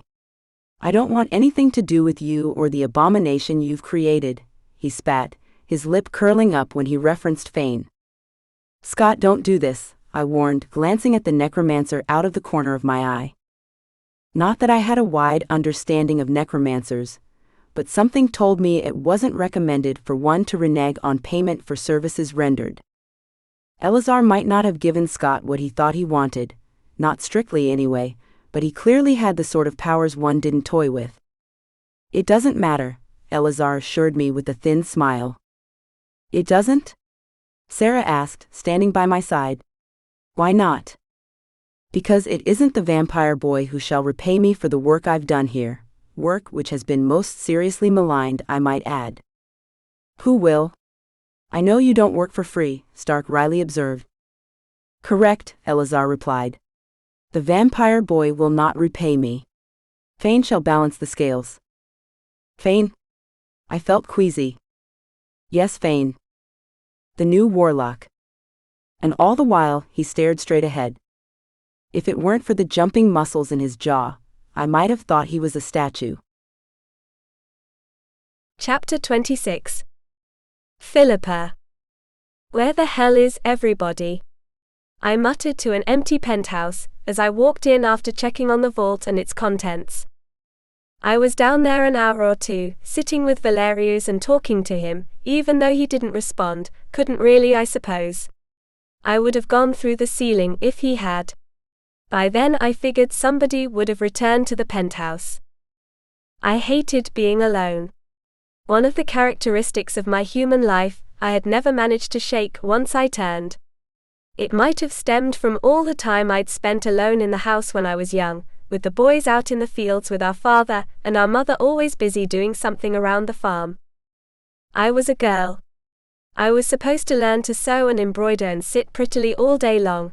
My mother might have been the sort who didn't mind getting her hands dirty, but I'd been groomed to be a lady, and ladies didn't do things like ride horses or get thrown the way Gage always used to. He'd come home after riding hard, his clothes filthy and a grin on his face, and envy would burn in my heart. All those days spent staring out the window were still fresh in my mind, as the only sound in these rooms in the penthouse was that of my breathing. As usual, the boys were out doing interesting things in the world while I sat at home. At least they didn't expect me to embroider anything. I decided to try calling Gage again. I remembered the last time I'd seen him. It was when we had the fight about the girl he'd turned. If the League, what was left of it, had found out I hadn't heard about it, there was still hope he was alive and well, and hiding. He couldn't stay silent forever. There had to come a time when he'd at least answer his phone, and let his sister know he wasn't dead or imprisoned. Damn it! I hissed when I realized I'd left my phone in the vault. I'd pulled it out of my pocket to avoid sitting on it. A lot of good it would do the immobile Valerius. I'd have to go all the way back down to get it, though I didn't like taking the risk of somebody noticing me going down twice in one day. I slid into the shoes I had kicked off when I entered the penthouse, and opened the door. I shrieked when I came face to face with the person on the other side. His fist was raised as though he were about to knock. The first sight of him stirred my emotions, and I didn't want anything more than to throw myself into his arms. But I was wary.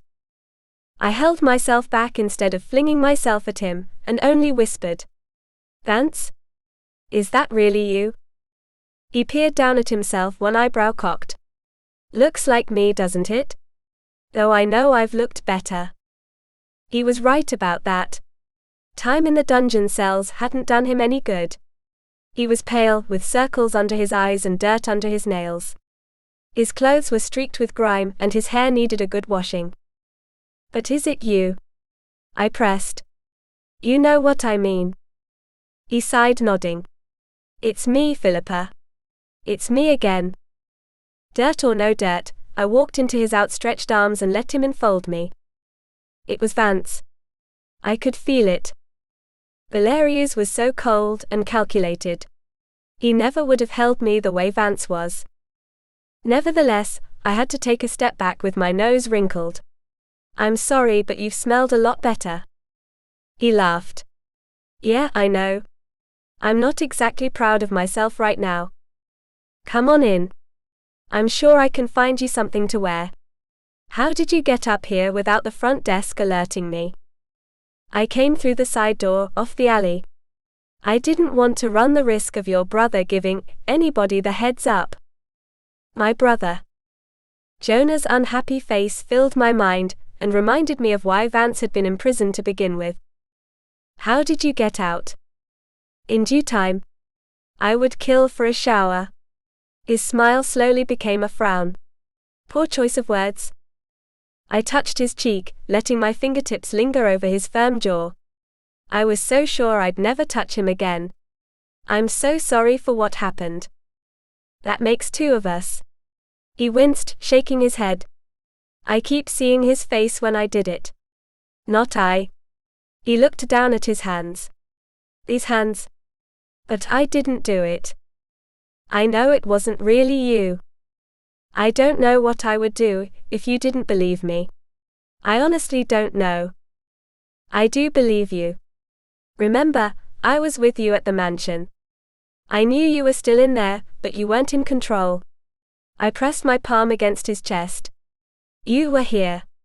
But you couldn't help what he made you do." "I did love my father, you know. He was impossible to love sometimes. Maybe most of the time. But I loved him anyway." "I know you did." I showed him to Gage's bathroom, since the two of them were the closest in size, and I wanted to raid his closet. The sound of the shower was music to my ears. I couldn't stop smiling. I had him back. I wouldn't make the same mistakes I made in the past. All of that was behind us. I only wanted to be with him, to make up for lost time. Maybe what happened was for the best after all. It had forced me into clearer perspective. I knew what really mattered, and it was him. Us. "I'll leave your clothes on the bed," I called out, leaving a sweater and jeans there before going out to the living room. I barely knew what to do with myself, I was so excited. He was back. Exactly what I had wanted so badly. What would Jonah think? It didn't matter, because Vance wasn't to blame for what he'd done. He didn't deserve to be locked up if Valerius was gone. But where had Valerius gone exactly? That nagging question wouldn't leave me alone. It lingered in the recesses of my mind as I waited for Vance, pacing in front of the windows and absent-mindedly wringing my hands. What if there was an even worse alternative to Valerius possessing Vance? What if he had taken Jonah instead?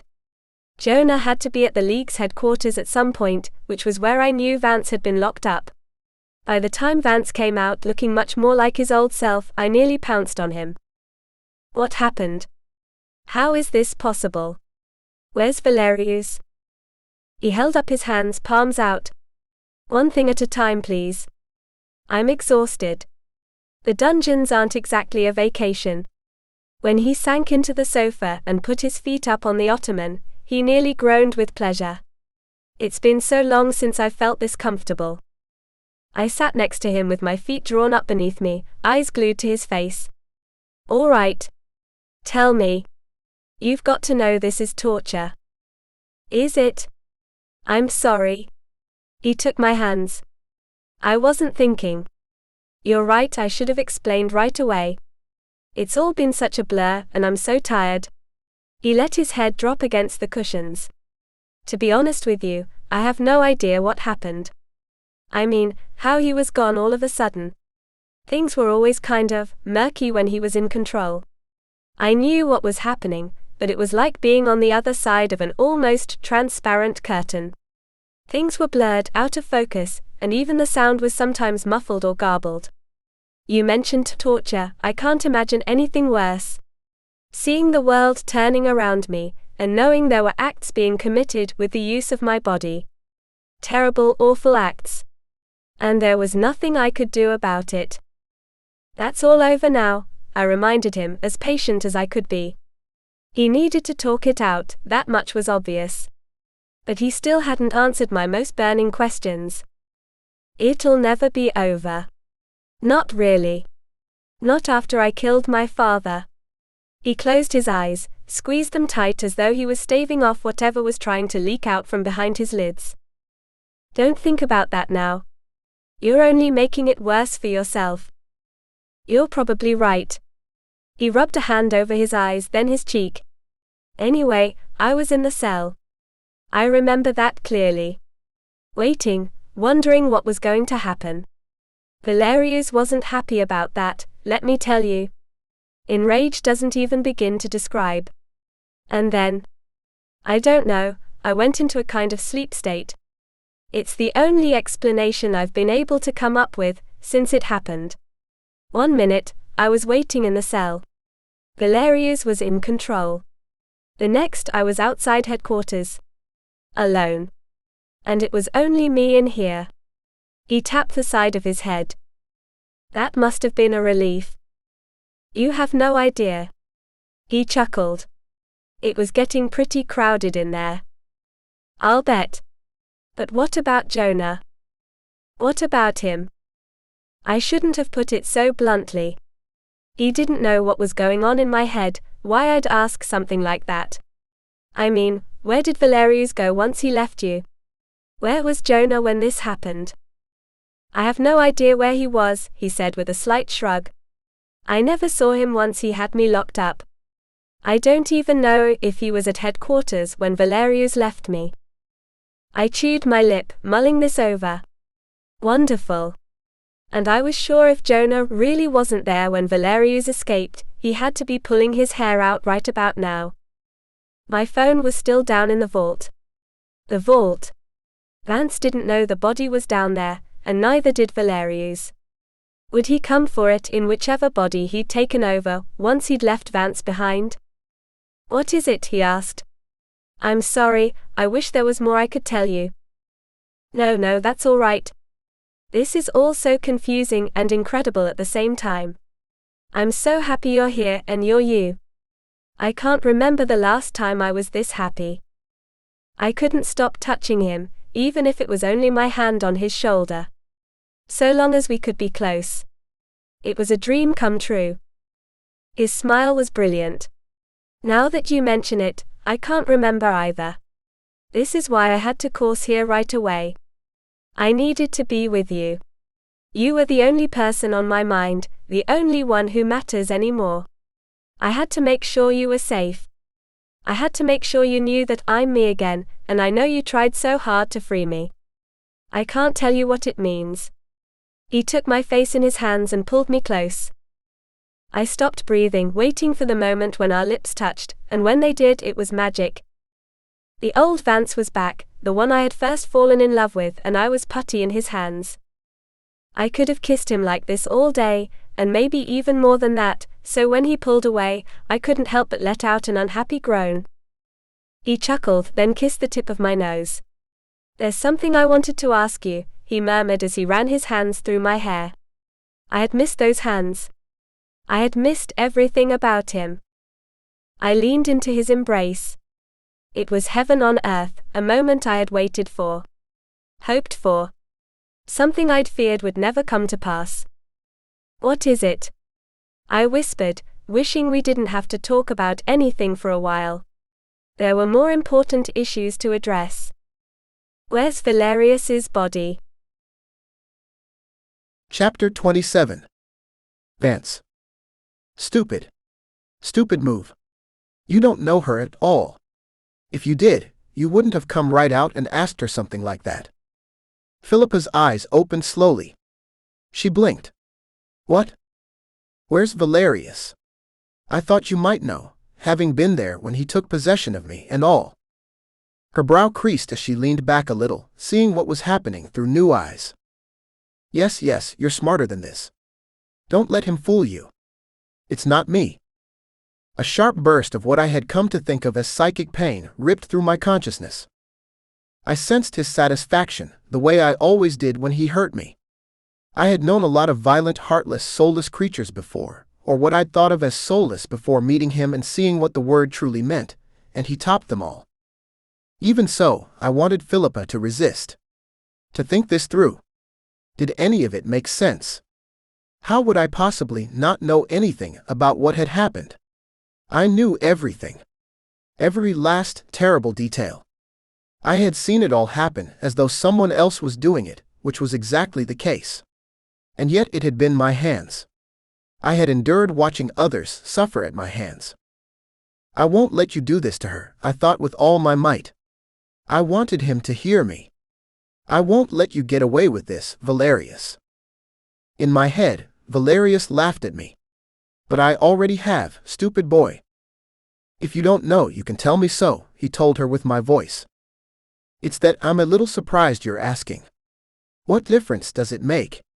She wasn't the same person anymore, not the one who had melted into my arms and kissed me. She was on her guard, like an animal which had sniffed out danger. She was much smarter than he gave her credit for. Yes, my smart girl, don't listen to him. Think this through. Why would I come back and ask you about him before I asked you about yourself? Valerius heard my thoughts, the way he always did when I didn't take pains to hide them. Shut up, boy. She can't hear you. You're talking to yourself. Just the same, I couldn't stop. I wanted to fight my way to the surface, to warn her. Every time he touched her, I cringed in revulsion. To think it was him caressing her, with hands that had done so many terrible, murderous things. Things he had forced me to watch, to be fully present for. He was still strong enough to exert control over me that way.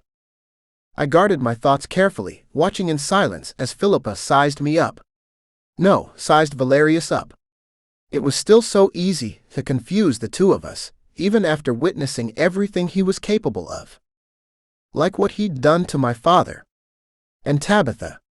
I would never lose the image of her horrified face, and the understanding which filled her eyes in her final moments. When she knew her life would end. I'd always remember the way she'd whispered two names. The only two words she had spoken after asking what I was doing in her room. Anissa. Sarah. Her dying breath, as I knelt over her with the taste of her blood still fresh in my mouth after I'd slit her throat and drank deep. No. Not me. I did not drink from her. It was Valerius in my body. It was enough to drive me insane. I would lose my mind if I didn't find a way to keep us separate and leave it at that. But when I looked out through my own eyes and saw what my hands were doing, what my claws and fangs did to that poor woman. And I couldn't begin to think about my father. That was something I couldn't go near. Valerius shrugged my shoulders. I thought he would eventually go back for his body. Right? If we knew where it is, we would know where he was going. We could wait for him. Come on. You're not stupid. You don't believe him. It's a silly, pathetic excuse. Don't waste your time on it. I was still careful to keep my thoughts silent, away from Valerius. I didn't know in the beginning he could read me so easily. He already knew too much. I could only watch as Philippa processed this latest lie. She believes me, Valerius taunted in a sing-song voice. She believes me because she wants to believe. Because she loves you and has wanted nothing more than to be with you all this time. A woman doesn't kiss a man the way she kissed me, you, without loving him. I struggled against the instinct to fight back. That was what he wanted. To draw me out, to weaken me with his taunts and accusations. It wasn't enough to force me to witness brutal acts performed using my body. He needed to get inside my soul, to tear me to pieces, until there was nothing left in me to fight him. So I didn't give him what he wanted. I didn't respond. I only waited to see whether she'd believe his story or not. She nodded slowly. That would be a good plan if I knew where he was. I sensed his uncertainty. Was she telling the truth? Was she lying because she knew he was lying? He would never know, would he? I wasn't entirely sure myself. But you don't. No. I don't. She shrugged. Let's not talk about him right now. Let's talk about you and us, and how we're going to deal with the fact that people still think you killed Lucian. Right. Of course. Valerius was perturbed on the surface, enraged underneath. She knows she must know. What aren't you telling me about her? What is it she's picked up on? You must give me something else to use, you weak, useless nothing.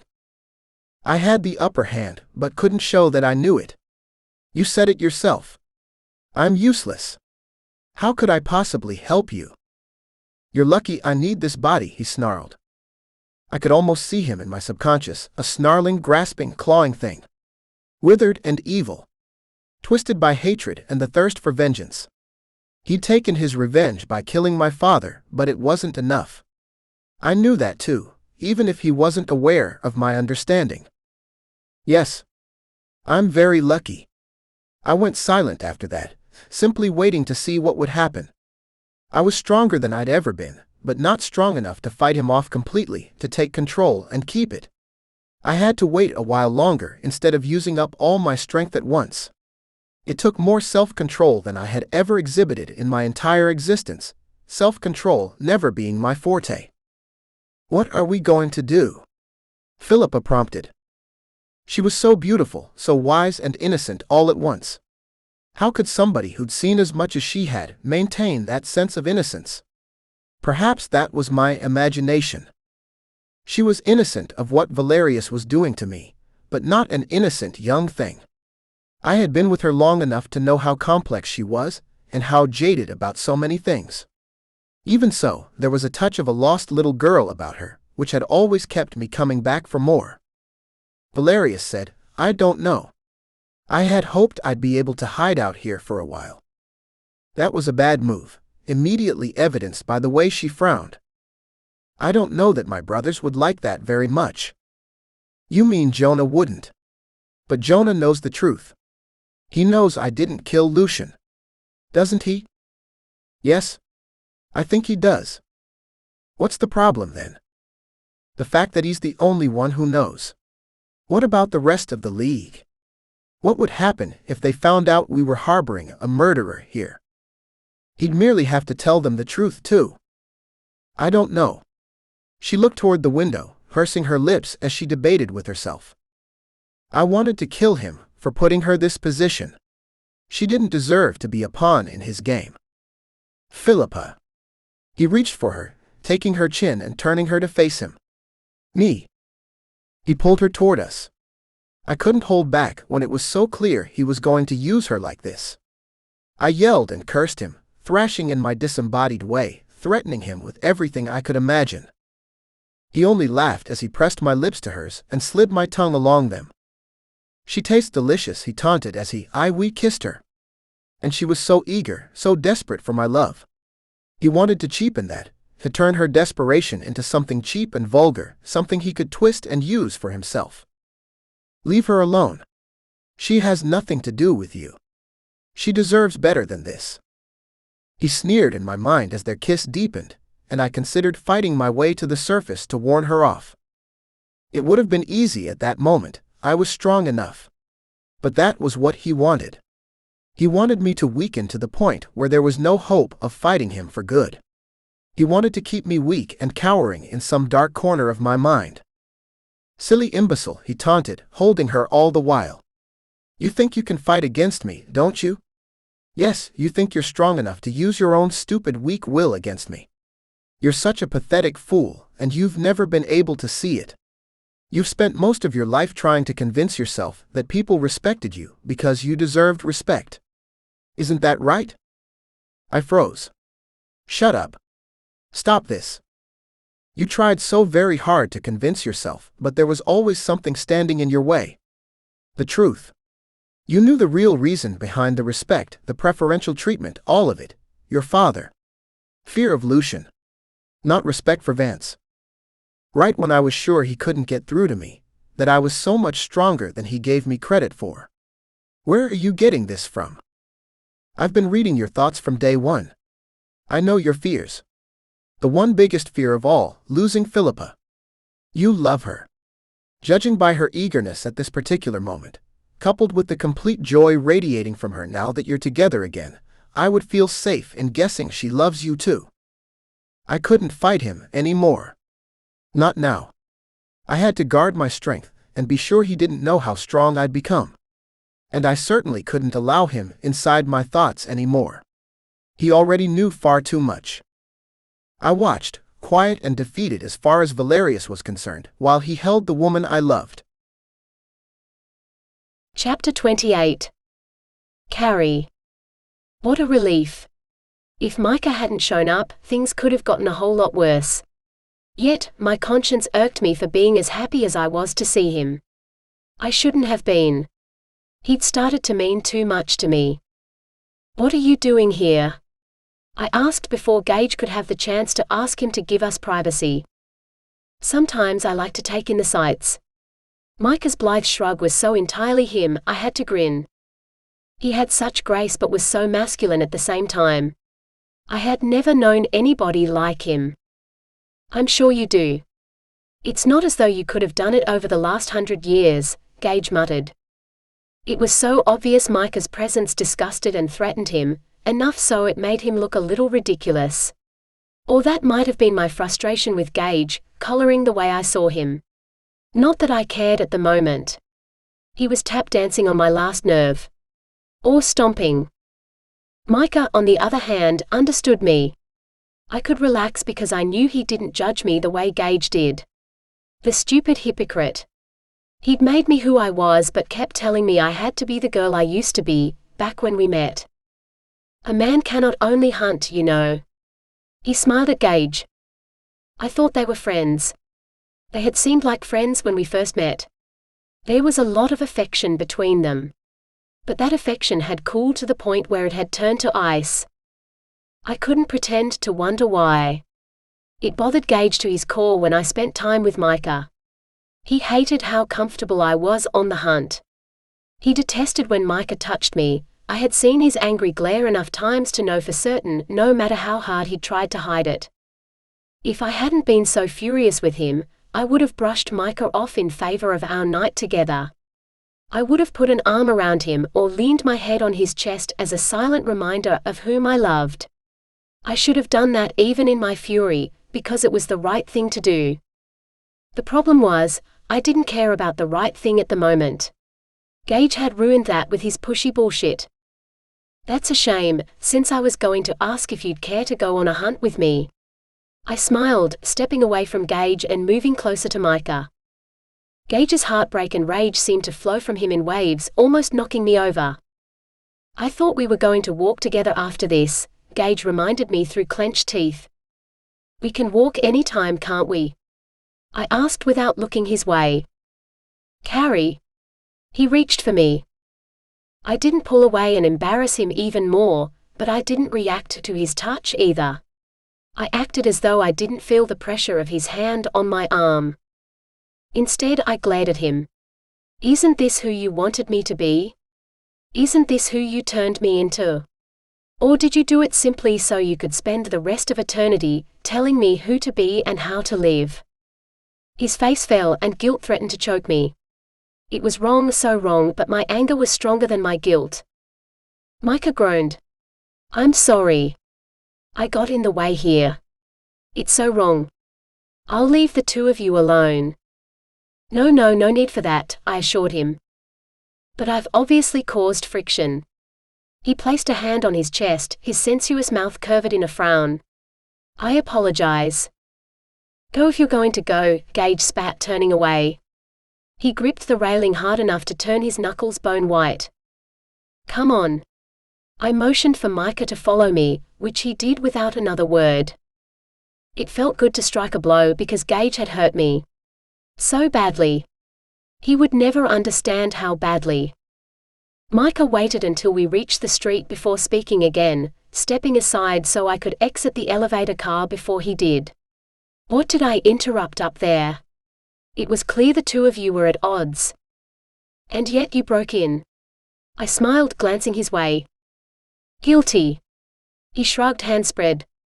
It was clear to me you were in pain, and I wanted to do something to stop it. If that makes me a monster, so be it. I will gladly accept it. He had a way of getting to me. I couldn't help smiling at his protective instincts. He wasn't hurting me, I mean, maybe my feelings were hurt, but that's something he and I have to get through. Somehow. I rubbed my bare arms with my palms when I realized something had sent a cold shiver through me. And I hurt his feelings. Which is a crappy thing to do, since I know how it feels. I'm sure this is natural. All couples go through things like this. Granted, the two of you aren't the typical couple. What an understatement. We walked across the Pont d'Iéna and turned down the Avenue de New York. How ironic. I couldn't help but glance back at the tower again and again, regretting the way things had gone. Time and distance always seemed to do that. We walked in companionable silence. He seemed to understand the heaviness of my heart, and gave me the chance to get my thoughts in order. Where's the rest of the clan? I asked after we'd walked a few blocks. They're off hunting and doing whatever it is they do. I see. Micah rarely hunted alone. This told me he'd been searching for us. For me. I couldn't help feeling a little flattered, since it wasn't as though I hated him. Far from it. I couldn't deny my attraction to him, in fact. Anybody with a pulse would have been attracted to someone like him. Between his dark, smoldering looks and his magnetism, he was a walking dream. I miss dreaming. Have you ever had a consort after you came to Paris? I asked in an effort to forget my troubles. Oh no. I could never bring myself to commit to one woman. I laughed. You're such a jerk sometimes. I know. It's part of my charm. His smile nearly melted me. I blushed and looked away. So there hasn't been anyone special in all this time? There have been many special people, he assured me, keeping his voice light. But not one very special person. You know what I'm talking about, Micah. You don't have to pretend to be Mr. Cavalier with me. I know you have a heart in there, somewhere under all those muscles and all that hair. That hurts a little. I know it doesn't. At any rate, no. There hasn't been a special woman in my life since. His soft sigh was barely audible, but I picked up on it. I'm sorry. I didn't mean to mention something which still causes you pain. I can't blame you for being curious, but I don't think there will ever be a time when the memory of Georgina doesn't cause some degree of pain. She was special to you. Of course. Time doesn't erase that sort of love or even blunt it. If anything, the love I have for her is stronger than it ever was before. Perhaps because I've spent so much of my existence without her. What happened to her? I mean, I know you turned her. But why? You don't have to tell me if you don't want to, but it might help to talk about her. I would like very much to talk about her. It's been a long time since there's been anyone who wants to hear about her. It's as though she never existed, and that's the cruelest part of it all. I'm so sorry. And I'm all ears. He sighed again. I looked up at him, his profile beautifully highlighted by the street lights. It may as well have been only the two of us in the entire city. None of the humans even registered on my consciousness, which was rare since I was so often hungry for them. Georgina, he breathed, then smiled. Maybe the first genuine smile I had ever seen from him. He resembled an enamored little boy, not the always-in-control creature of the night I had known since arriving in Paris. I liked this version of him much more. She was the daughter of one of my father's employees. We were farmers, as Gage's family once was. Mr. DeVoe was the business manager. He was a fairly wealthy man, and we were a wealthy family, so it seemed natural that we would one day be married in order to unite our families. Georgina and I were lucky in that we were in love. Some young men of my day and age were forced into arranged marriages with utterly tragic excuses for women. That's not sexist or mean at all, I muttered. It's still the truth, however. But Georgina was an angel. Not unlike you in many ways. I blushed. Stop it. I mean it. She had the same golden hair as yours, the same snappy intellect. It was unfortunate, if anything, for her to be born into an era in which a woman's intellect was disregarded. Sometimes I still see her blue eyes in front of me, as though she still possessed the power to look into my soul. Many were the times when I was certain she was capable of that. Did she know who you were? I mean, what you were. She did. I could never keep a secret from her. She never understood why we couldn't meet in daylight. Why we always had to meet at night. She would ask me to take her on a picnic or a carriage ride, and I'd remind her how busy I was during the day. I would beg off by using work as an excuse. My father kept me on a short leash, that sort of thing. It only lasted but so long. And it was more than that. I loved her too much to allow her to be mine under false pretenses. Eventually, she would find out what I was, and I might lose her love. I couldn't do that to her or to me. How did she react? With curiosity, strangely enough. Or perhaps not so strange. She was always curious about life and the world. She would have made a wonderful scientist or explorer. When I told her I was a vampire, she was fascinated. She peppered me with questions every night for a full week. At the end of it, she assured me I had her love. Even though I wasn't allowed to turn her, though I may have been able to appeal to the League once we were wed, and there could have been a chance for them to rule in our favor, she was eager to see life through my eyes one day. Her exact words. His smile was sweet and full of love. So much love it took my breath away. And what happened to her? He was quiet for a long time before speaking again, and his voice was tight when he did. She grew ill.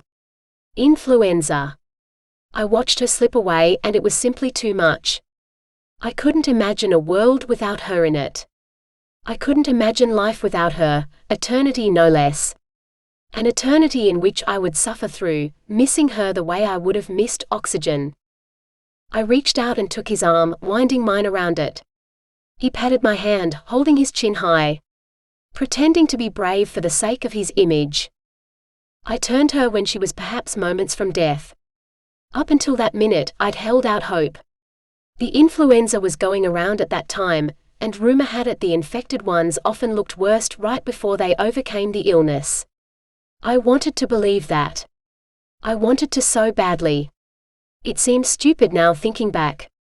But that's what love does to people, isn't it? I suppose so. His jaw tightened, muscles jumping in it. Needless to say, the League heard of her existence and put an end to it. I can't speak any more on the subject. I'm sorry. Don't be sorry. Don't ever be sorry about that. If I were you, I wouldn't have been able to speak of it at all. You're very brave. Brave, he scoffed. If I'd been truly brave, I would have let her go. Or at least found a way to spirit her far from the League before they learned of my actions. I would have protected her better. But I didn't. I thought they would understand. I was hardly a child at the time, but I was still hopelessly naive. And because of my naivete, she died far more horribly than she would have if I'd allowed her to die from her illness. You can't torture yourself over it. His laugh was bitter, angry. Pained. Can't I? I've done a fairly good job of it ever since. How can a man forgive himself for something like that? I wasn't there when they killed her. How could I be? I had to run. She died alone. She may have been wondering why I'd deserted her. There is no greater pain than that, I assure you. He turned his face away toward the street. Tears filled my eyes and threatened to choke me. Only it wasn't entirely over his story that I felt so emotional. That was how Gage must have felt when I'd been dying. Like he couldn't live without me. And unlike Micah, he had gotten me away before anyone could find me. He had taken a great chance, and was living in a literal underground tomb for my sake. Here's Sake too, of course, but he could have easily acted out of self-interest and allowed me to die merely to save his own life. He hadn't done that. He'd known well what would happen to him if caught. He had seen his friend go through it. But he'd chosen me. Micah pulled up short when I stopped walking. Oh. I'm sorry. I shouldn't have told you about this. It was too much. I shook my head. That's not it. I hate to do this right now, especially after everything you've shared, but I need to find Gage. I have to try to make things right.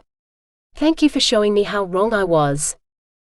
I jumped a little to press my lips to his cheek, before turning and hurrying away. If I got lucky, I'd find Gage at the tower, but I'd go to the catacombs if he'd left. I could only hope to make things right again. Chapter 29. Micah. I watched her run away, my cheek still tingling with the sensation of her lips against it. Leaving me alone as she ran through the night in search of her great love. That pathetic fool who thought he could keep her all to himself. What the hell did I have to do to get to her? I had her, damn it. I had her. I was so close. Another 5 minutes, maybe 10, and she would have been in my arms. One kiss, and I would make her forget she'd ever met Gage. I hadn't foreseen the possibility that she'd recognize the parallels between her story and Georgina's. I'd only wanted to capitalize on her sympathy, and use it to complete my seduction. Perhaps if I'd told her about the way her boyfriend had allowed Georgina's murder, she wouldn't have run off to find him like a heroine in an old movie. Gage was weak and cowardly, not to mention soft from centuries of living in luxury. Not nearly man enough for her. She deserved fire and passion, which I would gladly give her for the rest of my life. If only she weren't so blind. She was long gone, and I hadn't moved from the spot in which she'd left me. Unspeakable frustration and unspent desire fought for domination in my psyche as I resumed with my walk. I was no longer strolling as I'd been with her. This time, I was looking for a meal. It was only a matter of time before their relationship imploded. Anyone with eyes could see it. She resented him for telling her what to do. She resented him for turning her in the first place, still unable to understand her dual nature, unable to come to terms with what she was capable of. Her humanity tugged at her conscience, even as her thirst for blood was an unending presence in the back of her mind. I would never make her choose between her two natures. I would never make her feel guilty for being who she was. I would celebrate her, take pride in her hunting skills while enjoying her humor and intelligence. She didn't have to be one or the other. Several women walked in a group on my side of the road, coming in my direction. All of them stared as we passed each other, and I acknowledged them with a nod. A shame none of them were on their own. One at a time, I would have gladly fed on them. But four? Too many chances for something to go wrong. Carissa. The name was like music, as the sound of her voice was more pleasing than my favorite aria. She was the only woman to stir anything resembling love in me since I lost Georgina. She may have believed I was only flattering her when I said she reminded me of my long-lost love, but it was the truth. They were both beautiful and strong and intelligent. Warm and humorous and able to make me laugh at myself, which was something not a single other person had been able to do throughout my life. I reached the Jardins de Trocadero, with the lit fountains which overlooked the Eiffel Tower. Couples strolled along, holding hands and kissing and generally nauseating me. There were too many of them wandering around to feasibly lure one of them into the shadows. Somebody would see. A head full of golden waves caught my attention, and for a second I thought she might have come back to me. The way my heart clenched was surprising and alarming. It wasn't her, naturally. But in that one moment, I'd hoped. And that was a dangerous thing. She, the lookalike, was alone. My instincts pinged as they did when I knew I had found my latest meal. I followed at a safe distance until I was sure she wasn't meeting anyone. She appeared a bit depressed, shoulders slumped and arms wrapped around her waist. Perfect. She wasn't paying attention to her surroundings. I fell into step beside her once I was certain we weren't being observed. "Why would a beautiful woman such as you look so sad?" I murmured. She glanced up at me with big, wide, trusting eyes. It was almost too easy. I smelled the desire coming from her right away and noted the dilation of her pupils, signaling her arousal at my presence. It was only a matter of minutes after that. I crouched behind a wide tree with her crushed between the trunk and my unforgiving body, giving the impression to anyone who might see us that we were nothing more than lovers enjoying a thrill. She'd long since gone limp, her blood no longer pumping. I made sure I was alone before giving her the space to fall to the ground, folding in on herself. It wasn't safe. I shouldn't have done it out in the open, much less to a girl somebody might miss. She wasn't one of the nameless, faceless, lonely souls I normally preyed upon. But I couldn't help it. She reminded me so much of Carrie, even in death. If I couldn't have her, I would take the next best thing. I coursed away from there, cutting through the darkness along the bank of the Seine until I was a sufficient distance from the scene of my crime. That was a stupid, undisciplined move. I couldn't go around draining every blonde who crossed my path. I had to do something about the Gage problem, and fast, before I made a deadly mistake. I wouldn't share Carrie with him any longer. Chapter 30. Anissa. What do you want from Fane? How I managed to sound strong was a mystery, since all I could do was quake inside. Beings like Eleazar didn't make empty promises or threats. That much I knew. And they didn't make bargains in which they expected to be anything less than the one to benefit most. That is for me to decide, little half-breed, Eleazar murmured with a wicked smile. Everything about him was wicked. I could understand all too well how he'd managed to get himself locked up for as long as he had. I could imagine the sorts of crimes he must have committed, how many lives he must have destroyed. We deserve to know. Scott snarled as his fangs descended. He was about to get us all killed. Stark made a move in his direction, as though to stop him from doing anything as monumentally stupid as he'd tried in the courtyard. The details of our agreement are between Fane and me, he informed us, as calm as anything. It didn't matter how Scott threatened, or whether or not he was outnumbered. He was as placid as a still lake. That's nothing but a filthy excuse, Scott growled. Yes, well, it's the truth. Whether you believe it's an excuse or not is up to you. You don't deserve to know, nor do you need to. I moved in close, murmured in Scott's ear. He's been locked up all this time. He spent it fantasizing about how he'd make those who'd put him in his cell suffer for it, and how he would twist others to his will. He wants to lord his power over you. Don't give him the satisfaction. Don't tell me what to do. Scott, he'll kill you. I looked him in the eye. He will kill you for the fun of it. This isn't a game. There's nothing you can do now to change the way things have unfolded. Think about what you're doing. Think about who you're challenging here. He peered over my shoulder to where Eleazar and Fane stood. Some of the light left his eyes. The fire. He was starting to listen to reason, and I nearly went weak with relief. Then his eyes went wide and his mouth fell open. Mother? What? I spun on my heel and saw what he'd seen. A woman entering through the tall double doors, so tall they dwarfed her. Her red hair was brilliant, like that of her daughter's.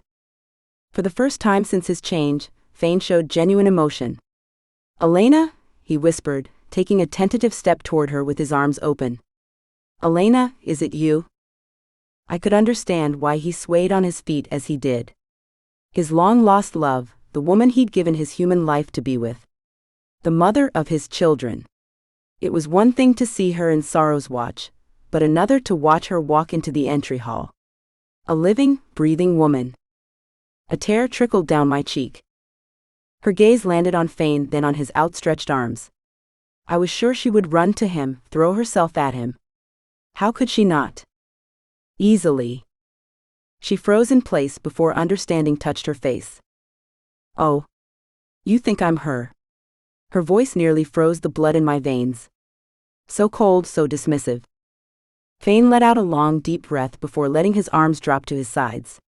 Nivea. All the emotion was gone from his voice. She tilted her head to the side. That's correct. So sorry.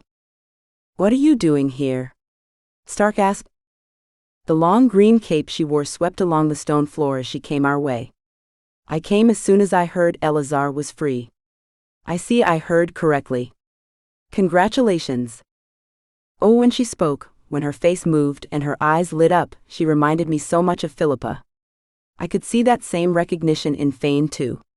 What would it be like to have every memory come flooding in all at once? Eleazar raised an eyebrow. Nivea. What warrants a visit? You must have come a long way. Terribly long, she agreed. But I give you enough credit to know why I'm here without needing my explanation. Unless the passage of time has dulled your faculties. You want me to place you back in your own body. Ah. She smiled. I knew you could put it together. He made a big show of cringing, though I knew he didn't mean it. I was fairly sure he'd never experienced a genuine emotion in his life. I'm sorry to be the bearer of tragic news, but Samara is no longer with us. What? She hissed. I exchanged a worried look with Sarah. Something told me we needed to get away from here, and fast. There was no telling how bad things could get. I lost her this very evening, right before being freed. His face showed nothing of the storm of grief he'd suffered when he'd found her, and I amended my assessment. He could experience deep, genuine emotion. I had witnessed it. No matter how cavalier he pretended to be, he had loved her. Rather than offering condolences, Nivea was incensed. What do you mean, you lost her this evening? She's dead? You couldn't have saved her. She was gone when I reached her, and you should know very well that once a person is dead, there's no bringing them back unless the one doing it is willing to accept the difference in them. I wouldn't do that to her. No matter how much I wished to keep her with me. She wouldn't want to continue living that way, either. Nivea waved her hands. I don't care about your personal reasons, Eleazar. I didn't ask about your feelings or your sense of right and wrong. I asked why you didn't save her when you knew I would need her. You needed her. What do I care about what you need? I'm searching my memory for one more single occurrence of you visiting me here at the prison, and I can't think of one.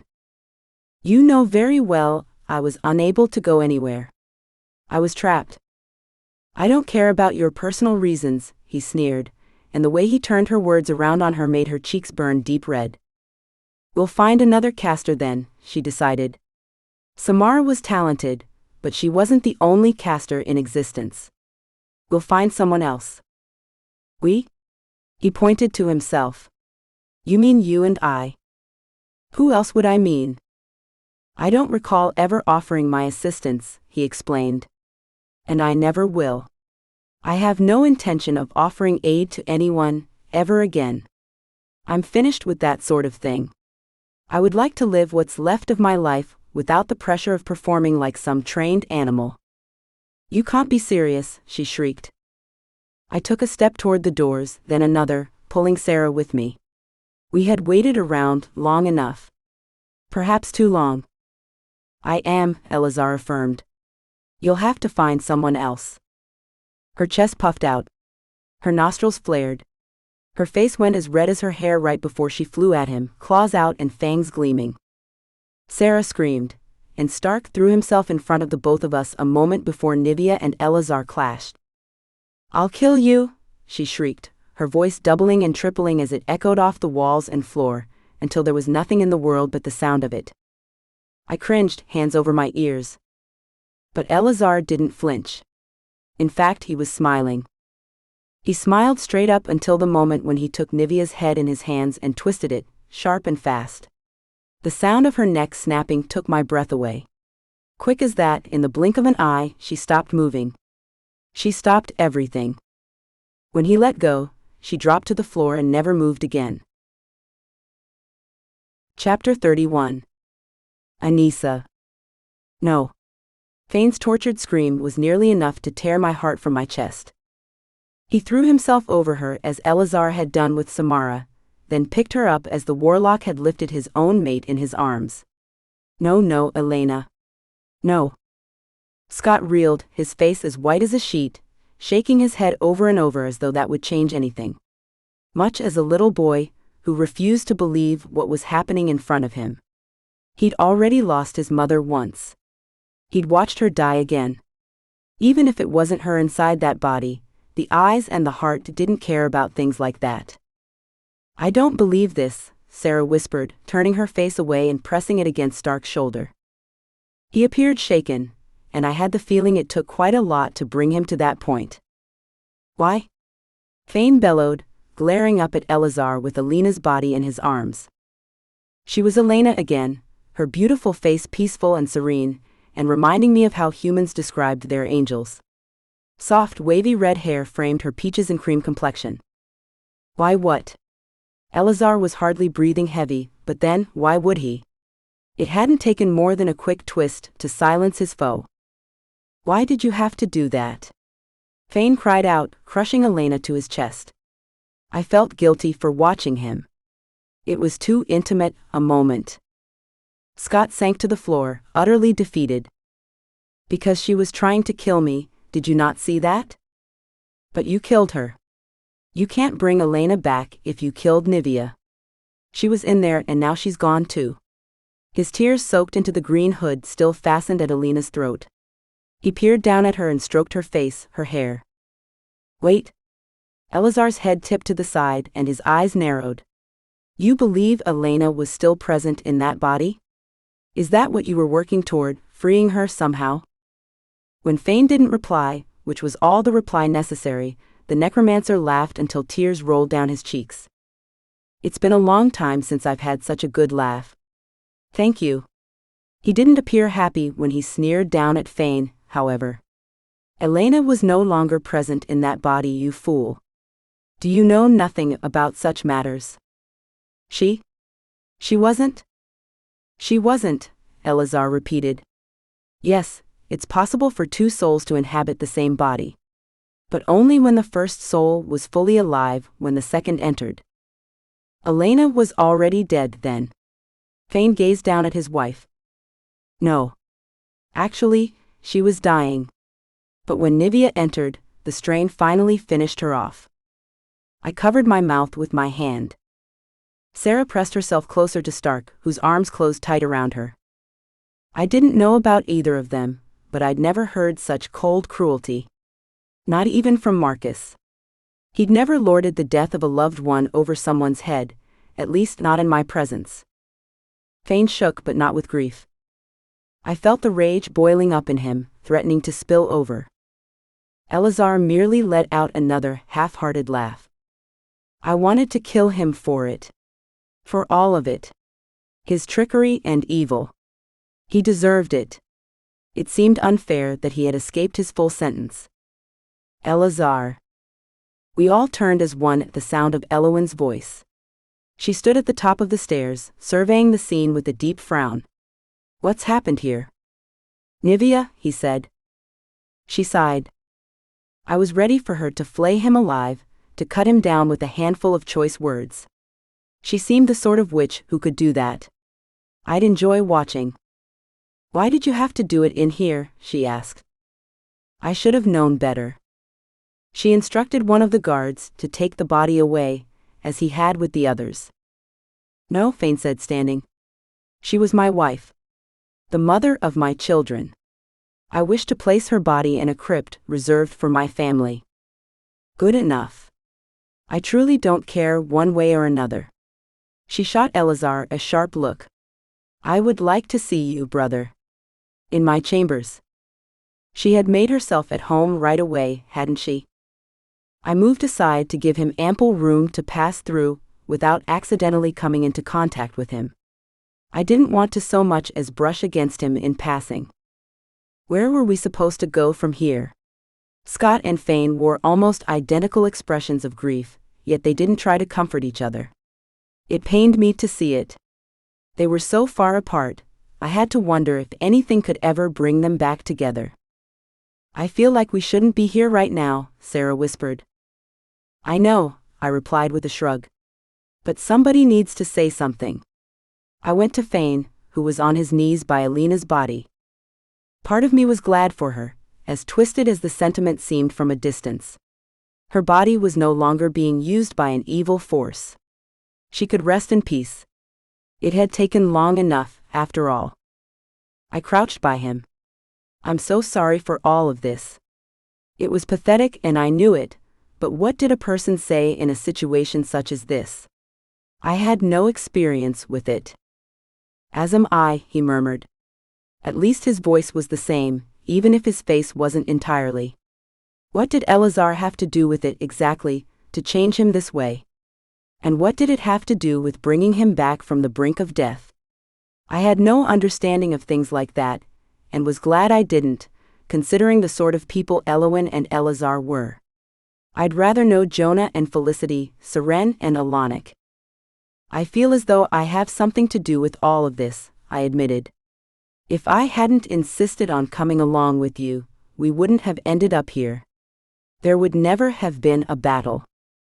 There would have been a battle at some point, even if it hadn't happened today. Opportunists, such as Elowen, will always find a reason to battle. I couldn't argue that, but couldn't help thinking it would have been better for somebody else to be involved in her battle. Anybody outside the circle of people I cared about. He rocked back on his heels with a defeated sigh. You know, for the first time in as long as I can remember, there's no mission. There's nothing for me to focus my energy on. The worst part is, it was all for nothing. Elena was never there. I'm the one who put us all through this, and for what? And now, what is there to continue for? I can think of at least two things, I reminded him as gently as I could. Seren and the baby. Instead of remembering them and admitting I was right, he scoffed. Yes, Seren. Who may very well die, as a result of giving birth to my child. I'm no use to anyone now. Though if it brings you any comfort, I'm sure Jonah is taking care of her as I asked him to. The last thing I could do for her. I gaped at him, wordless. There was no getting through to someone despairing this deeply. I could only rest my hand on his shoulder, and offer him whatever solidarity I could while he stared at his dead wife. Then he raised his head. There's one more thing I can do. I had forgotten. What? I stood when he did. There was a feverish glow in his eyes that I wasn't sure I cared for. He had already been through so much. Did he have a breaking point? Had he reached it? Philippa. He gazed down at me. I can help Philippa. How? Talk about a lifelong mission. There was no helping her, as far as I was concerned. I can return Vance to her, he said, sounding more like the Fane I knew. She loves him, and knowing Valerius is in possession of his body must be terrible for her. I know that feeling. What would you do? Especially with Samara dead, I wanted to add, but I held my tongue. It would be tantamount to rubbing salt in his wounds. Besides, he knew Samara was dead. He needed no reminding. I'm not sure. I only know it would make her happy, and I would do anything to ensure my children's happiness. A soft smile touched the corners of his mouth. I know Jonah is already taken care of. As nice as it was to hear that, it didn't ease my concerns over his idea. Hadn't he had enough of battling these beings? I could almost look back at the times when I thought Marcus was the vilest creature in the world with fondness. I was so naive then. Sometimes ignorance truly was bliss. Eleazar already said he was out of the business, I reminded him, hoping he would change his mind. I wasn't overly fond of the idea of meeting another necromancer. One was enough. I'm sure he could be persuaded. Fane was halfway up the stairs to the second level before I registered what he was going to do. I followed him at a run, determined to keep whatever damage he was about to cause to a minimum. Eleazar, he called out as he hurried down the hall, his voice carrying and echoing. It would have been pointless to ask him to stop, so I didn't bother wasting my breath. I only followed, and hoped he wouldn't get himself any further into Eleazar's debt. We found him with his sister in a cavernous room, the ceiling twice as high as the one in the corridor. The walls along three sides had been carved into shelves centuries earlier and had since been crammed full of books. I couldn't begin to count them all. The tables and desks were covered with more books, plus scrolls and folios. Some of them appeared ready to disintegrate. Candles sat here and there, ancient wax dripping down table legs and onto the floor. Clearly, none of the Senate had ever heard of fire safety. The entire room would go up in the blink of an eye. Elowin stood by the window, while Eleazar sat with his feet up on a long, overburdened desk. The two of them had made themselves quite at home. I noticed Elowin had changed the weather on the island too. One good thing to come of her reign so far. What is it? The necromancer asked in a lazy voice like we had woken him from a nap. I need your help, Fane announced, standing across from him on the other side of the desk. A mountain of paper stood between them. I've already told you, I have no intention. Fane cut him off. Yes, I know. You're not going to offer your services to anyone, ever again. Yet, I wanted to present you with this request. If you're so determined to waste your time. He waved a hand. Get on with it. Valerius currently inhabits the body of Vance, who was Lucian's son. I wish to free Vance by getting Valerius out of his body. Eleazar and Elowin exchanged a glance at the mention of Valerius, but said nothing to each other. I didn't like that look. They already had ulterior motives. I wanted more than anything to take Fane by the arm and lead him out of the room. He was in deep enough as it was. And why would you want to do this? Elowin asked. I caught the note of intrigue in her silky voice. Because Vance means a lot to my daughter, and I know it would make her happy. The witch stopped short of rolling her eyes. Was she that cold and unfeeling that she couldn't understand the importance of love? And yet she had gone to great lengths to free her brother, but that had benefited her too, I reminded myself. Eleazar removed his feet from the desk and replaced them with his folded hands. Why would I do this for you? I would owe you for it. You already owe me. I know it, Fane growled, but I would accept greater debt if it meant my daughter's happiness. I glared at him. Was he insane? Had he lost his mind along with his vampirism? Personal feelings for Philippa aside, he was going too far. You realize we would need a caster to replace Samara, Eleazar murmured. I'm sure we could find one in Duskwood, and it would behoove you to hide there for a while at any rate. You may believe you're safe here, but when the rest of the witch world finds out you were released before your sentence passed. I would like to see them make an attempt to attack the island, Elowin declared with a toss of her hair. She had a great deal of pride in her abilities, didn't she? I remembered studying literature in my other life, my normal life, and reading about characters with fatal flaws. Hers would be pride most definitely. I wondered if it would mean the end of her one day, and thought that day couldn't come soon enough for my taste. Whether or not Stark wanted her to train Sarah, I didn't trust her. Eleazar shook his head. I wouldn't put you to such trouble, sister. Perhaps Fane is correct, and it would be best for me to leave the island for a short while. Anyway, I would only distract you from the work you have to do. I cannot have you worrying about my protection, along with everything else. He stared at her, and she at him, and again they exchanged a look I didn't like.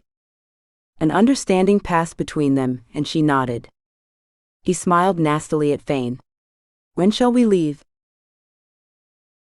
Chapter 32. Gage. If there was one good thing about our having a fight, it was how much more attentive and sweet Carrie was in the days after. Not that I didn't make as much of an effort to smooth things over, but it seemed as though she was trying twice as hard. I couldn't help but wonder what happened between her leaving with Micah and when she'd found me in our room later that night. She'd thrown herself into my arms and offered tearful apologies, begging me to forgive her when there was nothing to forgive. We were on our way to the catacombs from the Louvre, walking hand in hand. Carrie couldn't stop talking about everything we'd seen, and I couldn't stop smiling. She was like a little girl, flushed and grinning from ear to ear. I would have taken her back there every single day, solely to see her so happy. It felt as though we were truly turning a corner in our relationship, and her new life. It was possible for her to be happy with more than hunting, especially since she needed it less and less as her hunger became easier to control. She linked her arm with mine and leaned against me as we strolled through the dark streets, still vibrant with the city's nightlife. No matter how much grief I've given you since we got here, I want you to know I consider myself lucky to be with you. I'm glad it was you I found that night outside the club, or that you found me rather. In spite of what happened because of it. The Euro shifters would never have done what they did if it hadn't been for me. She could have still been living as a human with a cat and an apartment, and a future as a normal woman. I'm happier now than I was then. I mean that. It's easy for me to act like a child when I'm feeling frustrated or confused or guilty about what I've done here in Paris. Overall, when I'm thinking rationally, I'm loving you and I'm grateful for the sacrifice you made. I stopped and cupped the side of her face in my hand, kissing her gently in front of everyone on the sidewalk. Not that it mattered. I'd seen more couples exchanging embraces and kisses in the past couple of weeks to last a lifetime. It was affirming, really. A reminder that love took many forms. I do love you, I whispered, touching my forehead to hers. I would do it again and again if it meant having you in the world. Without you, there would be no reason to breathe. We walked on, a little more slowly, with my arm around her shoulders. After a while she murmured, "That reminds me of something Micah said." My arm went stiff, though I made a point to keep my voice sounding carefree. Oh? What did he say? He told me about Georgina. What a sad story. He loved her so much. Yes. He did. I looked at her out of the corner of my eye. What else did he tell you? Nothing much more than that. He told me about her death, and how lonely and heartbroken he's been ever since. She shivered. That was what reminded me of what you had sacrificed for me, and that I couldn't take it for granted. I had to find you after that. I suppose I should thank him for reminding me what really matters. I'll thank him for you, I promised, kissing the top of her head while sour bile rose in my throat. I saw exactly what he was trying to do, even if she didn't.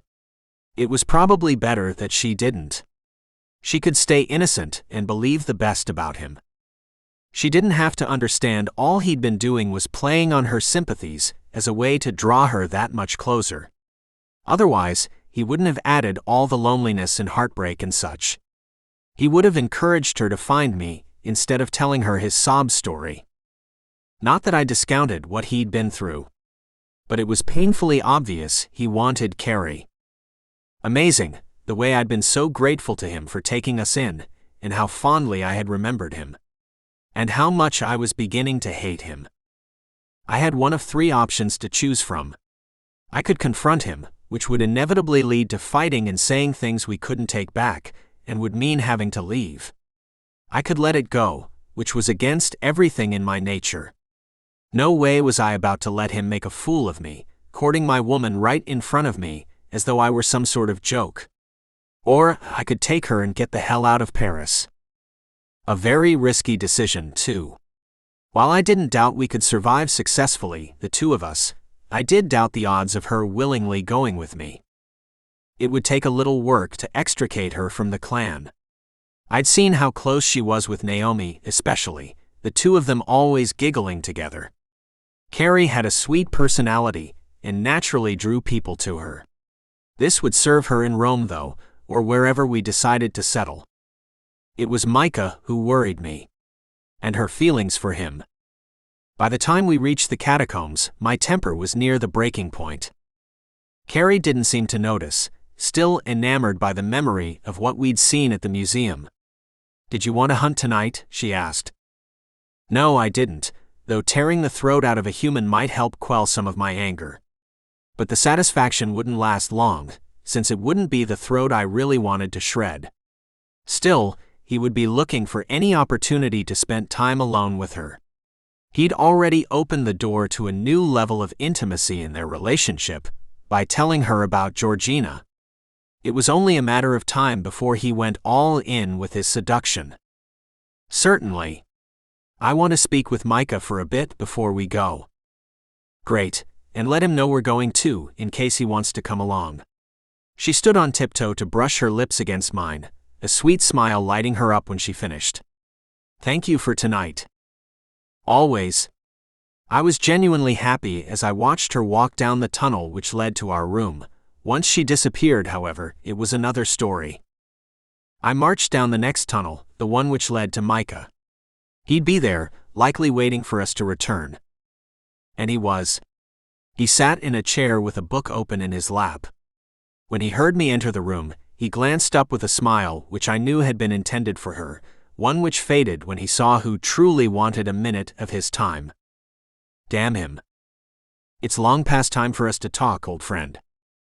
He gazed up at me with something like surprise, but the expression didn't quite reach his eyes. They were knowing, almost expectant. He'd known this was coming. He had to. What can I do for you, Gage? He reclined in his chair, extending his long legs until they crossed at the ankles on a padded footrest. His hands were folded over his midsection, fingers tapping against the backs of his knuckles.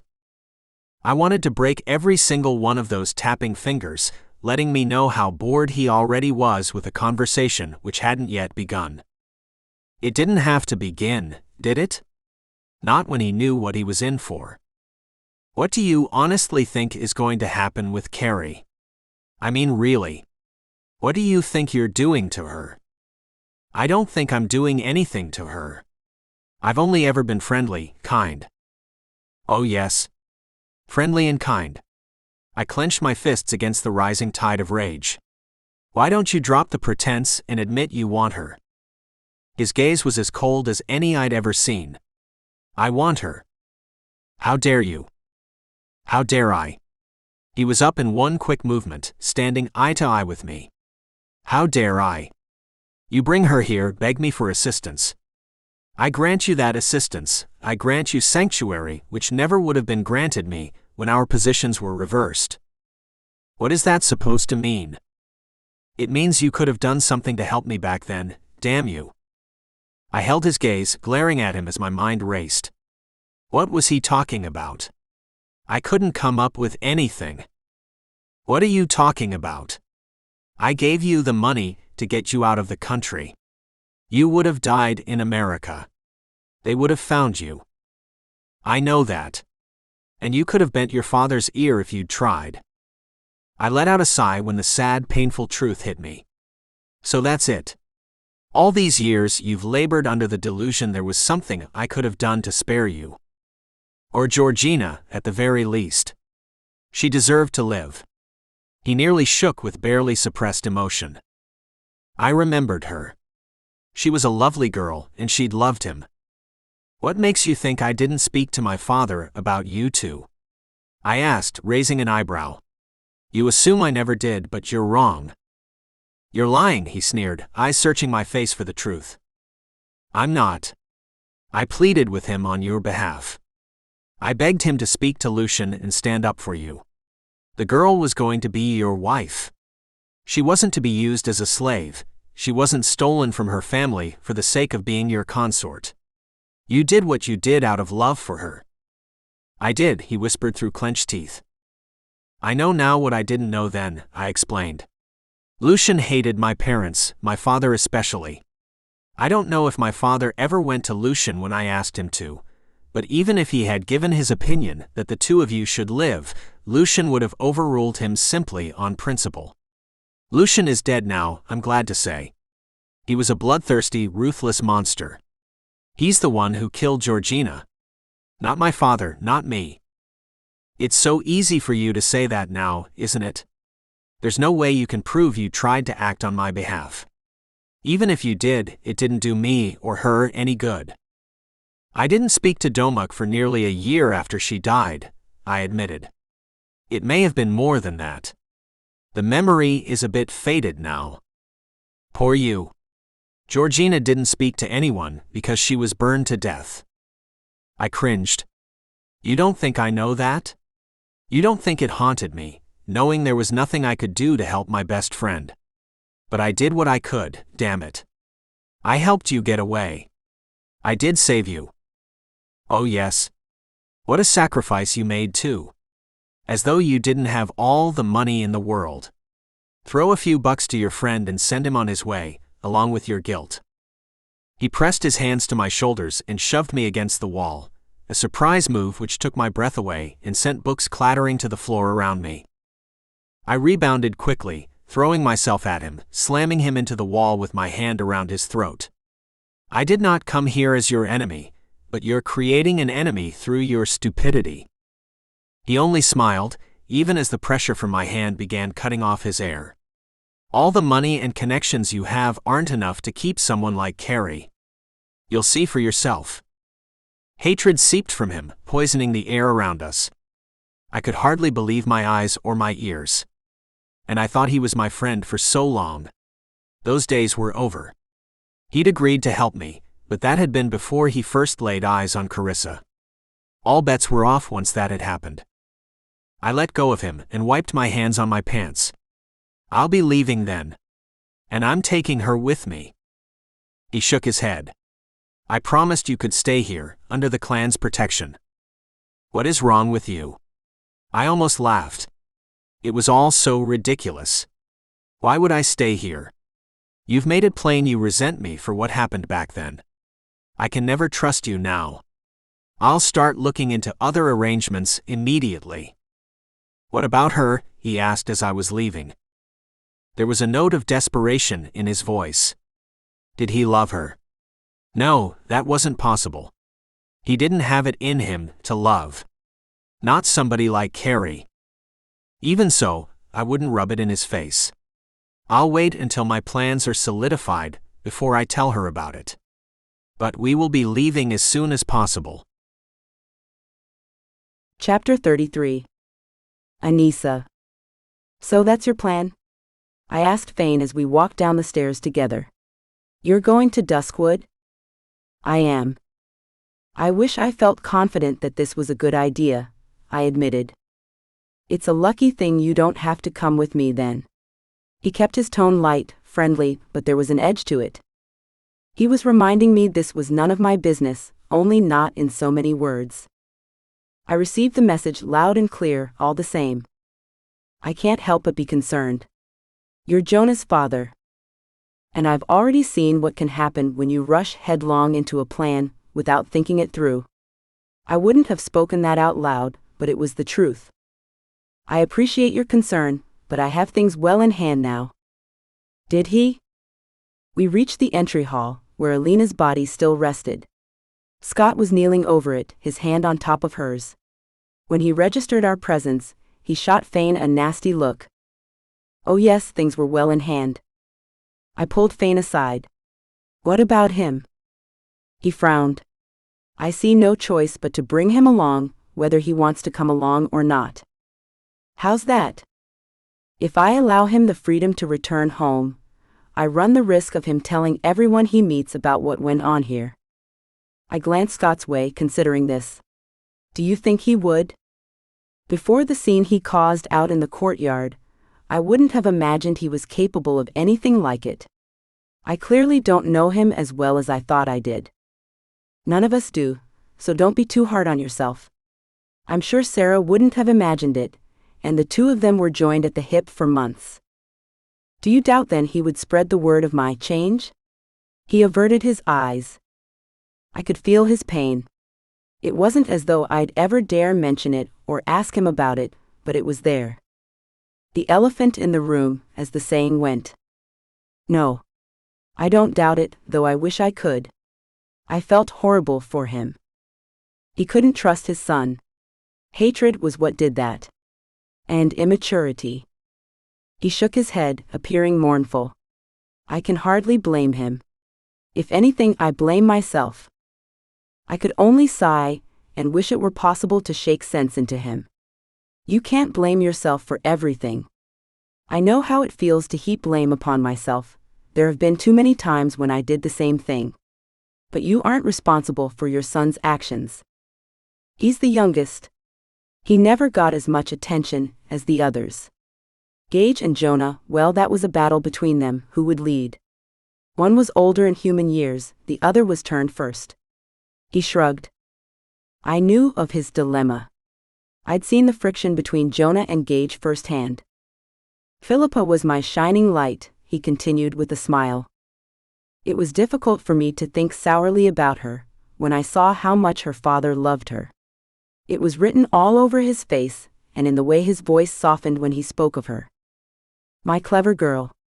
Sharp and charming and always able to make me laugh, even when clan business had me tied up in knots. I favored her. I admit that. So Scott? He shrugged. He fell by the wayside, and I feel terrible about that. To a degree, I take this upon myself. There was no arguing with him. All I could say was, I'm sorry this is happening. Scott is far into adulthood, and is responsible for his actions, but I understand why you would feel badly about it. He looked at the back of his son's head with a fondness I couldn't begin to understand in the light of everything that had transpired. Not only that, but I want the chance to repair what's between us. I can't leave things like this. Do you really think making him go to Duskwood with you will help you repair things? He'll only resent being told what to do. There's as good a chance there as there is if he were to return to the penthouse and had a chance to brood. Which meant there was no chance at all. But I couldn't say that. There was so much I wished I could say. I wished I could spare him what I saw coming his way. It wasn't my job to do that. I had to learn when to mind my business. When I looked to Sarah, across the room but clearly straining to hear whatever she could, it was clear she agreed with my thoughts by the way her eyes narrowed. Warning me. Can you take me to the penthouse before you go to Duskwood?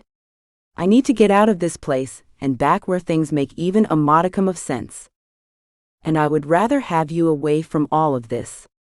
It's not only Philippa's happiness I want. It's Jonah's and yours. It might be a better idea to go to headquarters, however. Why is that?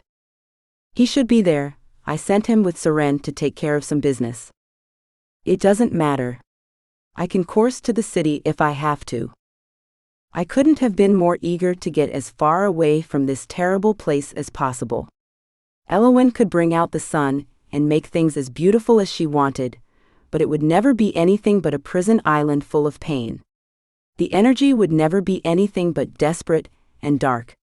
And in case I forget to say this later, thank you. It feels weak and pitiful in the face of everything you've done to protect me, but it needs to be said. I wish I could do more for you. You may get your chance one day, Anissa. Our paths will cross again, of course. I hoped so.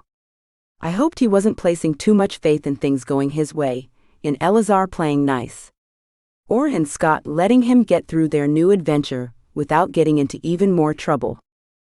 Let me say goodbye to my sister? He stepped aside and I went to her. You're leaving? She asked. You should know. You've been listening in all along. Super hearing isn't one of my new abilities, she muttered. I threw my arms around her and squeezed tight. Why did it always feel as though I might be saying my last goodbyes whenever I parted ways with somebody I cared for? Please be careful. I pulled away and looked her in the eye. You know what I mean. I meant Elowen. I meant spending time with someone as obviously ruthless as her. Alone. Stark waded off to the side. I waved him over. You're still leaving? I asked, wishing he would say no. Yes. I'll go to Hallowthorn Landing. That's the condition. He glanced at Sarah. And it's what she wants. It is. She met my gaze and held it. It really is. I knew it was. I knew why it was too.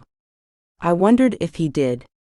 I wondered if a secret as big as her deciding to wipe out the Starkers would possibly hurt whatever relationship they seemed to be building together. I hugged her again. Please get in touch with me if anything happens. I mean anything at all. Keep me posted on your training. I'll be worrying myself half to death the entire time you're here. All right. I'll do whatever I can. She patted my back, and it struck me how much like the older sister she seemed sometimes. What about Elena? I asked Fane as we stepped outside, so he could create a portal to the human world. I wondered if it would be easier than ever for him to do it, being a full warlock. Elowen's enchanted sun touched my skin but didn't burn me. I'll bring her to Duskwood with me, until arrangements are made for her. He kept a stiff upper lip. I had to give him credit for that much. One more glance around the courtyard, my last look I hoped, and we stepped through the portal together. A laugh bubbled up my throat when I touched foot on the ground, this time in front of the old cathedral. I've never wanted to kiss the ground before, I admitted. Everything was dark and quiet there, the way I needed it to be. I needed peace. I took a deep breath and felt my muscles loosen in response. Fane chuckled. Indeed. Shadowspain Island is hardly my favorite realm to travel to. I can't imagine why. I snorted.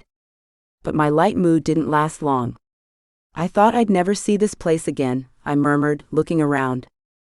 As the saying went, it wasn't much, but it was home. You wouldn't have been there forever. No. It would have felt like it though. Especially if there was no way to get blood.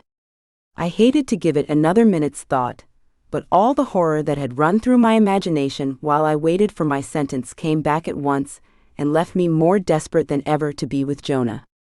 The memory of Sarah's suffering as I wondered if it would be like that for me. I would have found a way to get it to you. And Scott. I looked up at him with a fond smile. I know you would have. Even if it had meant harming himself in the process. Well, I'd better go in. Will you come with me? He took a step back, shaking his head. No. I don't think I can see him like this. My heart sank, but I understood. You know he wouldn't judge you for it. I'd explain what happened. He would be happy you're alive. You would think so, wouldn't you? I would have thought the same thing about Scott earlier. Besides, I would rather spare him this. He has enough to think about right now. You're probably right. Though I wished he'd give Jonah a little more credit. Please don't tell him what happened to me. Tell him anything else you want to, but not that. What about Seren? Something good might have come out of all of this, you know. You're the same now. A witch and a warlock. His wry smile tugged at my sympathy. Yes, but she would want to know how it happened. If she found out it was Elazar who did it, she'd know right away that I'm indebted to him. She shouldn't know that. Not now, not with the baby on the way. It will upset her too much. True. The baby already posed enough danger to Seren's health. All right. I understand. I won't say a word. Thank you, Anissa. Thank you for being there for my son.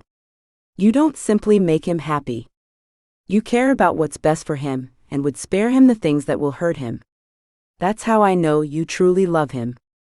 I can rest easy knowing that. Before I could catch my breath and choke out a reply, he stepped through the portal and vanished. I was alone again. But I wouldn't be for long. I hurried into the cathedral, with the hope that Jonah would be waiting inside. Chapter 34. Anissa. It was so quiet inside headquarters. Eerily quiet. I wasn't used to being there without some sort of activity, preparation for a meeting, something which sent feet shuffling and voices carrying through the cavernous space. I cringed at the sharp sound my boots made on the floor, and the lonely echo throughout the great hall. Where was everyone? I wasn't sure how to find Jonah, seeing as how I'd never gone any farther than the meeting hall, so I called out his name. Jonah? Jonah? Jonah? Jonah? My voice floated and doubled and tripled, until it was the only sound in the world. Another sound joined it.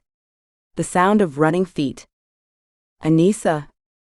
I heard him before I saw him, coming from an alcove at the other end of the hall. We met in the middle, crashing into each other, and I squeezed as tight as I could as my tears dripped onto his shoulder. I didn't think I'd ever be able to do this again. I buried my face in his neck and let him hold me while I cried it all out. All of it. Not only the terror I'd faced when the verdict came down, or the thought of being in a cell forever.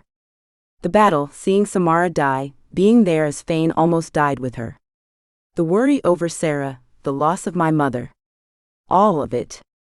It all came out as I held on to him for dear life. What is it? Jonah asked, stroking my hair. He didn't know any of it. He could afford to sound surprised and concerned and confused. When I opened my eyes and looked across the hall, I saw Seren watching us. A fresh wave of tears hit when I remembered Fane could have died, and maybe should have, depending on what Elazar would make him do. There were things worse than death. So much has happened, I wept.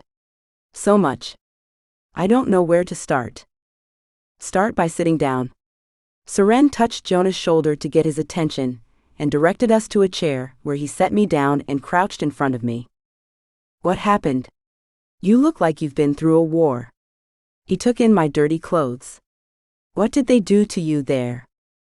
It took a long time for me to get it out, but I managed to tell them about Scott and the scene he'd caused with Sarah and Stark. Jonah's eyes were stormy by the time I finished. How could he be such an idiot? I'm ashamed of him. That's the start of it, I warned mournfully. I told them of the pathetic excuse for a trial the Senate held, and I took my time in explaining our sentence. Jonah took my hands as Seren let out a gasp of surprise. But you're here, she whispered. What happened? I groaned. Elowyn happened. I don't know if I should be grateful to her or not. If she got you out of there, it seems like there's no question, Jonah observed, squeezing my fingers until the bones nearly crunched. I don't know for sure. I don't know what it all means. I looked at Seren, since she would understand better than Jonah would. She overthrew the Senate, and is now ruling Shadowsbane Island. Seren staggered back, and Jonah made a move as if to catch her. His instinct to help her warmed my heart a little, since she would need us around her with Fane gone. I'm all right, she breathed, a hand over her chest. The paleness of her face said otherwise. It's just a shock. I don't remember a time when they weren't the ruling body on the island. I suppose they ruled even before I was born. You should be the one sitting. Not me. I got up and lowered her into the chair. I'm fine. Really? But she didn't get up. Instead, she asked, how did Elowyn manage her coup? There was a fight. A very large fight. Is everyone all right? Jonah took my arm. Everyone's fine, I lied. It was a heavy lie, and almost choked me, but I managed to get it out. Jonah stared at me, trying to decide if I was being honest. I wished Fane hadn't made me promise. It was better for Seren, however. She didn't need to worry about him. With that in mind, I continued. Elowyn freed Elazar. Of course she did, Seren whispered. That's likely half the reason why she staged the coup. I don't like her. Eowyn is a complicated witch. Powerful and ruthless. She sounded tired. I saw that for myself. Elazar seems like a real piece of work too. I looked to Jonah, who was frowning more deeply than I had ever seen before. Fane is taking him to Duskwood to hide him there. He's what? Seren asked, making a move as though she was about to stand. He can't do that. I think it's already been done, I said, my hands firmly gripping her shoulders to hold her down. He wants to use Elazar and a caster to free Vance. She winced, glancing at Jonah. What am I missing? I asked. Vance escaped, or rather Valerius did. We still don't know how. He folded his arms, his teeth gritted. So he had dealt with his own problems while I was gone. That won't make things easier, I muttered. But what else is new? At any rate, he insisted on taking Scott with him, so he'll be in Duskwood as well. I could kill Scott. So could I growled. I came close. Believe me. His immaturity set off everything else. I didn't know he had that much hatred in him. I didn't know it was possible for anyone in your family to behave that way, and I've seen what some of you can do when you feel strongly about something. The memory of Gage's insurrection was still fresh. As long as everyone is all right now, he said, sliding an arm around my shoulders. I rested my head against him, remembering the despair of looking into the future at endless centuries without being able to touch him. I suppose I should be grateful to Eowyn for being able to do this at least. One more thing weighed on my heart. My chin trembled. Gregor and Felicity were there too. They came looking for me. They didn't know what had happened, why I was in a cell, but they helped get me out. Why do you sound like you want to cry?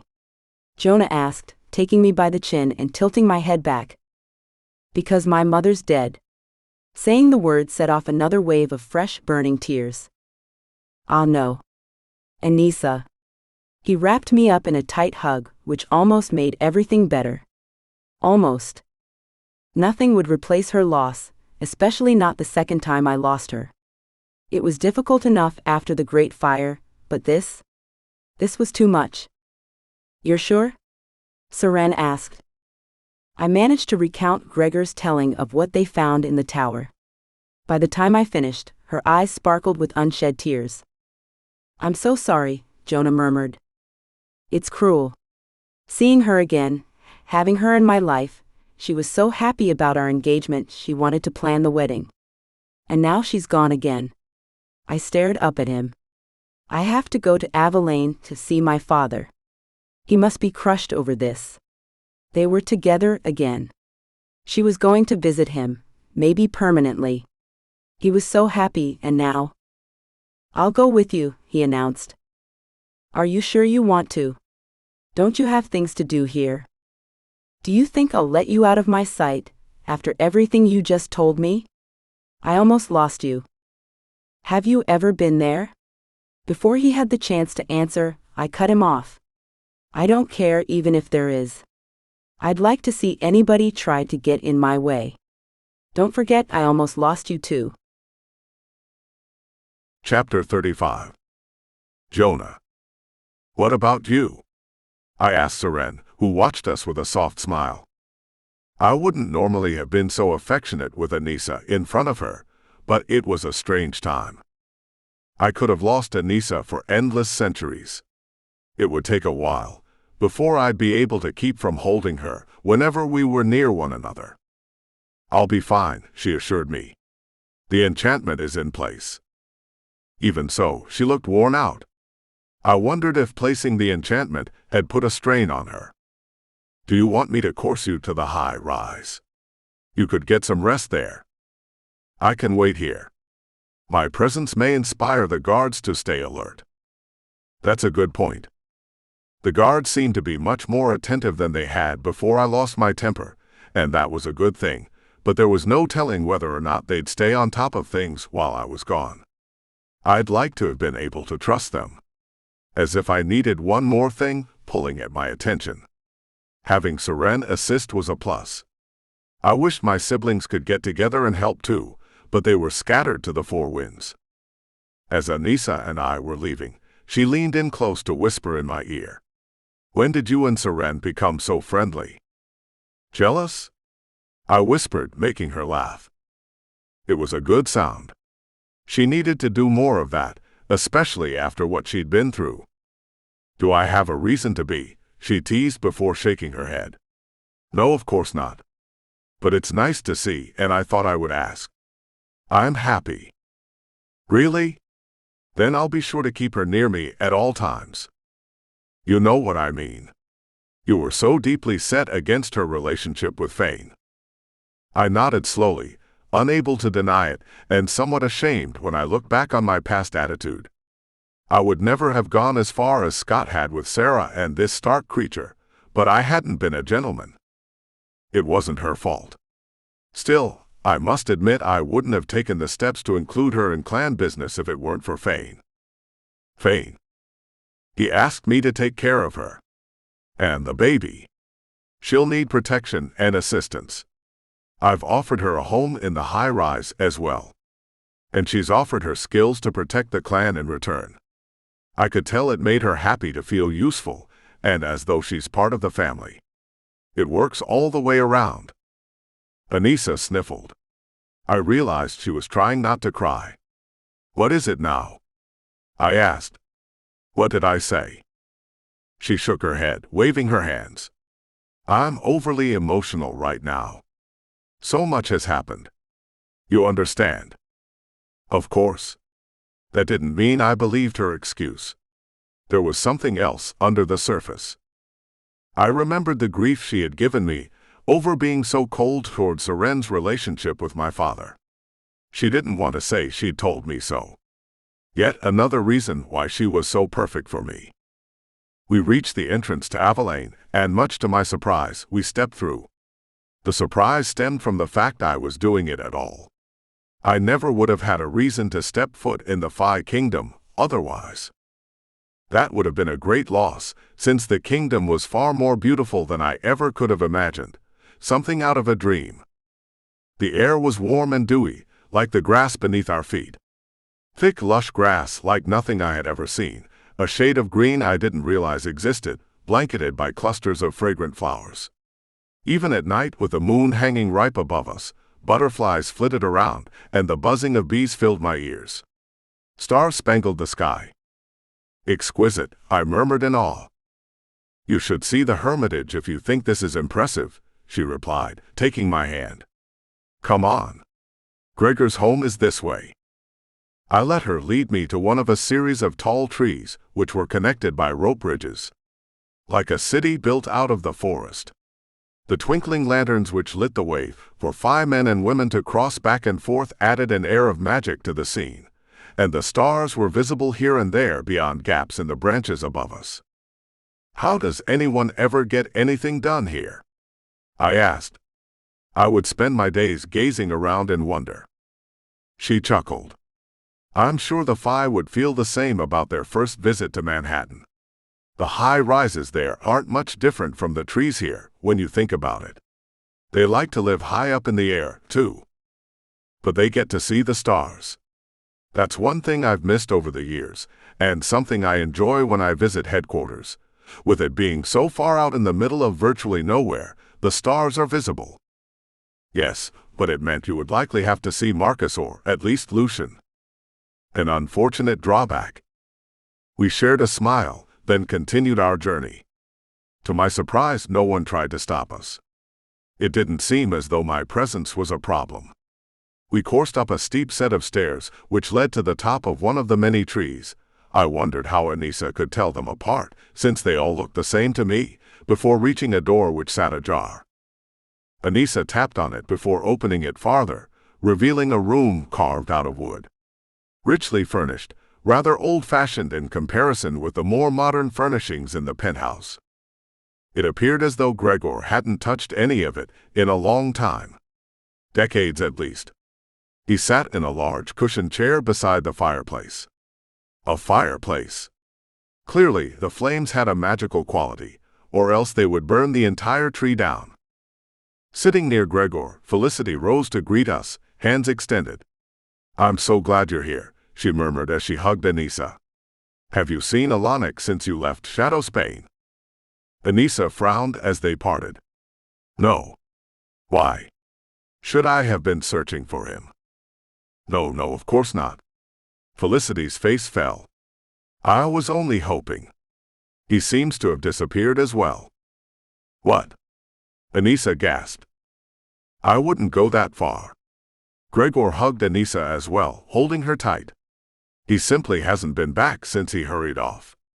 That's all." "Oh." Anissa's laugh was shaky but relieved. "He tends to go his own way. I wouldn't worry about that. He'll sometimes show up out of nowhere, then go away again." "I see." This clearly wasn't enough to ease Felicity's mind. "Is everything all right between you two?" Anissa asked, raising an eyebrow. "It's a long story," Felicity replied, waving a hand. "We'll talk about it some other time. There are so many more pressing matters at hand." "I agree," Gregor said before shaking my hand.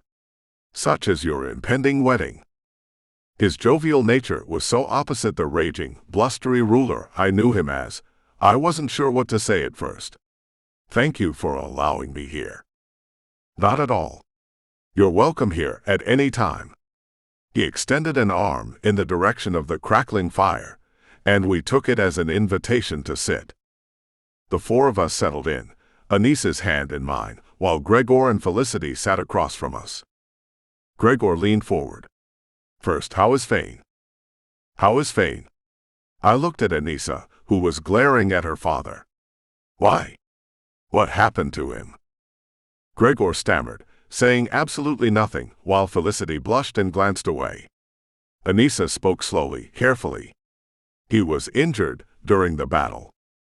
My heart seized. "What? You said everyone was fine. What happened?" "He is fine," she insisted. "But yes, he was injured."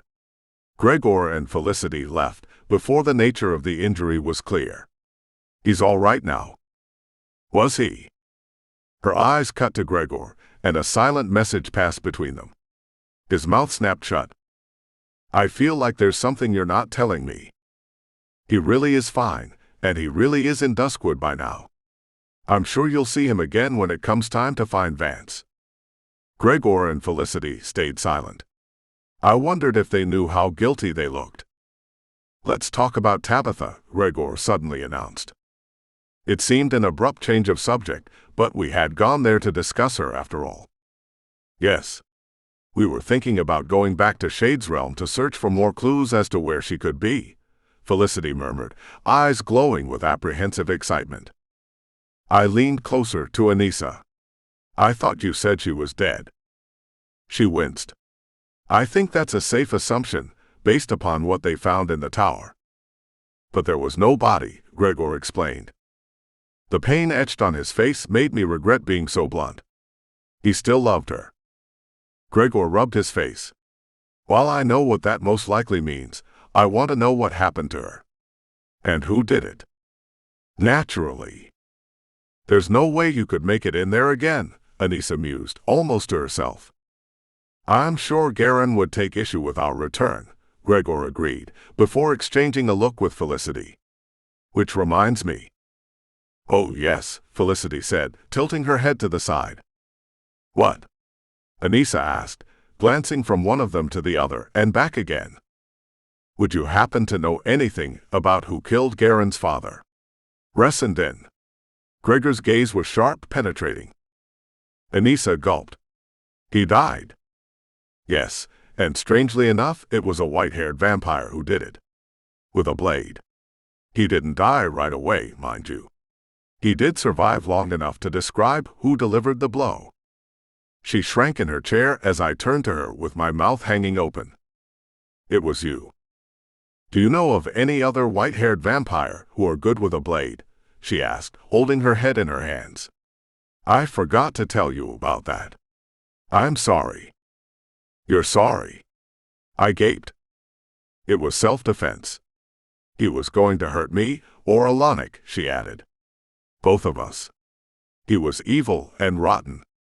Trust me on that. Everything I've ever heard of Ressendon affirms that part of your story, Gregor agreed. I frowned. Even so. It wasn't that she'd murdered him. I knew she'd taken lives before. We'd met because she was supposed to end me. I couldn't forget that. I wish you had told me. This is the sort of thing I would tell you right away. Killing someone. Her nostrils flared as color flooded her cheeks.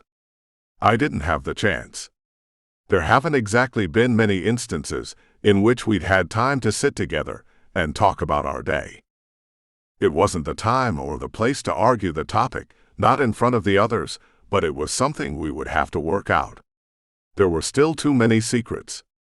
How many others had she killed without telling me? And what happened to Fane? Chapter 36. Anissa. Jonah seemed ready to let the subject drop, for the time being of course, since I knew him well enough to know he wouldn't let it go forever. I didn't like fighting in front of my father or Felicity, either. They were clearly uncomfortable with the situation, and neither of them needed to be a part of our argument. I also didn't enjoy the idea of sharing my past with my father. It was bad enough he knew about Ressendon. At least he understood why I had to do it. What would he think if he knew how many others I had killed? He looked so sad, and older than he ever had. I went to him, kneeling by his chair. Are you going to be all right? I'm worried about you. He pressed his lips together into a tight line. I'll be fine. Much better, once we discover what happened to your mother, of course. Of course. His hand rested on the arm of the chair, and I covered it with mine. I'm not certain how we can return to Shade's realm to find information, but Alanik could do it. The moment I see him, I'll send him there if he doesn't already know anything. I suppose that will have to be enough for now. A ghost of a smile tugged at the corners of his mouth. There are other things to think about now. Happier things. He turned to Jonah, and his smile widened. The fact he was thinking about my wedding, and that the thought made him smile, warmed my heart more than I could have imagined. I was fortunate to have a father who cared so much about my happiness, as Jonah's father cared about his. Jonah cleared his throat. While we're on the topic, I had an idea I wanted to broach with you, sir. Please. Call me Gregor. All right. Gregor. I thought it would be nice for Anissa if we held the wedding here. Gregor's face lit up. So did Felicity's. I could have kissed Jonah at that moment. He had turned everything around with only a few words. It was nothing we had discussed before, and I knew he hadn't even considered it until this very moment. But it gave them something positive to focus their energy on, which made it more meaningful. And I would like it if you gave me away during the ceremony, I added, patting my father's hand. He tried hard to hide his glee, but it didn't work well. Oh, the two of you have made me so happy. Of course I would be honored, and your wedding will be the most lavish Aveline has ever seen. I can only imagine how beautiful it will be. You're correct, you can only imagine it. I promise you, what we have in store will surpass all of your expectations. We'll drape the trees with flowered garlands. I'll have the women get started on it tomorrow, Felicity promised. And I can place a simple enchantment on the flowers to ensure they stay fresh for as long as necessary. Gregor nodded, more eager than before. Yes, do that. There's a small lake not far from our city, with a tree-lined path which leads to it. The branches crisscross overhead and form a natural tunnel. Oh, and the flower petals will drift down as you walk through, pink and white, Felicity breathed, hands clasped over her heart. It will be so beautiful. The priest who presides over the ceremony will bind your hands together with a flowered vine, symbolizing the growth of your love and the flowering fruits of it, he added, eyes glowing. One step at a time. I laughed. Anissa, would you mind if your dress was made here? Felicity gushed. Our seamstresses will create something exquisite, only for you. I would love it. I have to admit, I wouldn't know the first thing about finding one on my own. And it wasn't as though my mother could help me. I bit back the stunning, piercing sorrow at the thought of her. I could mourn her privately, without dragging Gregor into it. It all sounds wonderful. Jonah smiled. Would I be allowed to bring my family through for the ceremony? Of course, they will play a part in it as well, Gregor explained. How so? Each of a bride or groom's loved ones offers something meaningful to the couple during the ceremony. Typically wine or bread or a lit candle, something to symbolize what they wish for the marriage. Prosperity, abundance, and the like. I'm sure they'll all be happy to participate. What Jonah wouldn't say, but I knew he was thinking, was it depended on how many of them were available. Gage was still off somewhere, Scott was sulking. And he didn't even know the truth about Fane yet. I can hardly wait. I hugged Gregor, then Felicity. Thank you for everything. But do not put yourselves out, I mean it. If I find out you've been losing sleep over this or stressing yourselves out, I'll be very disappointed. Fine, fine, Gregor replied, waving me off. Not listening at all. He would do things exactly the way he wanted them done. Incorrigible as always. We'd better go. I glanced at Jonah, who nodded in agreement. Yes, there are many concerns for me to follow up on. The life of a leader, Gregor observed, and the two of them shared a knowing look. I'll contact you when it's time for your dress fitting, Felicity whispered. I was glad to give her something to be happy about. I took a guess and went along with it. And I'll contact you when I see Alanik. Thank you. She squeezed my hands. He meant a lot to her. I had never considered that either of them would have a romance, much less with each other. It would be nice to see the two of them happy together. I would simply have to locate my brother first. And find out what happened to my mother. Felicity and Gregor weren't fooling me. Their exuberance about the wedding was to cover their worry about my mother. I didn't expect them to be resigned to her being gone, I certainly wasn't.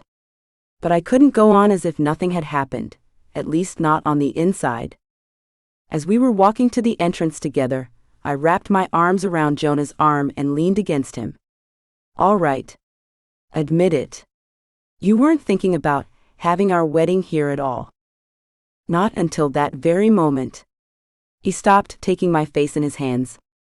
It doesn't matter to me where we're married, or how. Just when I thought I couldn't love you more. Funny how that works. Chapter 37.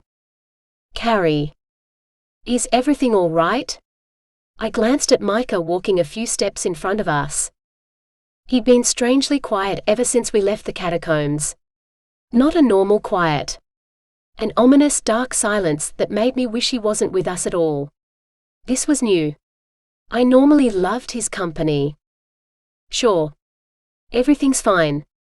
Only Gage didn't look as though he meant it. And he certainly didn't sound like it.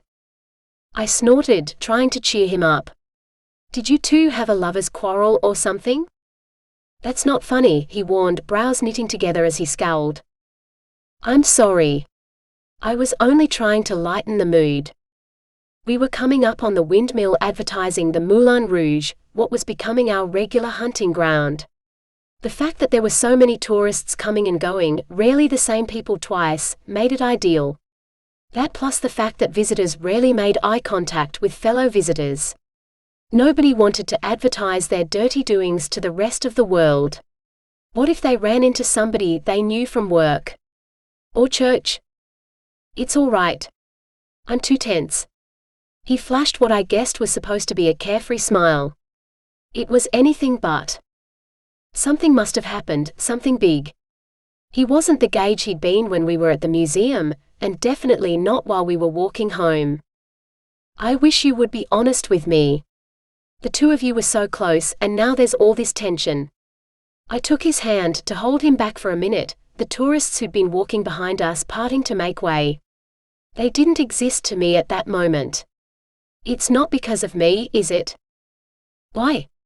You haven't done anything wrong, certainly. But his eyes flitted away from my face, landing somewhere over my shoulder. No, I don't think I have. I'm sure I haven't. His jaw was firm as he nodded. Then you have nothing to worry about. Spare me the macho stoicism. I know when there's a problem. I glanced in Micah's direction. He stood on the corner, hands in the pockets of his jeans. When he leaned against a light post, he reminded me of something from a magazine ad. Mr. Cool, Mr. Untouchable. The guy every passing person stopped to take a stare at. I'm not trying to patronize you. I'm truly not. He looked over to where Micah waited for us. I love you. You know that, right? Of course. I ran my hand over his cheek. I love you too. That's all I need to know. He took my hand and led me down the street. There was most definitely something going on, if he needed a reminder of my love for him. I'd have a conversation with Micah once the hunt was finished. If our friendship or whatever was between us got in the way of Gage and me, I knew what my decision needed to be. No contest. I would rather live as a nomad, exploring Europe like a couple of backpacking kids and sleeping in hostels, than lose my love. I needed him more than blood. We moved on to the truly seedy part of the neighborhood, and went to work as we always did. I took the lead, generally attracting the young men leaving the sex shops and bars, careful to avoid the ones who seemed too drunk or sickly. It grew easier to pick out viable choices as time went on. My instincts were sharper than they'd ever been.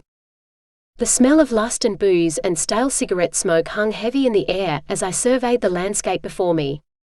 There was an interesting trio standing outside a bar, all three of them smoking and laughing and generally energized by their environment.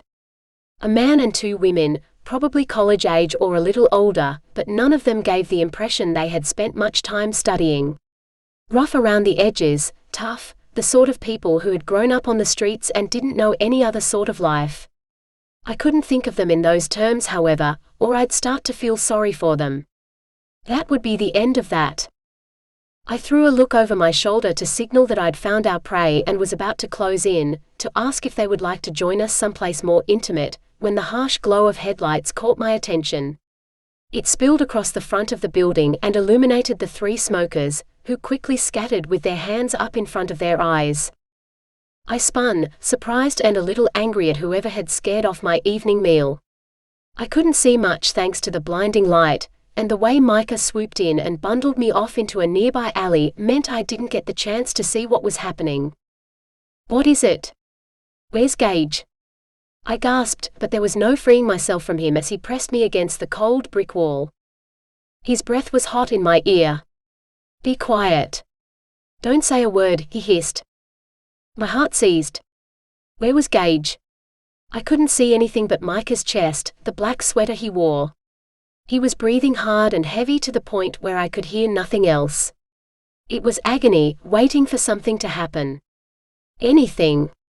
Not knowing why we were hiding. I think the coast is clear, he whispered, giving me a little space to breathe easier. I brushed myself off with both hands. What the hell happened? Where is Gage? I didn't see anything out there. He looked down at me, distress written all over his face. Oh, Carrie. I don't know how to say this. Spit it out. It was killing me, the way he hesitated. He grimaced. It was the League. 3 members. I recognized them from way back, when I was part of that world. They took him. They took Gage. They found us. I grabbed him by the sweater's V-neck and heard it shredding in my claws. They know we're here. I suppose they do. I'm not sure. He eased himself out of my grip. I don't know if they know you're here or not. I don't actually know much more than you do, only that I knew those men and who must have sent them. The world spun sickeningly fast around me. It wasn't true. It couldn't be true. How was I supposed to go on without him? When it would be all my fault if they killed him, or when, since it was fairly inevitable that they would? I fell back against the wall, sliding down as my legs gave out and a heartbroken cry slipped out of my mouth. I have you. Micah pulled me to my feet and held me up. I have you. I won't let you go. I love him and it's all my fault, I whispered before the tears began to fall, fast and hot and choking me with their intensity. What am I supposed to do? Where can I go? They'll want me too. I'll keep you safe, he crooned into my ear, stroking my hair with one hand while the other arm held me fast around my waist. I swear I won't let anybody hurt you. It's the least I can do for him. He did his best to comfort me, though it was of little help. It all sort of faded into the background of my mind as I mourned and panicked and blamed myself for anything that happened to Gage. Meanwhile, outside the alley, life went on as usual. As though we didn't exist because, of course, we weren't supposed to. I wasn't supposed to. My existence was a crime Gage would have to pay for. Chapter 38. Gage. The first thing to register in my consciousness after I opened my eyes was the sole light bulb hanging from a cord in the center of the room. A bare bulb, no shade or ornamentation. Barely any light, either. It did little to pierce the foreboding darkness which surrounded me. I blinked hard, shaking my head in the hopes of clearing it but only serving to send shooting pain all through it, then down my neck and across my shoulders. Something had hit me. Something hard. Or someone. Someone wielding a weapon. It hurt to think. It hurt to blink, for that matter. But I had to think. I had to make sense of what was happening, how I had ended up where I was. Where I was too. I recognized nothing around me, but that wasn't surprising. The only place in Paris I had any experience with was the catacombs, and I was not there. The smell of death wasn't prevalent, the way it was there. Not that it smelled wonderful here by any means, but there was a distinct difference. Carrie. Where was Carrie? Hello? I whispered, wincing as fresh pain slashed its way through my head. There was no response. Carrie? I attempted. It came out as more of a whimper than anything else, but to no avail. I heard nothing but the sound of my breathing, and a steady dripping sound from somewhere nearby. What happened, damn it? I had to focus, no matter how much it hurt. I needed to know who I was dealing with. Or what. I told myself to ignore the steady thudding in the back of my head where I'd been hit. Turning my head to the side so it was no longer against the floor was helpful. I was definitely on a floor. A cold, damp floor. Not the most comfortable surface I'd ever slept on by far. Who in the hell would put me on a floor in what was starting to appear more and more like a cell the longer I spent looking around? There were bars in front of me, or rather to the right of me. My face was merely turned in that direction. On the left was a stone wall. I checked in with my body next. I could feel everything, legs, feet, arms and hands. Good thing too, since something scurried around nearby and I waved my hands to scare it off. Being unable to move while rodents inspected me would have been a special kind of torture. I felt the stone under my back. I took a deep breath and my lungs filled with no trouble. It seemed as though the only real problem was with my head. I remembered being on the street and something. Something sudden, something unexpected. Something. Come on, Gage. Think. Think. Bright light. A flood of bright light. And a sharp pain. Hands gripping my arms, throwing me into a car. I remembered hitting the seat and being unable to pull myself up, being shoved around as others joined me. Dark clothing. The swaying of the car as we sped through the night, while I went in and out of consciousness before staying out until I awoke on the stone floor. I was underground. It was the only guess that made sense. I heard none of the sounds of the city. In that respect, it wasn't unlike being in the catacombs. A basement, a dungeon. Something like that. I couldn't imagine who would do such a thing, unless there was a branch of the League in Paris that I hadn't known about. The League. My pulse quickened. I stared out at the unknown beyond the rusted bars. Were they behind this? It was more than likely so. They must have found out where I'd taken Carrie, and had come for us. Was it Jonah? Had he sent them? Was he that evil? My own brother. Would he do that to me? Footsteps. My heartbeat quickened as I wondered whether to pretend to be unconscious or face my jailer. I wished I had some clue as to who I'd be facing. It wouldn't be Jonah, would it? No. Even if he was behind it, he wouldn't do the dirty work himself. That was for underlings, not the interim leader of the League. Not for the head of the Burke clan. Bile rose in my throat when I sat up, and the cell spun dangerously. It didn't stop me from standing, though I felt myself swaying a little. I leaned against the wall for support and flinched when the cold wetness coating the stones seeped into my shirt. The steps grew louder, louder. I held my breath as a figure emerged from the thick darkness and came closer to the bars. A figure dressed in black. Tall, dark-haired. I should have known. I should have seen it coming. It had been a fatal move, exposing so much of myself to him.